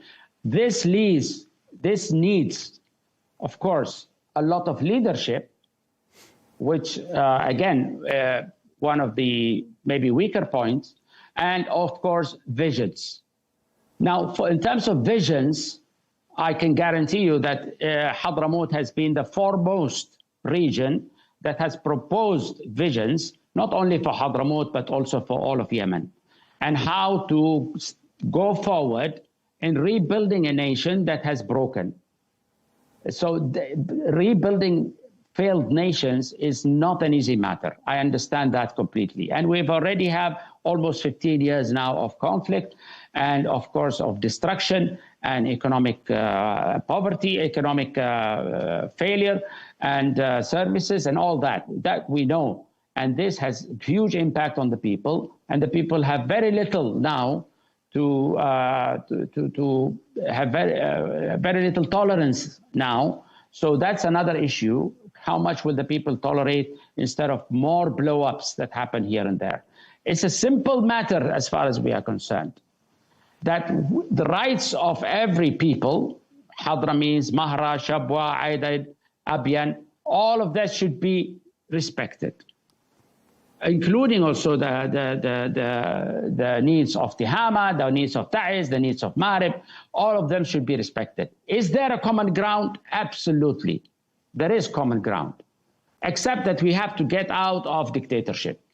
And also dictatorship that carries with it, historically, dictatorship that carries with it a huge amount of corruption, which has led us to all this mess. So without treating or dealing with these issues, then we see that this conflict will proceed for another number of years, and we don't know what the outcome will be, as we have seen in many countries when the conflict just simply becomes extended into a number of decades instead of a number of years. So now what we want is to Hadramaut can present its case. And the case that Hadramaut presents is not only for itself, but also for all of Yemen to take as an example. Okay, Dr. bin Taleb, one final question I wanted to ask you before we wrap up. I mean, the Houthis, as everyone knows, are backed by Iran. And when we look at what's been happening in Iran, and indeed Venezuela, I mean, it does make Iran look increasingly vulnerable as a country. And I'm wondering what impact that vulnerability is having on the conflict in Yemen. Okay, now, one character that has been shared by these militarized groups, including the Houthis, including the STC, is arrogance. And the arrogance comes from somewhere. One is the huge amounts of support that they get from somewhere else, basically the military and the financial support. And so this arrogance we expect now to be broken. And once this arrogance is broken, and this allows it to be more accepting to a more shared and a more inclusive political system. The Houthis, of course, they have this crazy idea that they have the godly right to rule Yemen. Now, this is not accepted by, of course, does not only come from the Shiite background, but how can you impose that on Al-Mahra or Hadramaut or Adan or Ta'iz? This is not acceptable. So this arrogance of the gun must be stopped. How does it stop? Yes, by stopping Iran from supporting such ideas or such themes or such power to be imposing such a rule on the rest of Yemen. There is a lot of nationalism, yes. There is a lot of rhetoric. The rhetoric is not good enough.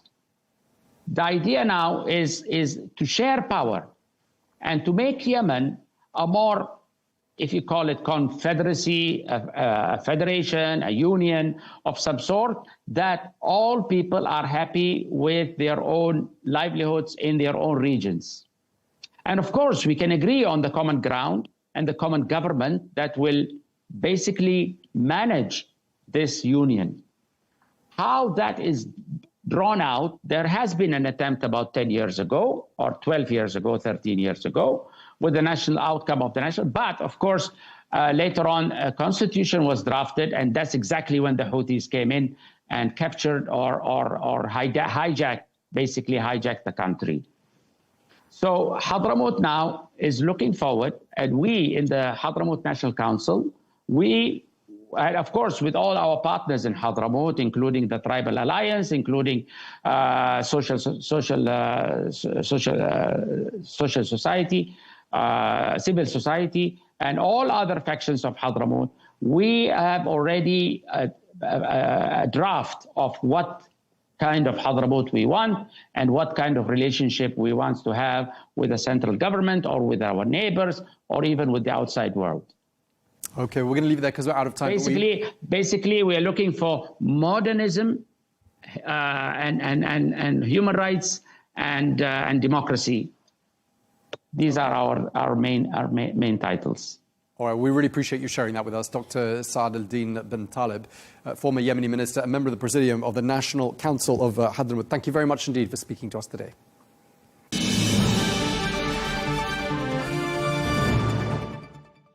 Now, turning our attention to the Middle East, Israel has launched new strikes on the Gaza Strip, where more than 400 Palestinians have been killed since the US brokered ceasefire in October of last year. Well, more than half of Gaza is now under Israeli occupation. Meanwhile, Saudi Arabia is stepping up humanitarian aid, expanding air, sea and land routes with a view to getting supplies to Palestinian civilians faster. Well, let's talk more about that now. And we can speak to Ambassador Dr. Omar Awadallah, who is the Deputy Foreign Minister of Palestine, who joins us now from Ramallah. Thank you very much indeed for taking the time to speak to us. I just want to ask you about this announcement by Saudi Arabia that it's stepping up the delivery of humanitarian assistance to Gaza. What's your overall understanding of the humanitarian situation on the ground at this present moment in Gaza? Thank you for having me.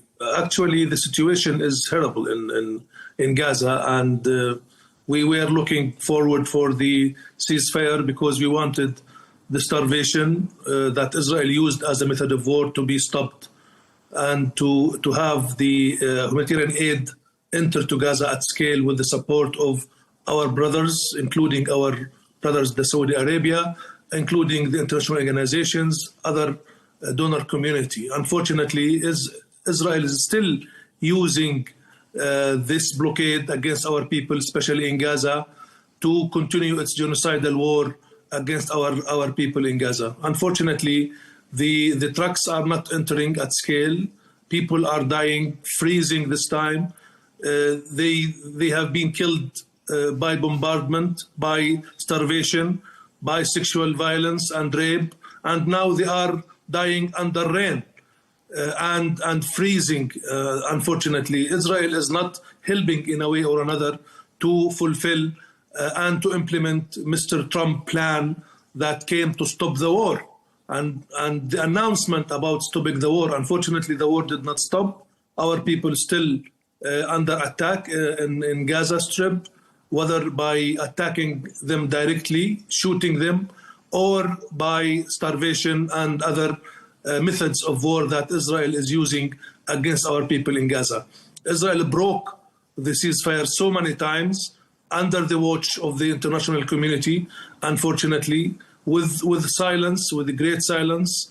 At the same time, there is the principled position by our brothers in Saudi Arabia that they are trying also to push for the humanitarian aid to enter into Gaza, as they did on political track, on other tracks, to support the Palestinian people. Okay, and obviously one thing that's going to make the humanitarian situation even more critical is this announcement by Israel that 37 humanitarian organizations are going to be banned from Gaza. We're talking about really significant organizations like Médecins Sans Frontières, or Doctors Without Borders as it's known, the Norwegian Refugee Council, Oxfam. They've got to leave within 60 days, apparently. And I'm just wondering what kind of an impact you think that's going to have. You know, I think if you look at the situation from the point of view of the Palestinian people, you feel that this is a revenge, Israeli revenge against this organization, that they were working in Gaza to support the humanitarian aid in Gaza, because Israel, they really wanted the Palestinian people to starve to death in Gaza. They wanted the Palestinian people to forcibly transferred out of Gaza and go out of Gaza. But with the help of such organizations, the Palestinian people, in a way or another, they survived because of the support of these principled organizations, international organizations, including the 37 organizations that Israel is trying to ban. Israel is not sovereign in Gaza. They are not sovereign in the West Bank, so they should not have the leverage to say this organization to work, that organization not to work. But we know that Israel is a rogue state. Israel is above the international law, unfortunately. I think that these countries that these organizations belong to, they should take measures against Israel, and to tell Israel that there is consequences against what Israel is doing for these organizations. I think the impact will be horrible.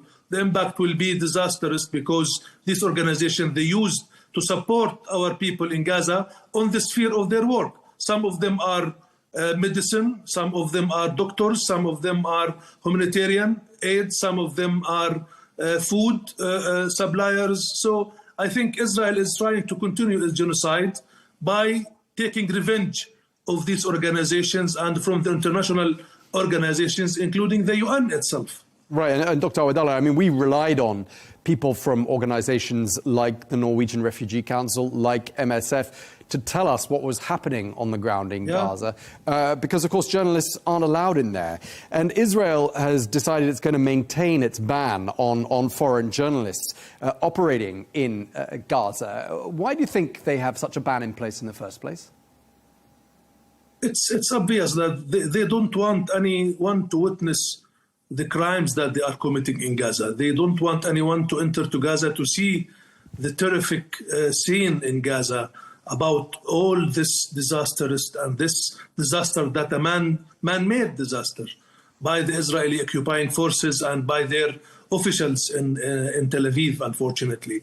So they don't want anyone to witness, to see, and to try to help to put the right narrative about what really happened for the last 2 years, about who is the criminal and who is the genocidal aggressor against the Palestinian people, and how they artificiously attacked the Palestinian people, and they were killed, not only children, but also they killed journalists, they killed paramedics and doctors and all civilian objects, including attacking hospitals and schools. I think they don't want any witness to see what is really happening around. And Dr. Awadallah, what the Israelis say is that it's actually very dangerous for journalists to go to Gaza, and that's why this ban is in place. What do you make of that? I think the journalists themselves, they answered Israel at that juncture. They told them that we are expert and we know where to go and where not to go. And this is our work. We know how to deal with the difficult situations. But Israel, as I said, they are only seeking reasons not to give any permission to any journalist or to any humanitarian aid assistance or aid organization to enter to Gaza and to stop the starvation and to stop the genocide in Gaza. It's obvious.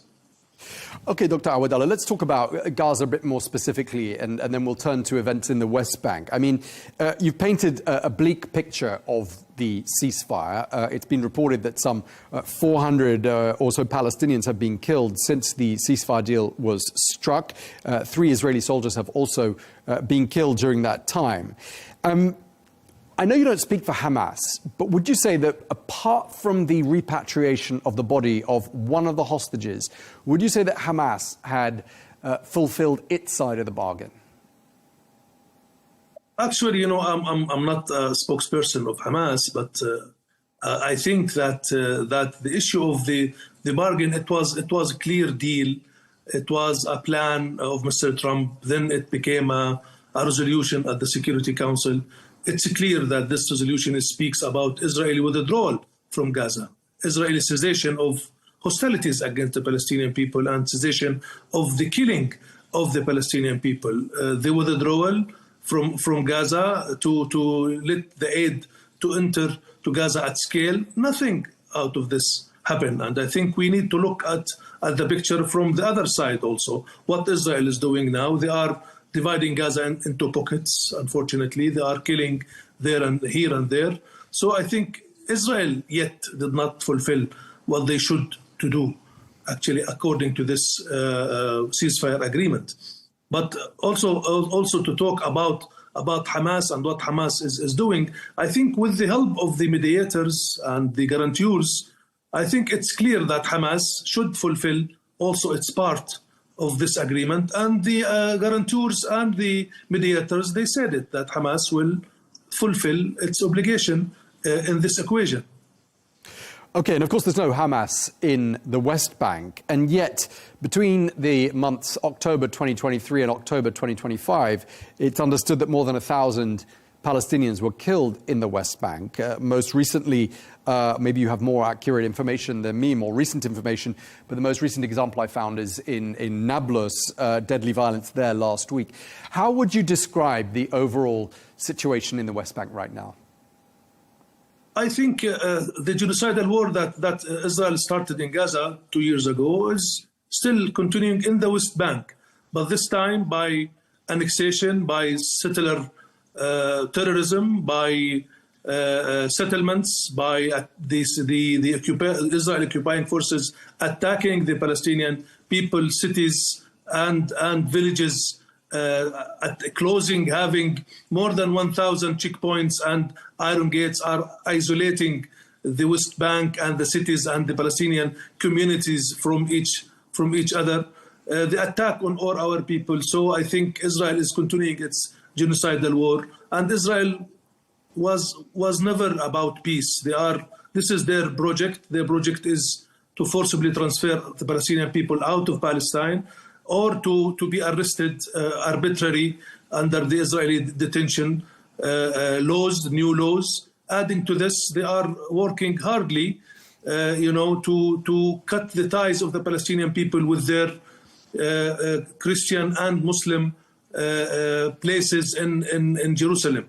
So the situation in West Bank is not better than in Gaza. They are trying to provocate our people to react on this aggression, because it is the best way for Israel to answer the reaction of the Palestinian people and to start, using the obvious words that they are attacking terrorism and they've been attacked, and all this propaganda that Israel is mastering actually on the international media. So the situation is more worse now, because the settlers and their violence, their terrorism has intensified actually in the latest weeks. There is a big support by the Israeli government, and especially Ben Gvir and Smotrich, supporting these settlers, weaponizing media, sending them weapons, weaponizing all the tools to attack the Palestinian people and to make the life more misery for the Palestinian people. This is the situation in the West Bank. It's the same in Gaza. Unfortunately, Netanyahu is still wanted as a criminal before the International Criminal Court. They tried so many times to appeal this resolution by the ICC, but they did not succeed, and the ICC is still asking for arrest warrant for Mr. Netanyahu and his ex-war minister. So the situation is still the same. Unfortunately, some countries are still dealing with Mr. Netanyahu, not as a war criminal, but they are still dealing with him and visiting him and talking to him, forgetting that they are members to the ICC. A lot of things that are happening these days in the occupied Palestinian territory, including in East Jerusalem. And just lastly, Dr. Awadallah, I wanted to ask you about these reports of fresh tensions with Bedouin communities. And I just wondered what the latest is that you're hearing there. This isn't new, is it? Yeah, but it's not totally new, actually. But Israel is trying to attack everywhere. They are trying to demolish houses and homes, arbitrarily arrest Palestinian people, killing, annexing, settlement building, attacking on the Christian and Muslim holy places, genocide in Gaza, preventing the entry of food to Gaza. More than 10 kinds of crimes against the Palestinian people, because it will be difficult for you to say that Israel is attacking the Bedouin communities, but at the same time they are annexing in another place. In another place, the settler terrorism is attacking another village. So they are trying to put set of crimes against the Palestinian people. As you know, that the Bedouin communities or the Palestinian Bedouins in the occupied Palestinian territory, especially in the West Bank, they are guarding Jerusalem. And if they are attacking the Bedouin community in Palestine, they are continuing with their master plan of E1 settlement block that will isolate Jerusalem out of its Palestinian natural extension and the Palestinian natural neighborhood, to take it out and to divide the West Bank into two parts. So this is part of its colonial thinking, its colonial regime, its colonial project against the Palestinian people to attack the Bedouin community, who they have also roots inside Israel. In the 1948 Green Line inside Israel, there is also Bedouin communities that also under attack, unfortunately. Okay, well, thank you very much indeed for taking the time to speak to us. Ambassador Dr. Omar Awadallah, thank you very much. Thank you, thank you.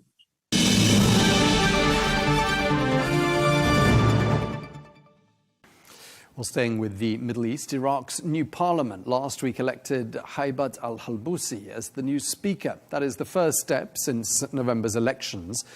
But the new government faces a number of challenges. Well, let's get more now. We can speak to Hossein Alawi, who is the advisor to the Iraqi Prime Minister, who joins us now from Baghdad. Thank you very much indeed for joining us once again here on Al Arabiya English.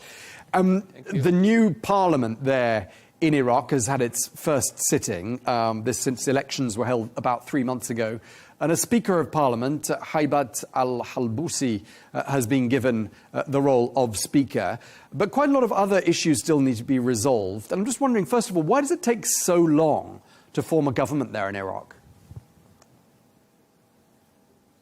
Yeah, the result of the election in Iraq now, it is good sign from Iraqi Parliament after to complete the three positions for the Speaker and the Deputy, the first Deputy and the second Deputy. This sign, it is good consensus between political parties and the blocs about the government formation.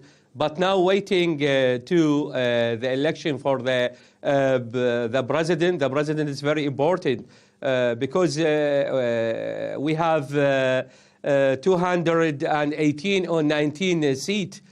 This matter is not easy, really, because based this matter on the political consensus between the Iraqi political parties and the blocs between the coordination framework and the Sunni parties and the blocs and the Kurdish parties and the blocs. For also, we're waiting about the nominated, the name, the Prime Minister from the coordination framework, because the dialogue is continue between all parties and members seat in the coordination framework. And the road is not easy, face many obstacles, but the trust building, it is growth, it is good sign now.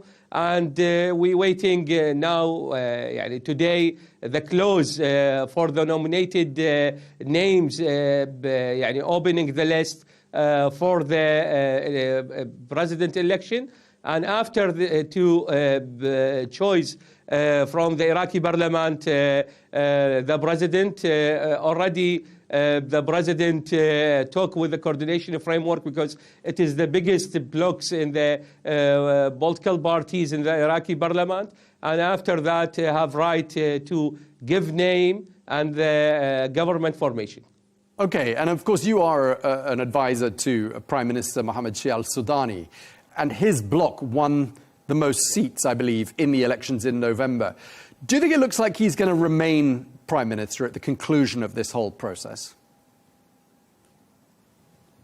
Yeah, Mr. Mohammed Shia al-Sudani, the lead for the blocks of building and development, and it is have seat and members in coordination framework. It is continue the dialogue with Mr. al-Maliki, with Mr. Hakim, with Mr. Abadi, with all leadership in the coordination framework about nominated name, or to dialogue, to more dialogue, and to put it the one name introduce for the Iraqi parliament after to deeply dialogue with the Sunni and the Kurdish about the consensus for the names. And after that, if you, it's okay, and gunning the consensus, maybe to nominate it the second term.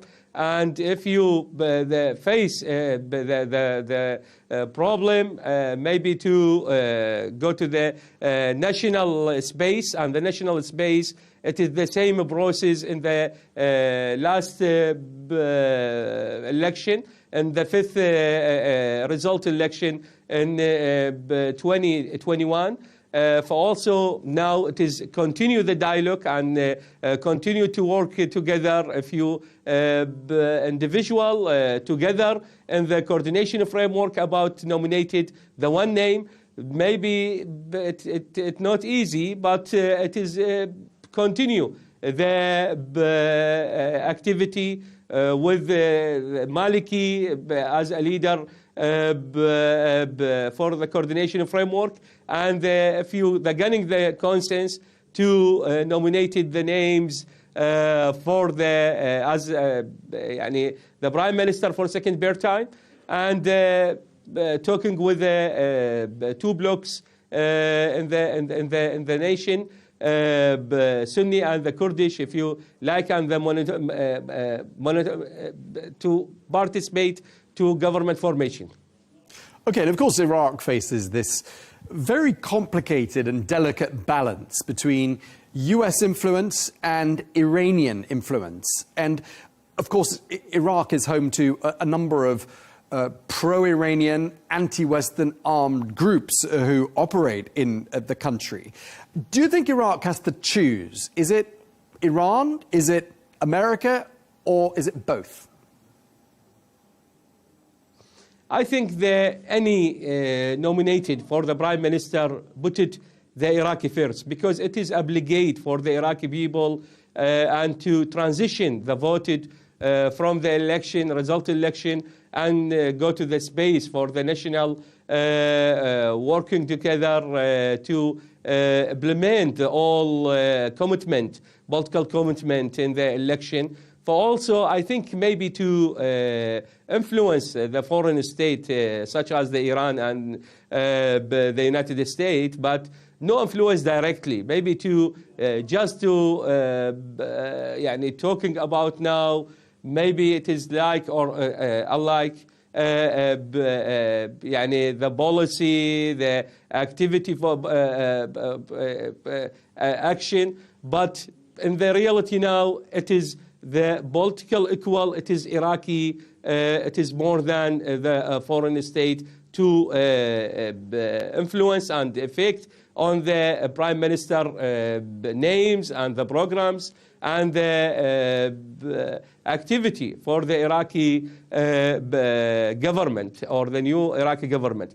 But now I think we're waiting about the consensus, the national consensus. It is very necessary to protect the names for to lead the prime minister position, because it is not easy now to balance between the nationality demand from the Shia community, Kurdish community, and Sunni community. In addition, I think it is continue the inspector about who's the names final to protect from the coordination framework. For also, I agree with idea about the influence for the fifth election time in the between 2005 and 2025. But now I think it is different way. The political wall, it is clear. The demand for the national leader, it is good draw. But we need now, I think, from any prime minister to focus on the Iraqi first, because Iraqi first, it is a priority for the Iraqi people, for the all parties don't participate in the election, especially in the Sadr movement. But also, I think it is very important to focus nationality to more than anything. Yeah, I mean, Washington, and in particular the Trump administration, has issued several warnings to Iraq about this Iranian influence on Iraqi affairs. And I'm just wondering whether, when you look at events in Venezuela over the last 2 or 3 days, whether those warnings from the Trump administration have taken on a new level of seriousness.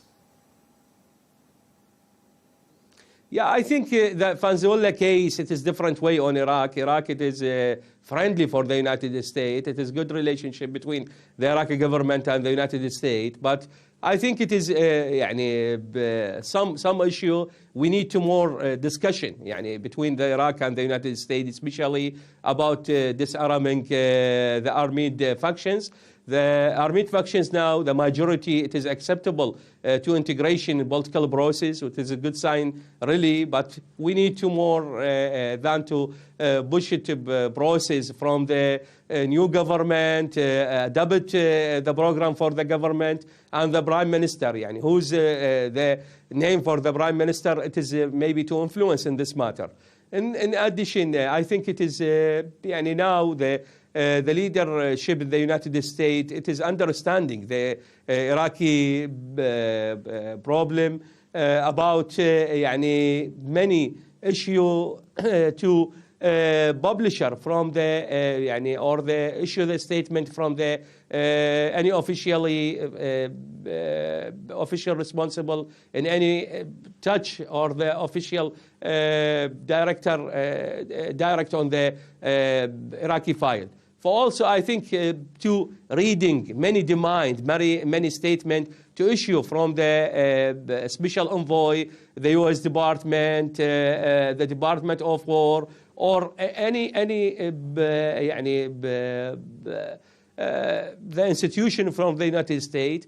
But I think now to support it, the stability. The stability is very important for the Iraqi government, Iraqi parties, the Iraqi people. In addition, the United States, we need to look at the stability. In addition, we need to seize the interference from any countries in the region, in the world, on Iraq. For also the Iraq, it is respect the relationship with the United States, respect the relationship with the sixth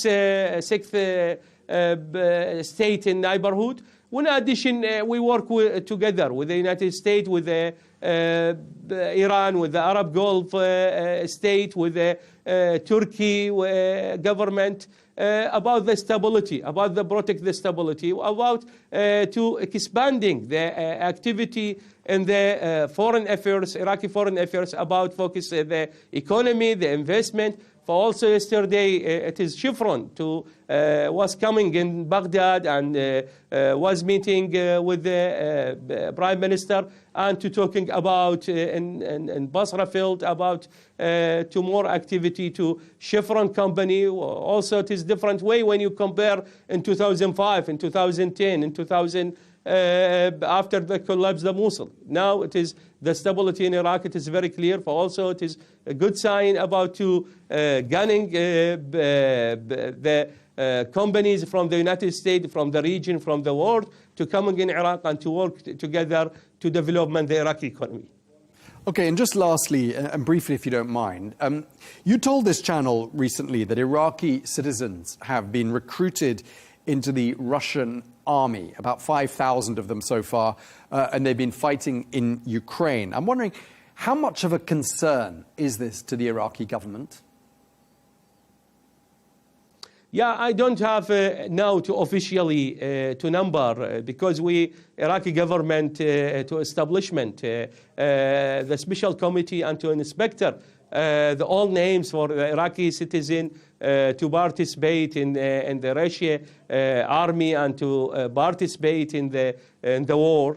But now the Iraqi government, from the Foreign Affairs Ministry, the intelligence community, to work with the Russia inside and about to exchange the information and to an inspector and to put it to the new approach about to announcement to rebag in Iraq officially from the Foreign Affairs Ministry In addition, to work with the embassy, for the Iraqi embassy in the Moscow, to work with the Russian government about to gunning the officially number, and after that to work together. But the Iraqi government focus in this matter يعني between 15 months to collect the information and collect the number, and to oversighting the social media,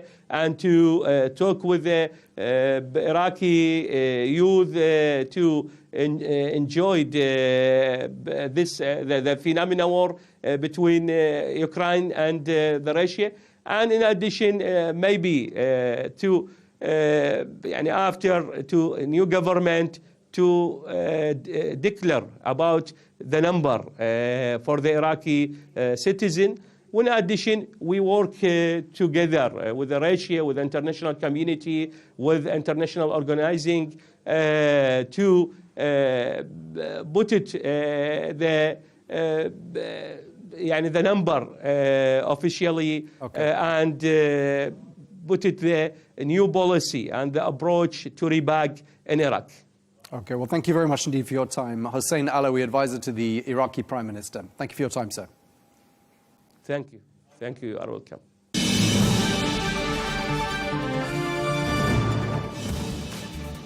Well, that is all we have time for on Global News today. Thank you very much indeed for watching. Be sure to join us again tomorrow for more exclusive interviews. Until then, goodbye.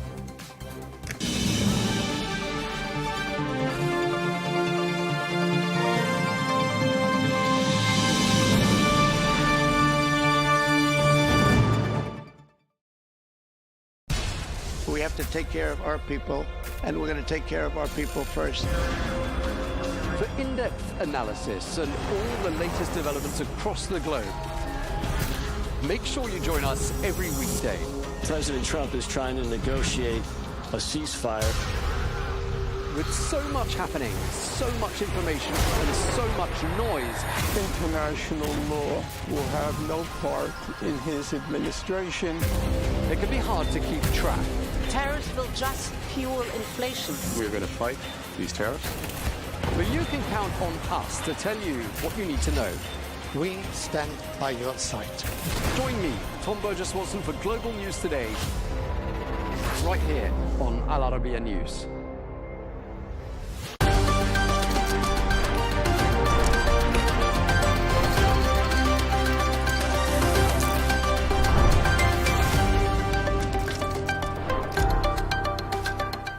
Hello, I'm Leigh Ann Gerrans. Welcome to a W News special interview on Al Arabiya English.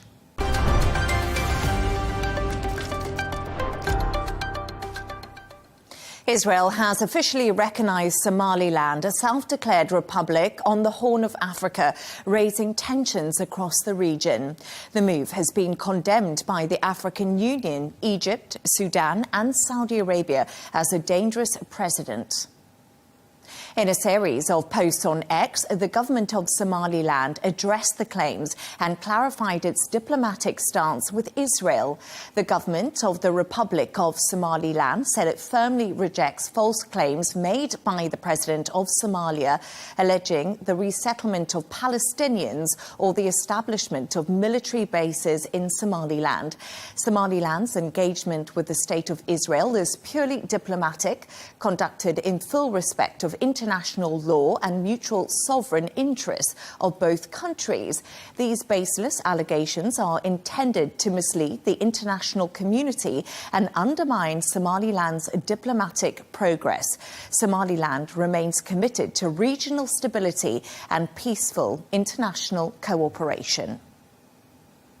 For more on this, I'm joined from Mogadishu by the President of Somalia, Hassan Sheikh Mahmoud. Thank you so much for joining me, Mr. President. It's a pleasure to have you on the show.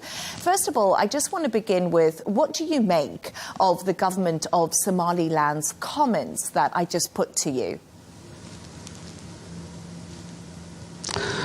Well, first of all, thank you for having me. And I would like to make one thing very clear. The so-called Somaliland is northwestern region of Somalia, and it is one of the 18 regions of Somalia. So it's the northern regions of Somalia, and they claim it that they secede from Somalia. We have been dealing with them for the last more than 3 decades now. We've been trying to make the unity again through a peaceful means, but unfortunately now they overstep it and they cross the red line, which is breaking the international law, the national laws, of course. This is a very serious matter in terms of our national security and in terms of our unity, sovereignty, and territorial integrity, so that the people of Somalia, under the leadership of the federal government of Somalia, has rejected and refused it and denounced it, that the deal between Israel and Somaliland is a valid one or has any legitimate base at all. And what are Israel's motives behind this decision to recognize Somaliland? Well, the leadership of Somaliland has taken the Somaliland people or the northern regions people into the extreme by advocating and by calculating in their mind that they are going to separate from Somalia, they are going to become an independent state. So under the leadership of some extremist elements that, or I say ultra-nationalists locally are there, and they have taken the people to the corner that they seek recognition all over the world. No country has recognized that part of Somalia as an independent state for the last 34 years. Now Israel, who is also another disparate and mostly unrecognized state in the global arena, has come and joined with them by pursuing their geopolitical interests in the region of the Horn of Africa. That is the main reason why Somaliland went to Israel and why Israel has accepted and embraced the claim of Somaliland. What political interests do they have, Israel, right there in Somaliland, in your opinion? It's not my opinion, it's a fact, and it has been clarified by so many sources that Israel has 3 objectives in Somaliland. One is to have a military base there, just to get closer to the Arabian Gulf and the Red Sea, a very strategic waterway for the international trade and the security of the Gulf region at all. And the second is that Somaliland will accept and accommodate the relocation of Palestinians, those who are with, those who believe maybe Israel, or Israel has been forcefully taken their homeland and bring them there in Somalia, in that part of Somalia, Somaliland. The third reason is the leadership of Somaliland has agreed and accepted that they will join the Abraham Accord. These are the 3 main objectives of Israel that has in Somaliland, and there's only one objective that Somaliland leadership has, which is a recognition from Israel. So you said there that one of the reasons that Israel has done this is in order to move Palestinians to Somaliland. What do you think the international community is going to do if that does happen? Well, first of all, Somalia do not accept that at all, because it is very illegitimate, forcefully relocating people from a country that they do not belong. There is no historical precedency that the Palestinian people has in Somalia, so there is no way that Somalia can accept that, number one. Number two is the Palestinian people, they don't want to go any place other than their homeland, which is Palestine, and they are there unless they are forcefully kidnapped and taken away and put them somewhere that they do not want. We are not neighbor to Palestine. We are not close to Palestine. Palestinians cannot reach Somalia easily as a refugee, and they never did that, except a few families. But it's Israel that wants forcefully to, Israel has killed close to 70,000 people in Palestine, just to make a massive displacement for the Palestinian people so that the land will remain Israel. And that was not successful. Now they are creating that, taking some Palestinians to some other parts of the world and creating life for them there, maybe trying to persuade other Palestinians to join in the future. So this is the dream, but this is a dream that will never become true. And Mr. President, were you taken by surprise when Israel actually became the first country to officially recognize Somaliland as an independent state? Well, we have been watching, and we have the sources of information that Israel might be trying to come, and you know Israel has been moving around claiming that they cannot defend Israel, an enemy which is 2,000 kilometers away from Israel, so we need to get closer to the Arabian Gulf so that we can defend our country from there. So that was there, that history was there. And then the area that was possible for that was any place other than Somalia. Sometimes other countries were be in the picture, but now it became reality. So the rumor that Israel is going to move out of Israel and reach some place in the Red Sea zone and the Arabian Gulf and the Horn of Africa has always been there. But since we have no relationship with Israel, since we are not friends with Israel, we were not expecting that they will do that. But it happened now, and we just get the reality days before the decision has been made. What pushed Somaliland to seek the help of Israel at this stage? Why did they do this? Well, as I said to you, for 3 decades, no country has recognized Somaliland. So they just went there for desperation of recognition. We have, yes, they claim that the former military regime of Somalia has massacred some people in Somaliland, and they need an apology. We did the apology. We have approached it. We have a number of reconciliation or dialogue meetings in different parts of the world, in Africa, in Europe, in Asia. And we keep, as a Somalia, the Somali government believed that the only means to reunite the country was a peaceful means through dialogue, through acceptance of each other. Unfortunately, when extremists lead the people, such actions can come. That is the main reason now. So you just said to me that you're looking for peaceful dialogue and you've been trying to make unity with peaceful means. Would you rule out using force if this impacts Somalia's security? Maybe, but you know, Somalia has a very serious problem with extremist groups, and we know the meaning of violence, we know the meaning of destruction. So that was what makes us not to prefer to use force and violence in order to reach understanding each other.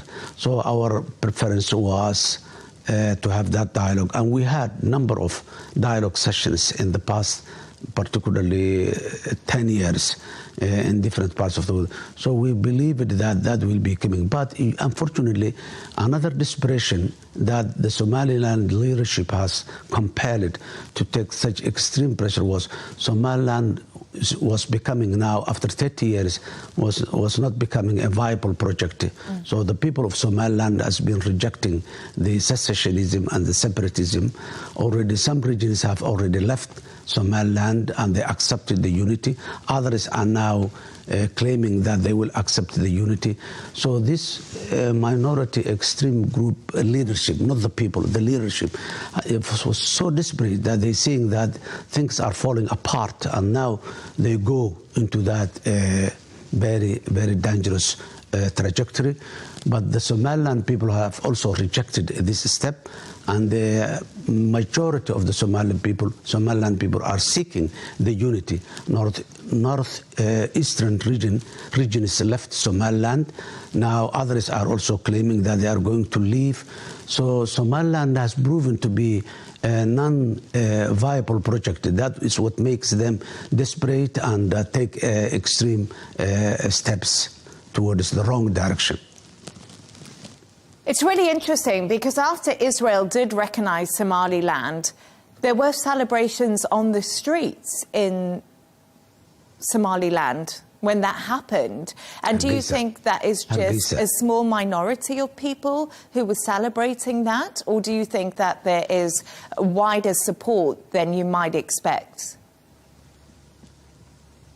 No, that's not the case. The celebrations took place in some parts of Hargeisa, not in other parts of the Somaliland or ex-British territory of Somaliland. In many places there were strong and powerful demonstrations of rejection at all. So it is misleading that the world thinks that there was a lot of support. No. In the city of Hargeisa, it's true that the largest city in Somaliland is Hargeisa. Parts of Hargeisa has been, and there are now voices that are arising within Somaliland that refusing other parties, other cities in Porama of Awdal region, in northeastern region, in other parts of even within the northwestern region of Somaliland. There are voices, demonstrations that reject the case of Israel. So, in your opinion, the protests and the happiness that happened afterwards were not so widespread. But, you know, we've just been speaking about Somalia. And is the recognition of Somaliland by Israel now a direct threat to Somalia's sovereignty and territorial integrity? What does this mean for the country, which has, as you said, had many years of fighting? Well, absolutely. It is a threat, and it is a national security threat. And Somalia will do everything that makes that threat lifted and make the unity of the country back. Absolutely, our approach has been peacefully, and we continue to prefer the dialogue, the peaceful means of the reunification of the country. But if you say, is it a threat? Yes, it is a serious, serious threat, the biggest threat that Somalia has faced in the recent times. I can say even with the terrorist war, this is more serious than the war against the terror even. And I just want to talk to you a little about the US President Donald Trump, because he has called Somali migrants garbage, and that was during a cabinet meeting, and said he doesn't want them in America. What do you make of Donald Trump's comments?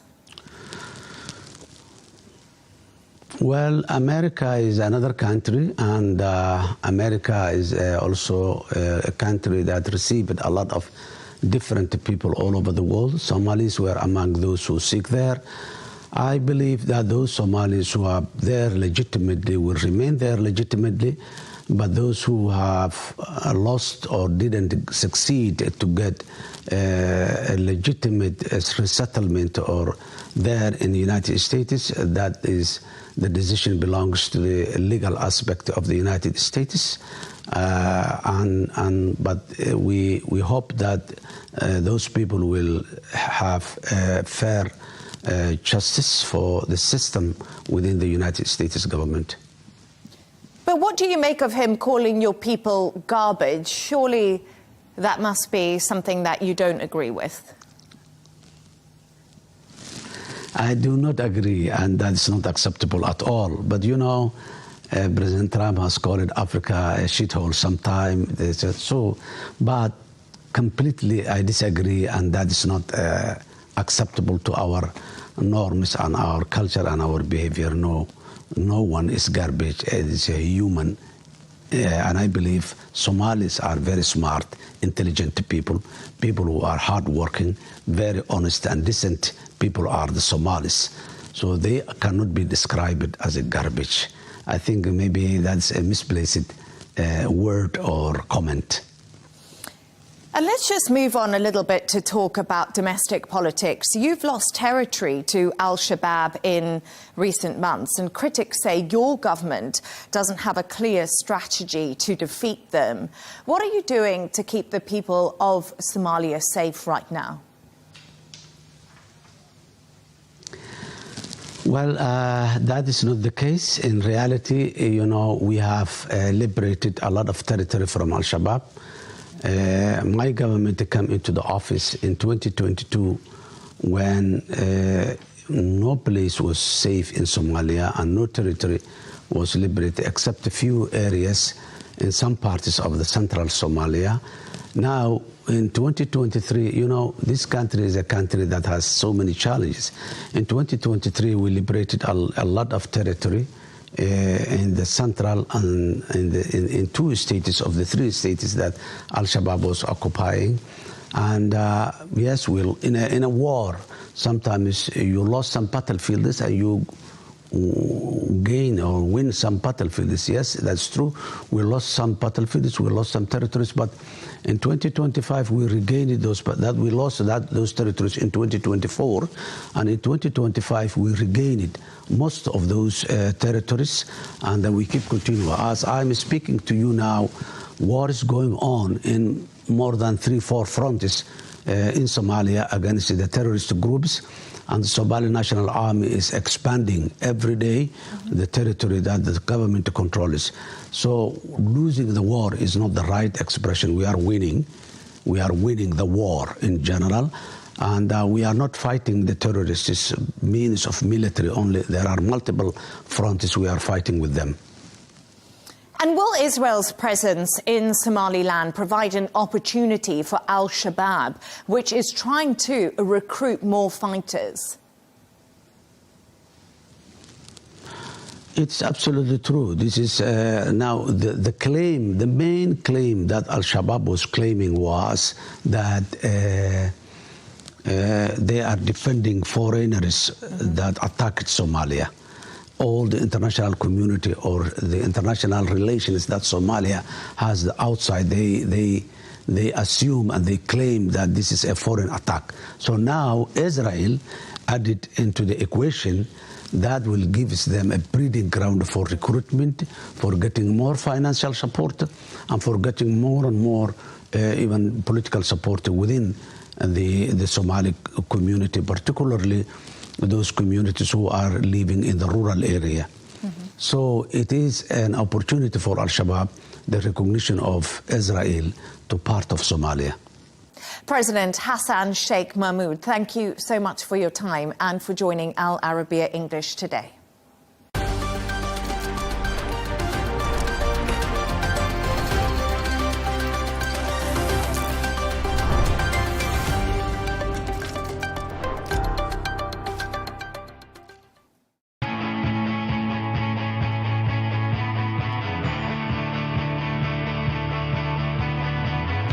Welcome to the metropolis, the big city. This is where tech, trends, and culture meet. Meet the people. See the sights. Walk the city streets. And experience the lifestyle.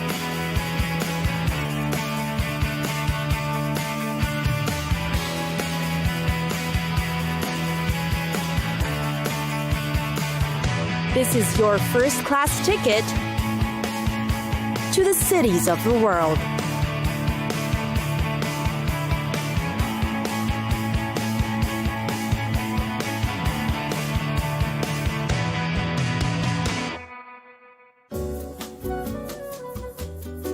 Geneva, a true gem of Switzerland, Geneva. Full of history, architecture, and sights, Geneva is a worthy place to visit. The amazing European city is best known for Lake Geneva, of course. The jet d'eau water jet should definitely be on top of your list. The jet of water from the lake can go so high and is considered the emblem of the city of Geneva. Go to the pier, get close to the water jet, and you'll feel the powerful pressure of water projected into the air. Geneva Lake is a central focus of the city. It is surrounded by a panoramic view of the mountains with great promenades too. Throughout the year, many boat trips travel to give tourists a view of the city's lakeside. The buildings and, of course, the jet d'eau water jet are terrific sights to see from afar. Next up is the Old Town. As Switzerland's biggest historical city and the home of the Reformation movement, there is so much to be uncovered here. Every corner of Geneva's cobbled streets, you will find Swiss shops and cafes that are worth dropping by. The town square is an active area and was originally a Roman forum. Not to be missed is the St. Peter's Cathedral. You'll find it at the very heart of Old Town. See its architectural beauty and think of how it took over 400 years to build. Now, the cathedral stands to almost 1,000 years old. St. Peter's Cathedral is also known for the archaeological museum you'll find in its basement and the panoramic views you can catch glimpses of from the North Tower. Want more views from the top? Try Mont Slieve. It's a mountain right outside the city where you'll see Geneva in its entirety. For a dose of the green scene in the city, the Parc de Bastion is where you should be. It's a pretty tree-lined park that dates from way back in the 1700s. It was home to the Reformation Wall, which commemorates the main founders of the Protestant faith, including John Calvin. More history? Head over to the Geneva Museums, the cultural and historical place to be. The Musée des Arts d'Extrême-Orient is home to art from Japan and China, and it is renowned internationally. Other notable stops are the Museum of Natural History, the Barbier-Mueller Museum, and the Museum of Art and History.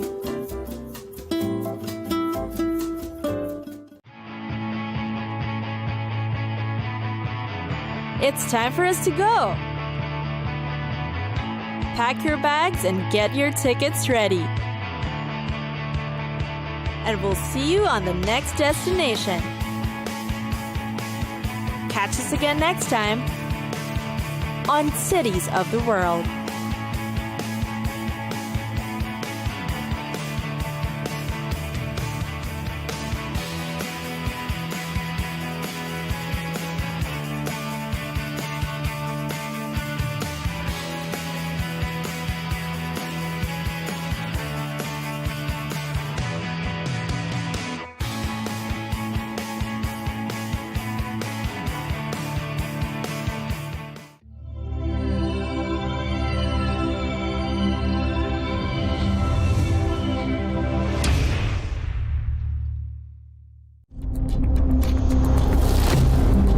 They seized our homes and refused to leave them. We launched the attack and destroyed the enemy's capabilities. There is a security concern, and this concern is related to Al-Shabaab. I opened the car window and saw my legs severed. She disappeared for a while and came back pregnant in the camp. We achieved major victories. We defeated the Al-Shabaab front and the ISIS front. It is very important that we see more embassies opening in Mogadishu. If they give us the chance, we will return here tomorrow.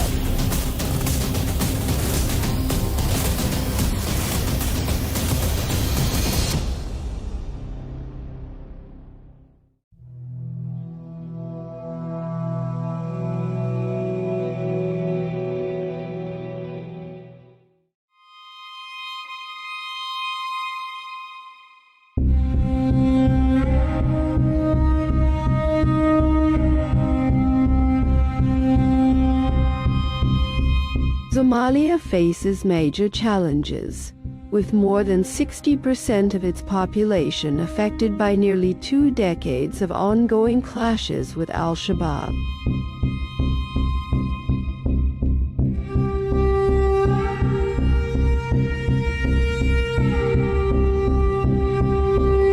The Kawarai militia, as Somalis call it, seeks to overthrow the government and establish its own rule. There is a security concern, and this concern is linked to Al-Shabaab, which is not only an extremist movement that uses violence to achieve its goals, but also a movement that runs parallel to the state and tries to impose a complete alternative reality in parts of this country. واقعاً كاملاً في أجزاء من هذه الدولة. Al-Shabaab was founded in 2004, and its first public appearance under its current name came in 2006 on the ruins of a state that had been torn apart and exhausted by civil wars. In that same year, the United States designated it a terrorist organization. It served as the military wing of the Islamic Courts Union, which had consolidated its control over Mogadishu and the south of the country, becoming a major force through a system of Sharia court.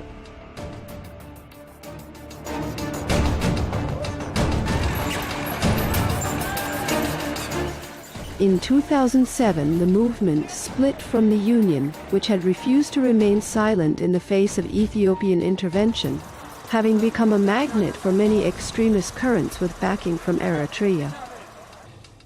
We are dealing with a Somali phenomenon that naturally crosses borders, receives support from abroad, and works to strengthen and cultivate its ties with other terrorist groups. Yet it has a distinctly Somali character. They say it is largely self-funded and entrenches its presence. Militarily, it constantly wages hit-and-run attacks and exploits clan disputes. And it exploits the lack of coordination between the central government and the regions, attacking weak positions. The movement's current emir is Ahmed Diriye, known as Abu Ubada al-Somali, succeeding Ahmed Abdi, known as Mukhtar Abdul Rahman Abu Zubair, who was killed in a U.S. airstrike in 2014. 2 years earlier, the movement had pledged allegiance to Al-Qaeda, revealing an even more brutal face. When the explosion happened, I heard that I had lost my leg. I saw thick smoke rising beneath me. I couldn't believe I was the target. I opened the car window and saw my severed leg. I panicked at the horror of what I saw. I jumped out of the car and crawled 4 or 5 steps. Nearby, there was an army checkpoint on the road leading to the airport. It is a heavily guarded area. I heard intense gunfire. Then the first soldier came toward me.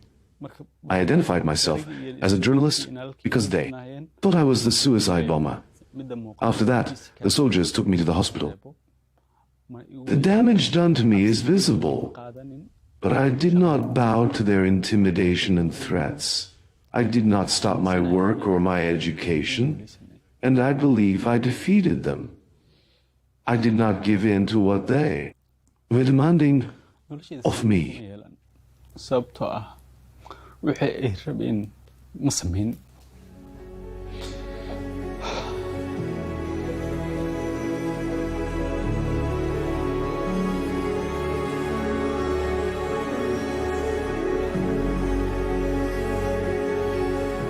It was a bloody period after which the Somali army entered, a new phase of decisive, intensive field operations targeting the rebels' strongholds. Battles between Al-Shabaab and the state keep recurring. In the past, we would leave our homes and then come back. But now, the fighting methods have changed because Al-Shabaab fighters seized our homes and refused to leave them, so the state brought in its artillery and began shelling them.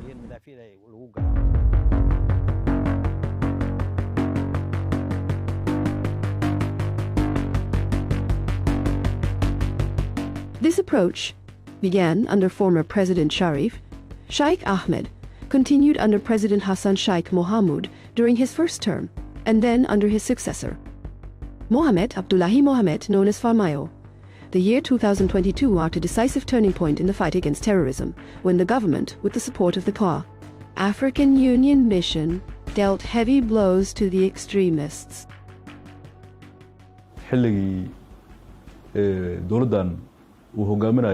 Since the arrival of President Dr. Hassan Sheikh Mohamud to power in May 2022, the state declared a war against those outside the law. Major campaign in which the state prevailed and the rebels suffered heavy defeats. We drove them out of many areas they used to control. When we speak of a distance of 30 kilometers from Mogadishu, we mean the towns of Balad and Basra. We also pushed them away from the Haradhir area, 8 kilometers from Mogadishu.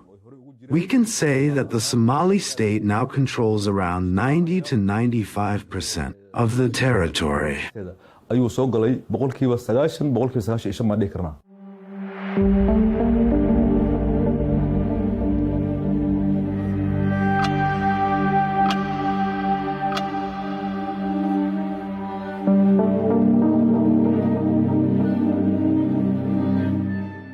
Al-Shabaab bases its strategy on choosing cities in strategic locations to serve as its strongholds.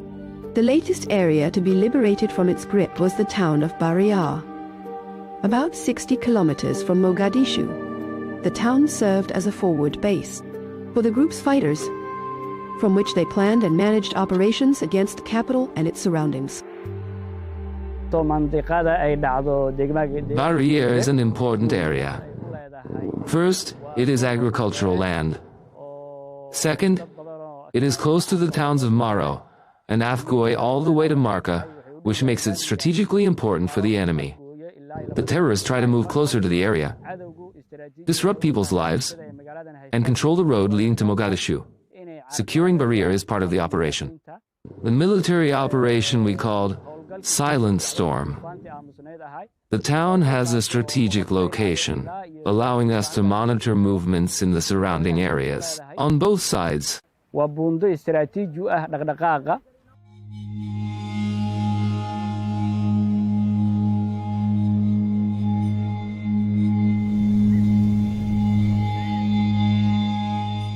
Clashes have changed the face of the town after it spent a period behind the front lines. Motionless bodies bear witness to a fierce struggle, and hope is renewed for residents to return to their homes again. Shabab fighters came and ordered all the residents to leave. They told them they did not want to see any of them here. All our people want to return to their homes. If they give us the chance, we will come back here tomorrow. There is no current danger. What remains is to comb the area carefully, clear the mines they planted, and search for any remnants that could still harm people. Once we finish this important process, we will allow people to return to their homes. We will continue and move on to other areas, including Oudale.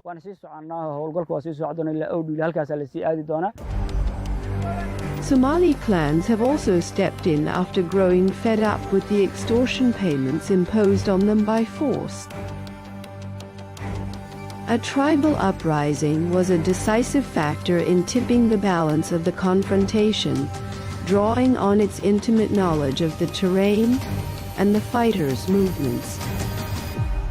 Those we call the Kawari, or outlaws, who controlled southern Somalia, are from the Al-Shabaab group, based in the south of Iorajal, and then near in Puntland all the way to the far end of Jubaland, where Ras Kamboni is located, an Islamist military front. In the north, specifically, in the Golis Mountains and in Al-Miskat, ISIS is present. We have achieved major victories. With the help of the Puntland army and people, we have defeated the Al-Shabaab front and the ISIS front. The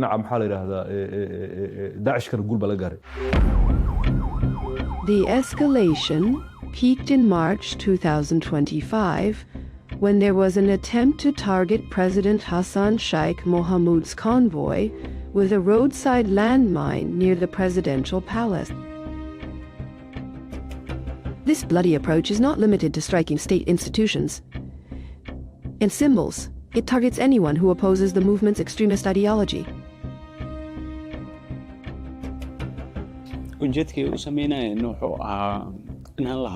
They wanted to silence me, to make me keep quiet. They were targeting public figures so that ordinary people would feel despair when they saw one or two such people killed. Among public figures to terrorize society and destabilize the state. They want to frighten the people. Personally, I did not feel fear and did not leave my country as other journalists did. We stayed and continued talking about them. They will come to an end. One day.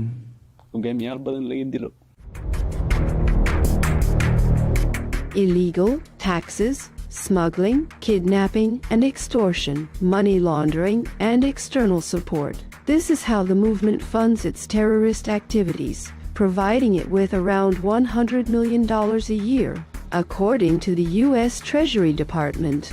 هذا التمويل ممتد ويساعده في This funding is sustained, and it is aided by a kind of pragmatism in dealing with clans. Sometimes trying to win them over, sometimes standing against them, and terrorizing those clans, dealing with them in ways that avoid direct confrontations. Addressing this requires a great deal of work, not only from Somali society, but from the Somali state and from the country's brothers and partners. We have put in place an economic program to combat the Al-Shabaab terrorist movement, and we established a financial intelligence center to fight terrorist groups economically. We have succeeded in tightening the economic noose around them and cutting off their financial support. According to the latest reports, we have managed to close 575 accounts linked to the movement and have frozen 21 bank accounts.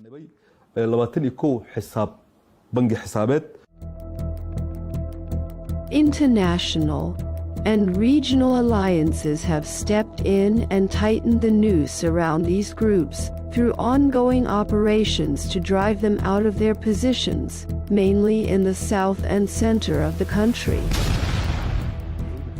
Neighboring countries such as Kenya, Ethiopia, and Djibouti have helped us.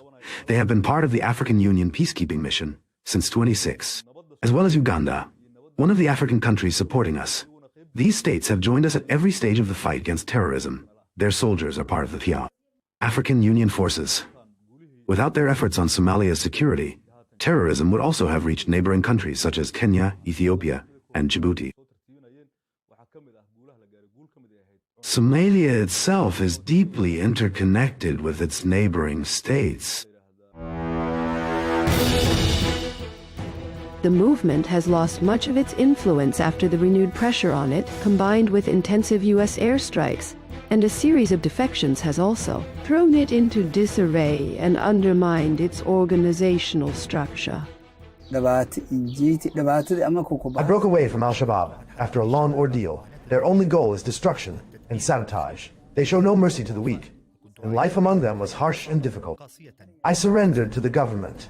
I want to live a dignified life and pledged to fight them alongside the government forces and defend the country against those who kill people. I used to think they represented Islam, and that anyone who opposed their ideas was a disbeliever. I even joined them and believed in their ideology. But their brutal killing of innocents and my inability to bear it pushed me to flee, especially after they ordered me to carry out a brutal killing operation. Before carrying it out, I decided to escape. لكن قبل تنفيذ ذلك قررت الهروب.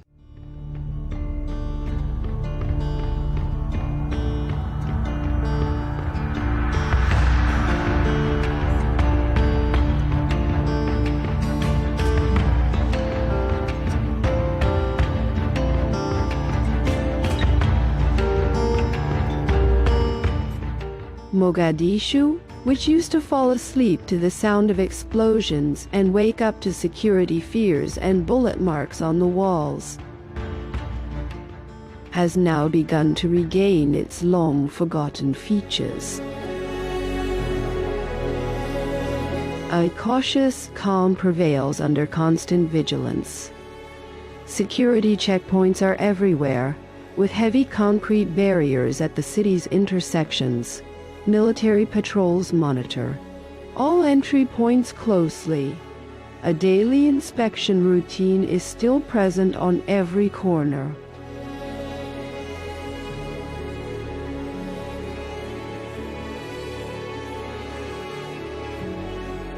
Sobe Street, which witnessed the deadliest terrorist attacks in the capital's history in October 2017 and October 2022, is now entering a new phase of construction and development in an effort to restore the security that years of violence have taken away.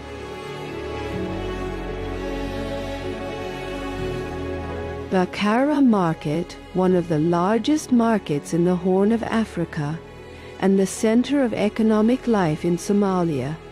For years, it was an open battlefield between warlords, Al-Shabaab fighters, and peacekeeping forces. The place's memory takes us back to 1992, when the state of chaos and social fragmentation prompted the United Nations to intervene militarily under U.S. leadership in what was then called Operation Restore Hope. Today, I informed Secretary General Boutros Ghali that America will respond to the call. I have given Secretary Cheney the order to deploy a substantial American force to Somalia. The clashes in and around Bakara Market escalated, and the market gained worldwide notoriety, especially after the events of October 3, 1993, the Battle of Mogadishu, when General Mohammed Farah Aidid's forces shot down 2 U.S. Black Hawk helicopters and dragged the bodies of their crew through the area. This past weekend, we all reacted with anger and horror when an armed Somali gang desecrated the bodies of our American soldiers and paraded an American pilot as a captive. These tragic events raise difficult questions about our efforts in Somalia. Why are we still there? The fierce battles left 19 American soldiers dead, after which U.S. forces withdrew from Somalia in 1994. Today, with tighter security and an increased police presence inside, the market is seeing a noticeable recovery for both consumers and traders. Anyone who knows Bakara Market knows well that it has gone through major problems. In the past, there were serious obstacles related to security, the economy, and commercial competition. These challenges plunged us into a cycle of fear, killings and bombings, and hardship. There were huge explosions in nearby areas that caused many problems for our people. Thank God, there is a big difference between what we went through in the past and where we are today.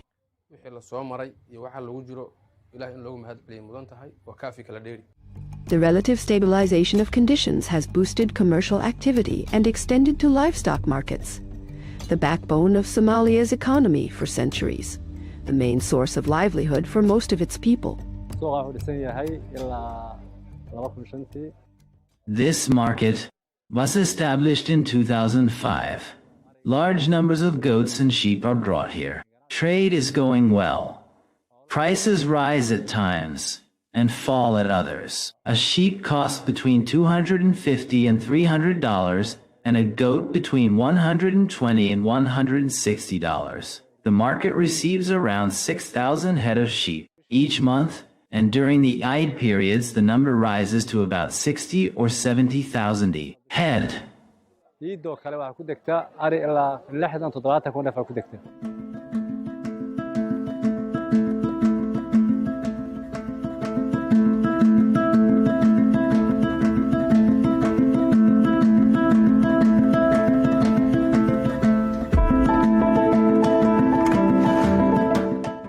Aden Ada International Airport, named after the country's first president, is regaining its air traffic after being destroyed following the overthrow of Siad Barre's regime. We have here 23 domestic flights a day to local airports, and we also have 17 international flights. We work with Interpol, which makes it easier for us to identify all those on watch lists. We are keen to arrest criminals, and those working with organizations such as Al-Qaeda, ISIS, and Al-Shabaab. It has also become easier for us because we have a system known as the Fraud Detection Unit, FDU, which allows us to detect forged passports and visas and catch forgers. The airport is one of the most heavily guarded sites in the capital, particularly in the Green Zone. It is a strategic hub for the government and international organizations, which makes it a target. We facilitate the arrival and movement of our international partners here, but dealing with Al-Qaeda, Al-Shabaab, and ISIS is very difficult at times, because they can easily change their names and alter their records. Sometimes there are people who work with them and try to bring them into the country so that they can operate here more easily.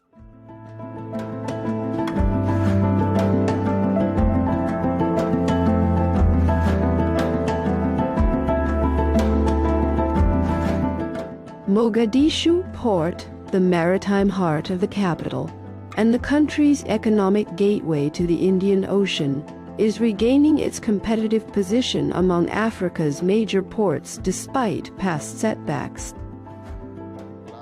Last year in Mogadishu, port became the second-best port in sub-Saharan Africa. The first was also Somalia's Berbera port, and we are trying to reach first place this year. Last year's estimates indicated that more than 400 ships arrived here. And as conditions improve and peace returns to Somalia, many business people have begun to benefit, not only in imports but also in exports, for example, to Kenya, Asia, and Arab countries. This is very positive for our business community. We have also put in place an advanced system under which all incoming ships undergo thorough inspections. Everything entering through our ports is checked. Everything entering through our ports is checked. And we have one of the most modern scanning devices in the region.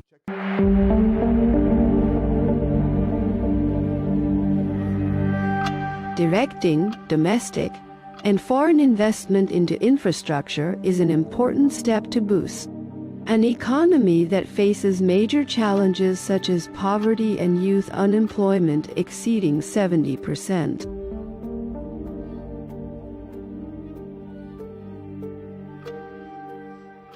In Somalia, young people make up about 75% of the population, and their ages range from 18 to 50 years old, which means that we have an overall promising human capital. Even in terms of technology, we are developing significantly compared to neighboring countries. We have very good internet, so it is expected that the government will raise the economic growth rate to about 5 to 6%. As for average annual income per capita, it used to be around $300 and is now close to $600 to $700, which in itself is a clear improvement. The country has also launched a Vision 2060, under which we hope to raise average daily income per person from $2 to $5. In addition to the traditional engines of development, new promising sectors are emerging, bringing fresh opportunities for investment and growth. We still have great hopes of finding oil and gas, and exploration has already begun. So we are currently very optimistic economically. Our GDP growth rate is about 3 to 4%. We have 4 main sectors driving economic development: livestock, agriculture, fishing, And now we have started entering the oil and gas sector, which gives us substantial and diversified potential to drive our economic growth. Despite the fragility of the economic recovery indicators, they have encouraged Somali investor Abdenoor Gutal to establish his project in the heart of Makkah al-Mukarramah Street, which was once the scene of bloody bombings. Somalia is our country.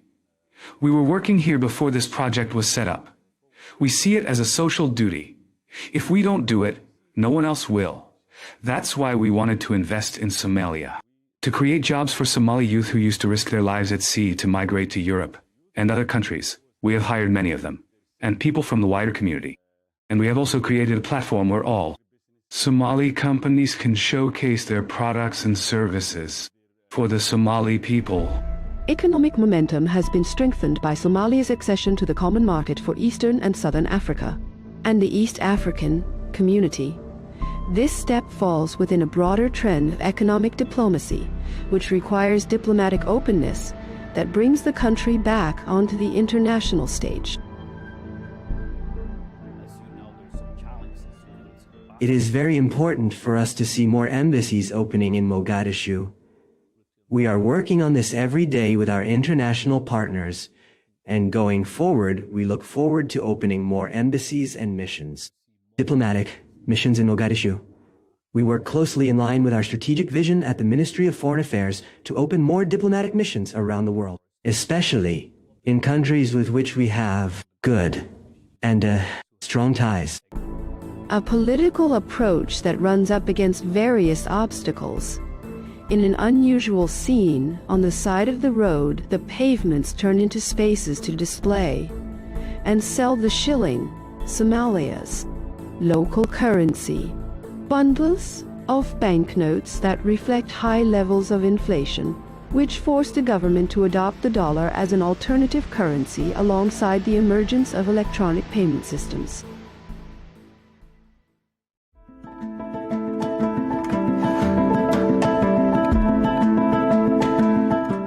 Somalia's location has had a major impact on its political and economic makeup, past and present, making it a constant focal point of competition between great powers.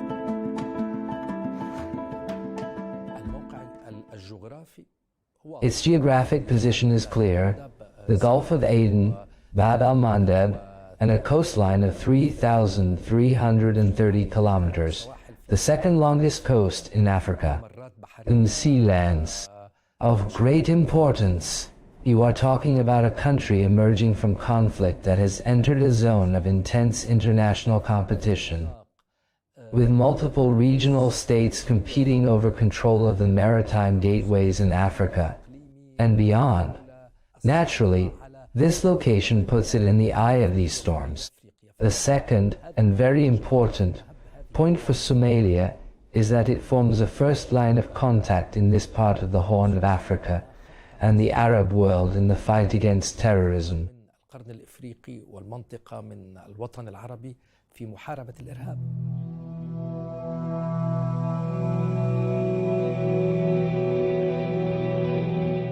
The same strategic location takes us back to a pivotal era in Somalia's history, when its unique geography in the Horn of Africa drew the interest of the major colonial powers, which redrew its borders according to their interests. After independence, Somalis began the journey of building a unified state, but successive conflicts threw Arab, African Somalia back into a spiral of fragmentation. The most prosperous era in Somalia's history was when the country gained independence from British and Italian colonial rule and later united into a single entity, the Somali Republic, on 1 July 1960 until January 1975. Since that date, Somalia's trajectory began to decline sharply after the military regime executed 10 Somali elders who opposed the regime's so-called family law, legislation that sought to impose legal measures of a secular nature. Who opposed what the regime called the family law, legislation that sought to impose legal measures of a secular nature, that gave women greater equality with men. After that, Somalia entered the 1977 war with Ethiopia, a war that gradually led to the weakening of the Somali state and to its eventual collapse. Following these deep divisions, international and Arab efforts emerged to bring the parties together and overcome political and security complexities. During the collapse of President Siad Barre's government, may he rest in peace, and up to the establishment of the first transitional government in 2004, the Arab League had an envoy, and from that time on, we began trying to calm tempers between the Somali parties. In 2006, we held negotiations in Khartoum between the Somali transitional government and the Islamic courts. In 2008, we opened an Arab League mission during some of the darkest times when Somali society and its government were suffering from rampant violence.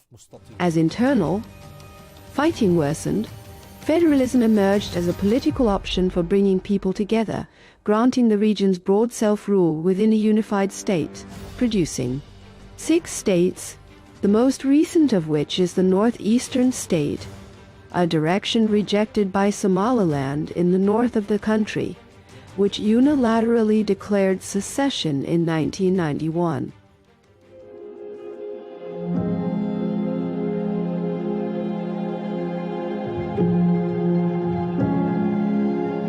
Today, this African country stands in the middle, seeking a delicate balance between its internal obligations and the pressures of geopolitics. From a geopolitical perspective, our core vision is to work closely with all our partners, including our neighbors, because every challenge we face. As a government, we see as an opportunity to cooperate with states that are serious about working with us on the basis of respect for our sovereignty, our unity, and our national and international interests. In the outskirts of the city, tin shack neighborhoods appear as a forced refuge for thousands of families fleeing conflict zones. Most live on limited means amid a total absence of infrastructure and basic services. A fragile social fabric further burdened by an extreme climate. It struck local community, stability, and left nearly 4 million people suffering from food insecurity out of a population of 19 million.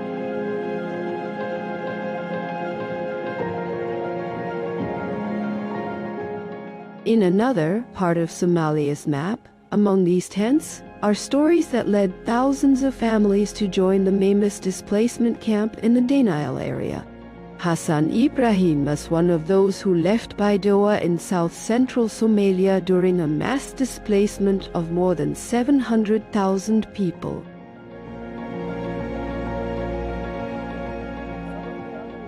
I left my area because of drought, hunger, and problems.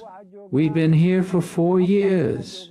We have nowhere to go and cannot find good work. I used to farm and herd livestock. My wife, my children, and I fled after our animals died because the pastures dried up. We came here suffering from many problems.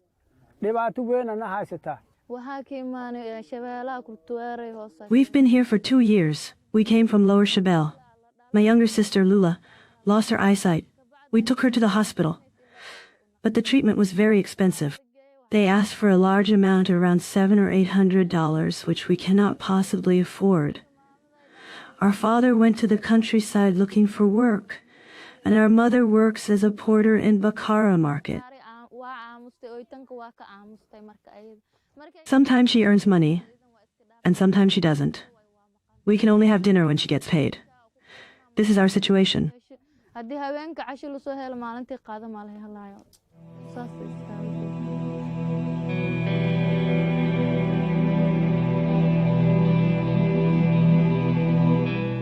Forced movements with different causes, yet all meet at one point, the struggle for survival. The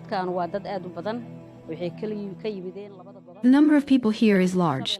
They came from the regions of Middle Shabelle and Lower Shabelle, from places like Bay Makul and all the areas beyond Afgoy, Kurioli, and Shalambud. Water shortages and clashes pushed them to come to this camp. Last week I was told that one woman suffered a psychological breakdown because of the fighting. She disappeared for a while and returned pregnant to the camp. There are also some wounded who were hit by gunfire.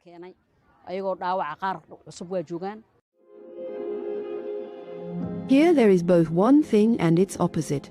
In a striking shift in migration routes, Somalia has gone from being a source of refugees to a destination for those fleeing crises. Crises no less complex than the reality of this Arab African country. During the war in Syria, there was a lot of chaos. After I graduated in 2017 or 2018, work conditions were bad, few job opportunities, difficulty starting your own business, and many hardships. Also because of the military situation, we had compulsory service, so I was forced to work abroad. I contacted friends who were already in Somalia. They encouraged me and said job opportunities were good. The climate was good, life was comfortable, and there were no problems at all. And now I am bound by a contract with the group here, and I'm comfortable. And of course, I'm thinking of returning, now that Assad is gone.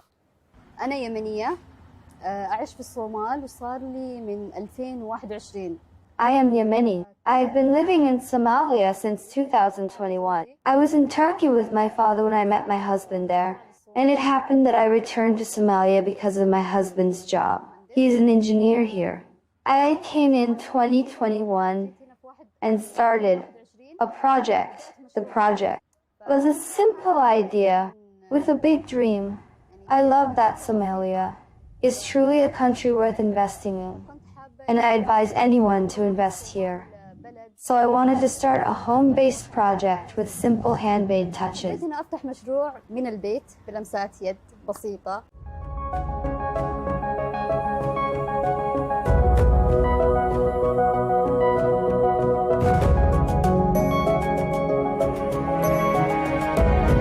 Somalia today stands at a crossroads between the legacy of old conflicts and a serious opportunity to rebuild beyond the era of state collapse. Somalia's story may shift again given the current situation, and as the model of direct elections appears on the horizon, promising new rules with no war and no division.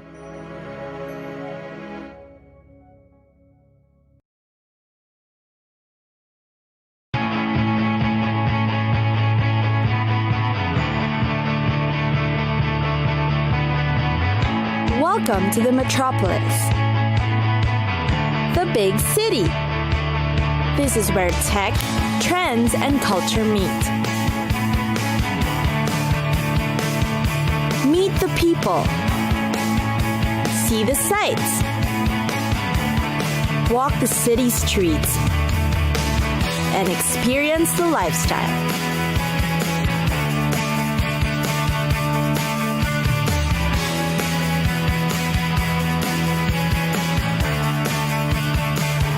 This is your first-class ticket to the cities of the world.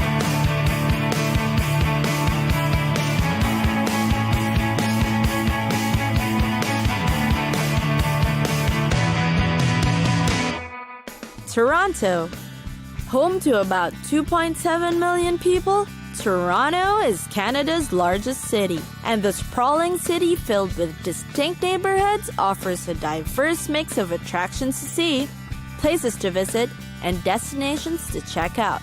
Perhaps the most popular is the Niagara Falls, one of the 7 wonders of the world. A highly recommended way to see the famous falls is through the Maid of the Mist boat ride, which allows you to get right up close to it and immerse yourself in its enormity. Another popular site is the Dundas Square, often compared to New York's Times Square. The place is often used in the production of popular blockbuster hits because its setting is quite easy to film in. The city is also quite popular for its lineup of major art museums. The Art Gallery of Ontario Toronto Gallery of Inuit Arts, and the Gardiner Museum of Ceramic Art makes Toronto a burgeoning art community. Great art alternatives can also be found lining the streets of Queen West, Ossington, Queen East, and the Distillery District. Every year, the art scene in Toronto is also taken over by contemporary artists during Nuit Blanche, an all-night arts festival that runs from dusk till dawn. You'll also want to walk by the Graffiti Alley in the Fashion District, Toronto street that's legally tagged with an entire walking tour of murals by local street creatives. There's also the Distillery District, a cobblestone and usually carless street, featuring industrial houses that feature galleries, fashion designers, and artisan food products. Toronto is also host to an entire lineup of alternative dance and music fests. Some of the most popular include Digital Dreams, Electric Island, and Mad Decent Block Party. In June, travelers flock to the 17-day festival called Luminato. The Four Seasons Center for the Performing Arts is the place for opera and ballet shows. It is home to the Canadian Opera Company and the National Ballet of Canada. You may also want to try hiking or biking to the Toronto Islands nearby. It's just a ferry ride away. Plus, you'll get to see the city skyline at sunset. The sandy beaches are worth the trip, and the eclectic Wards Island is an interesting community to explore. It's time for us to go! Pack your bags and get your tickets ready. And we'll see you on the next destination. Catch us again next time on Cities of the World.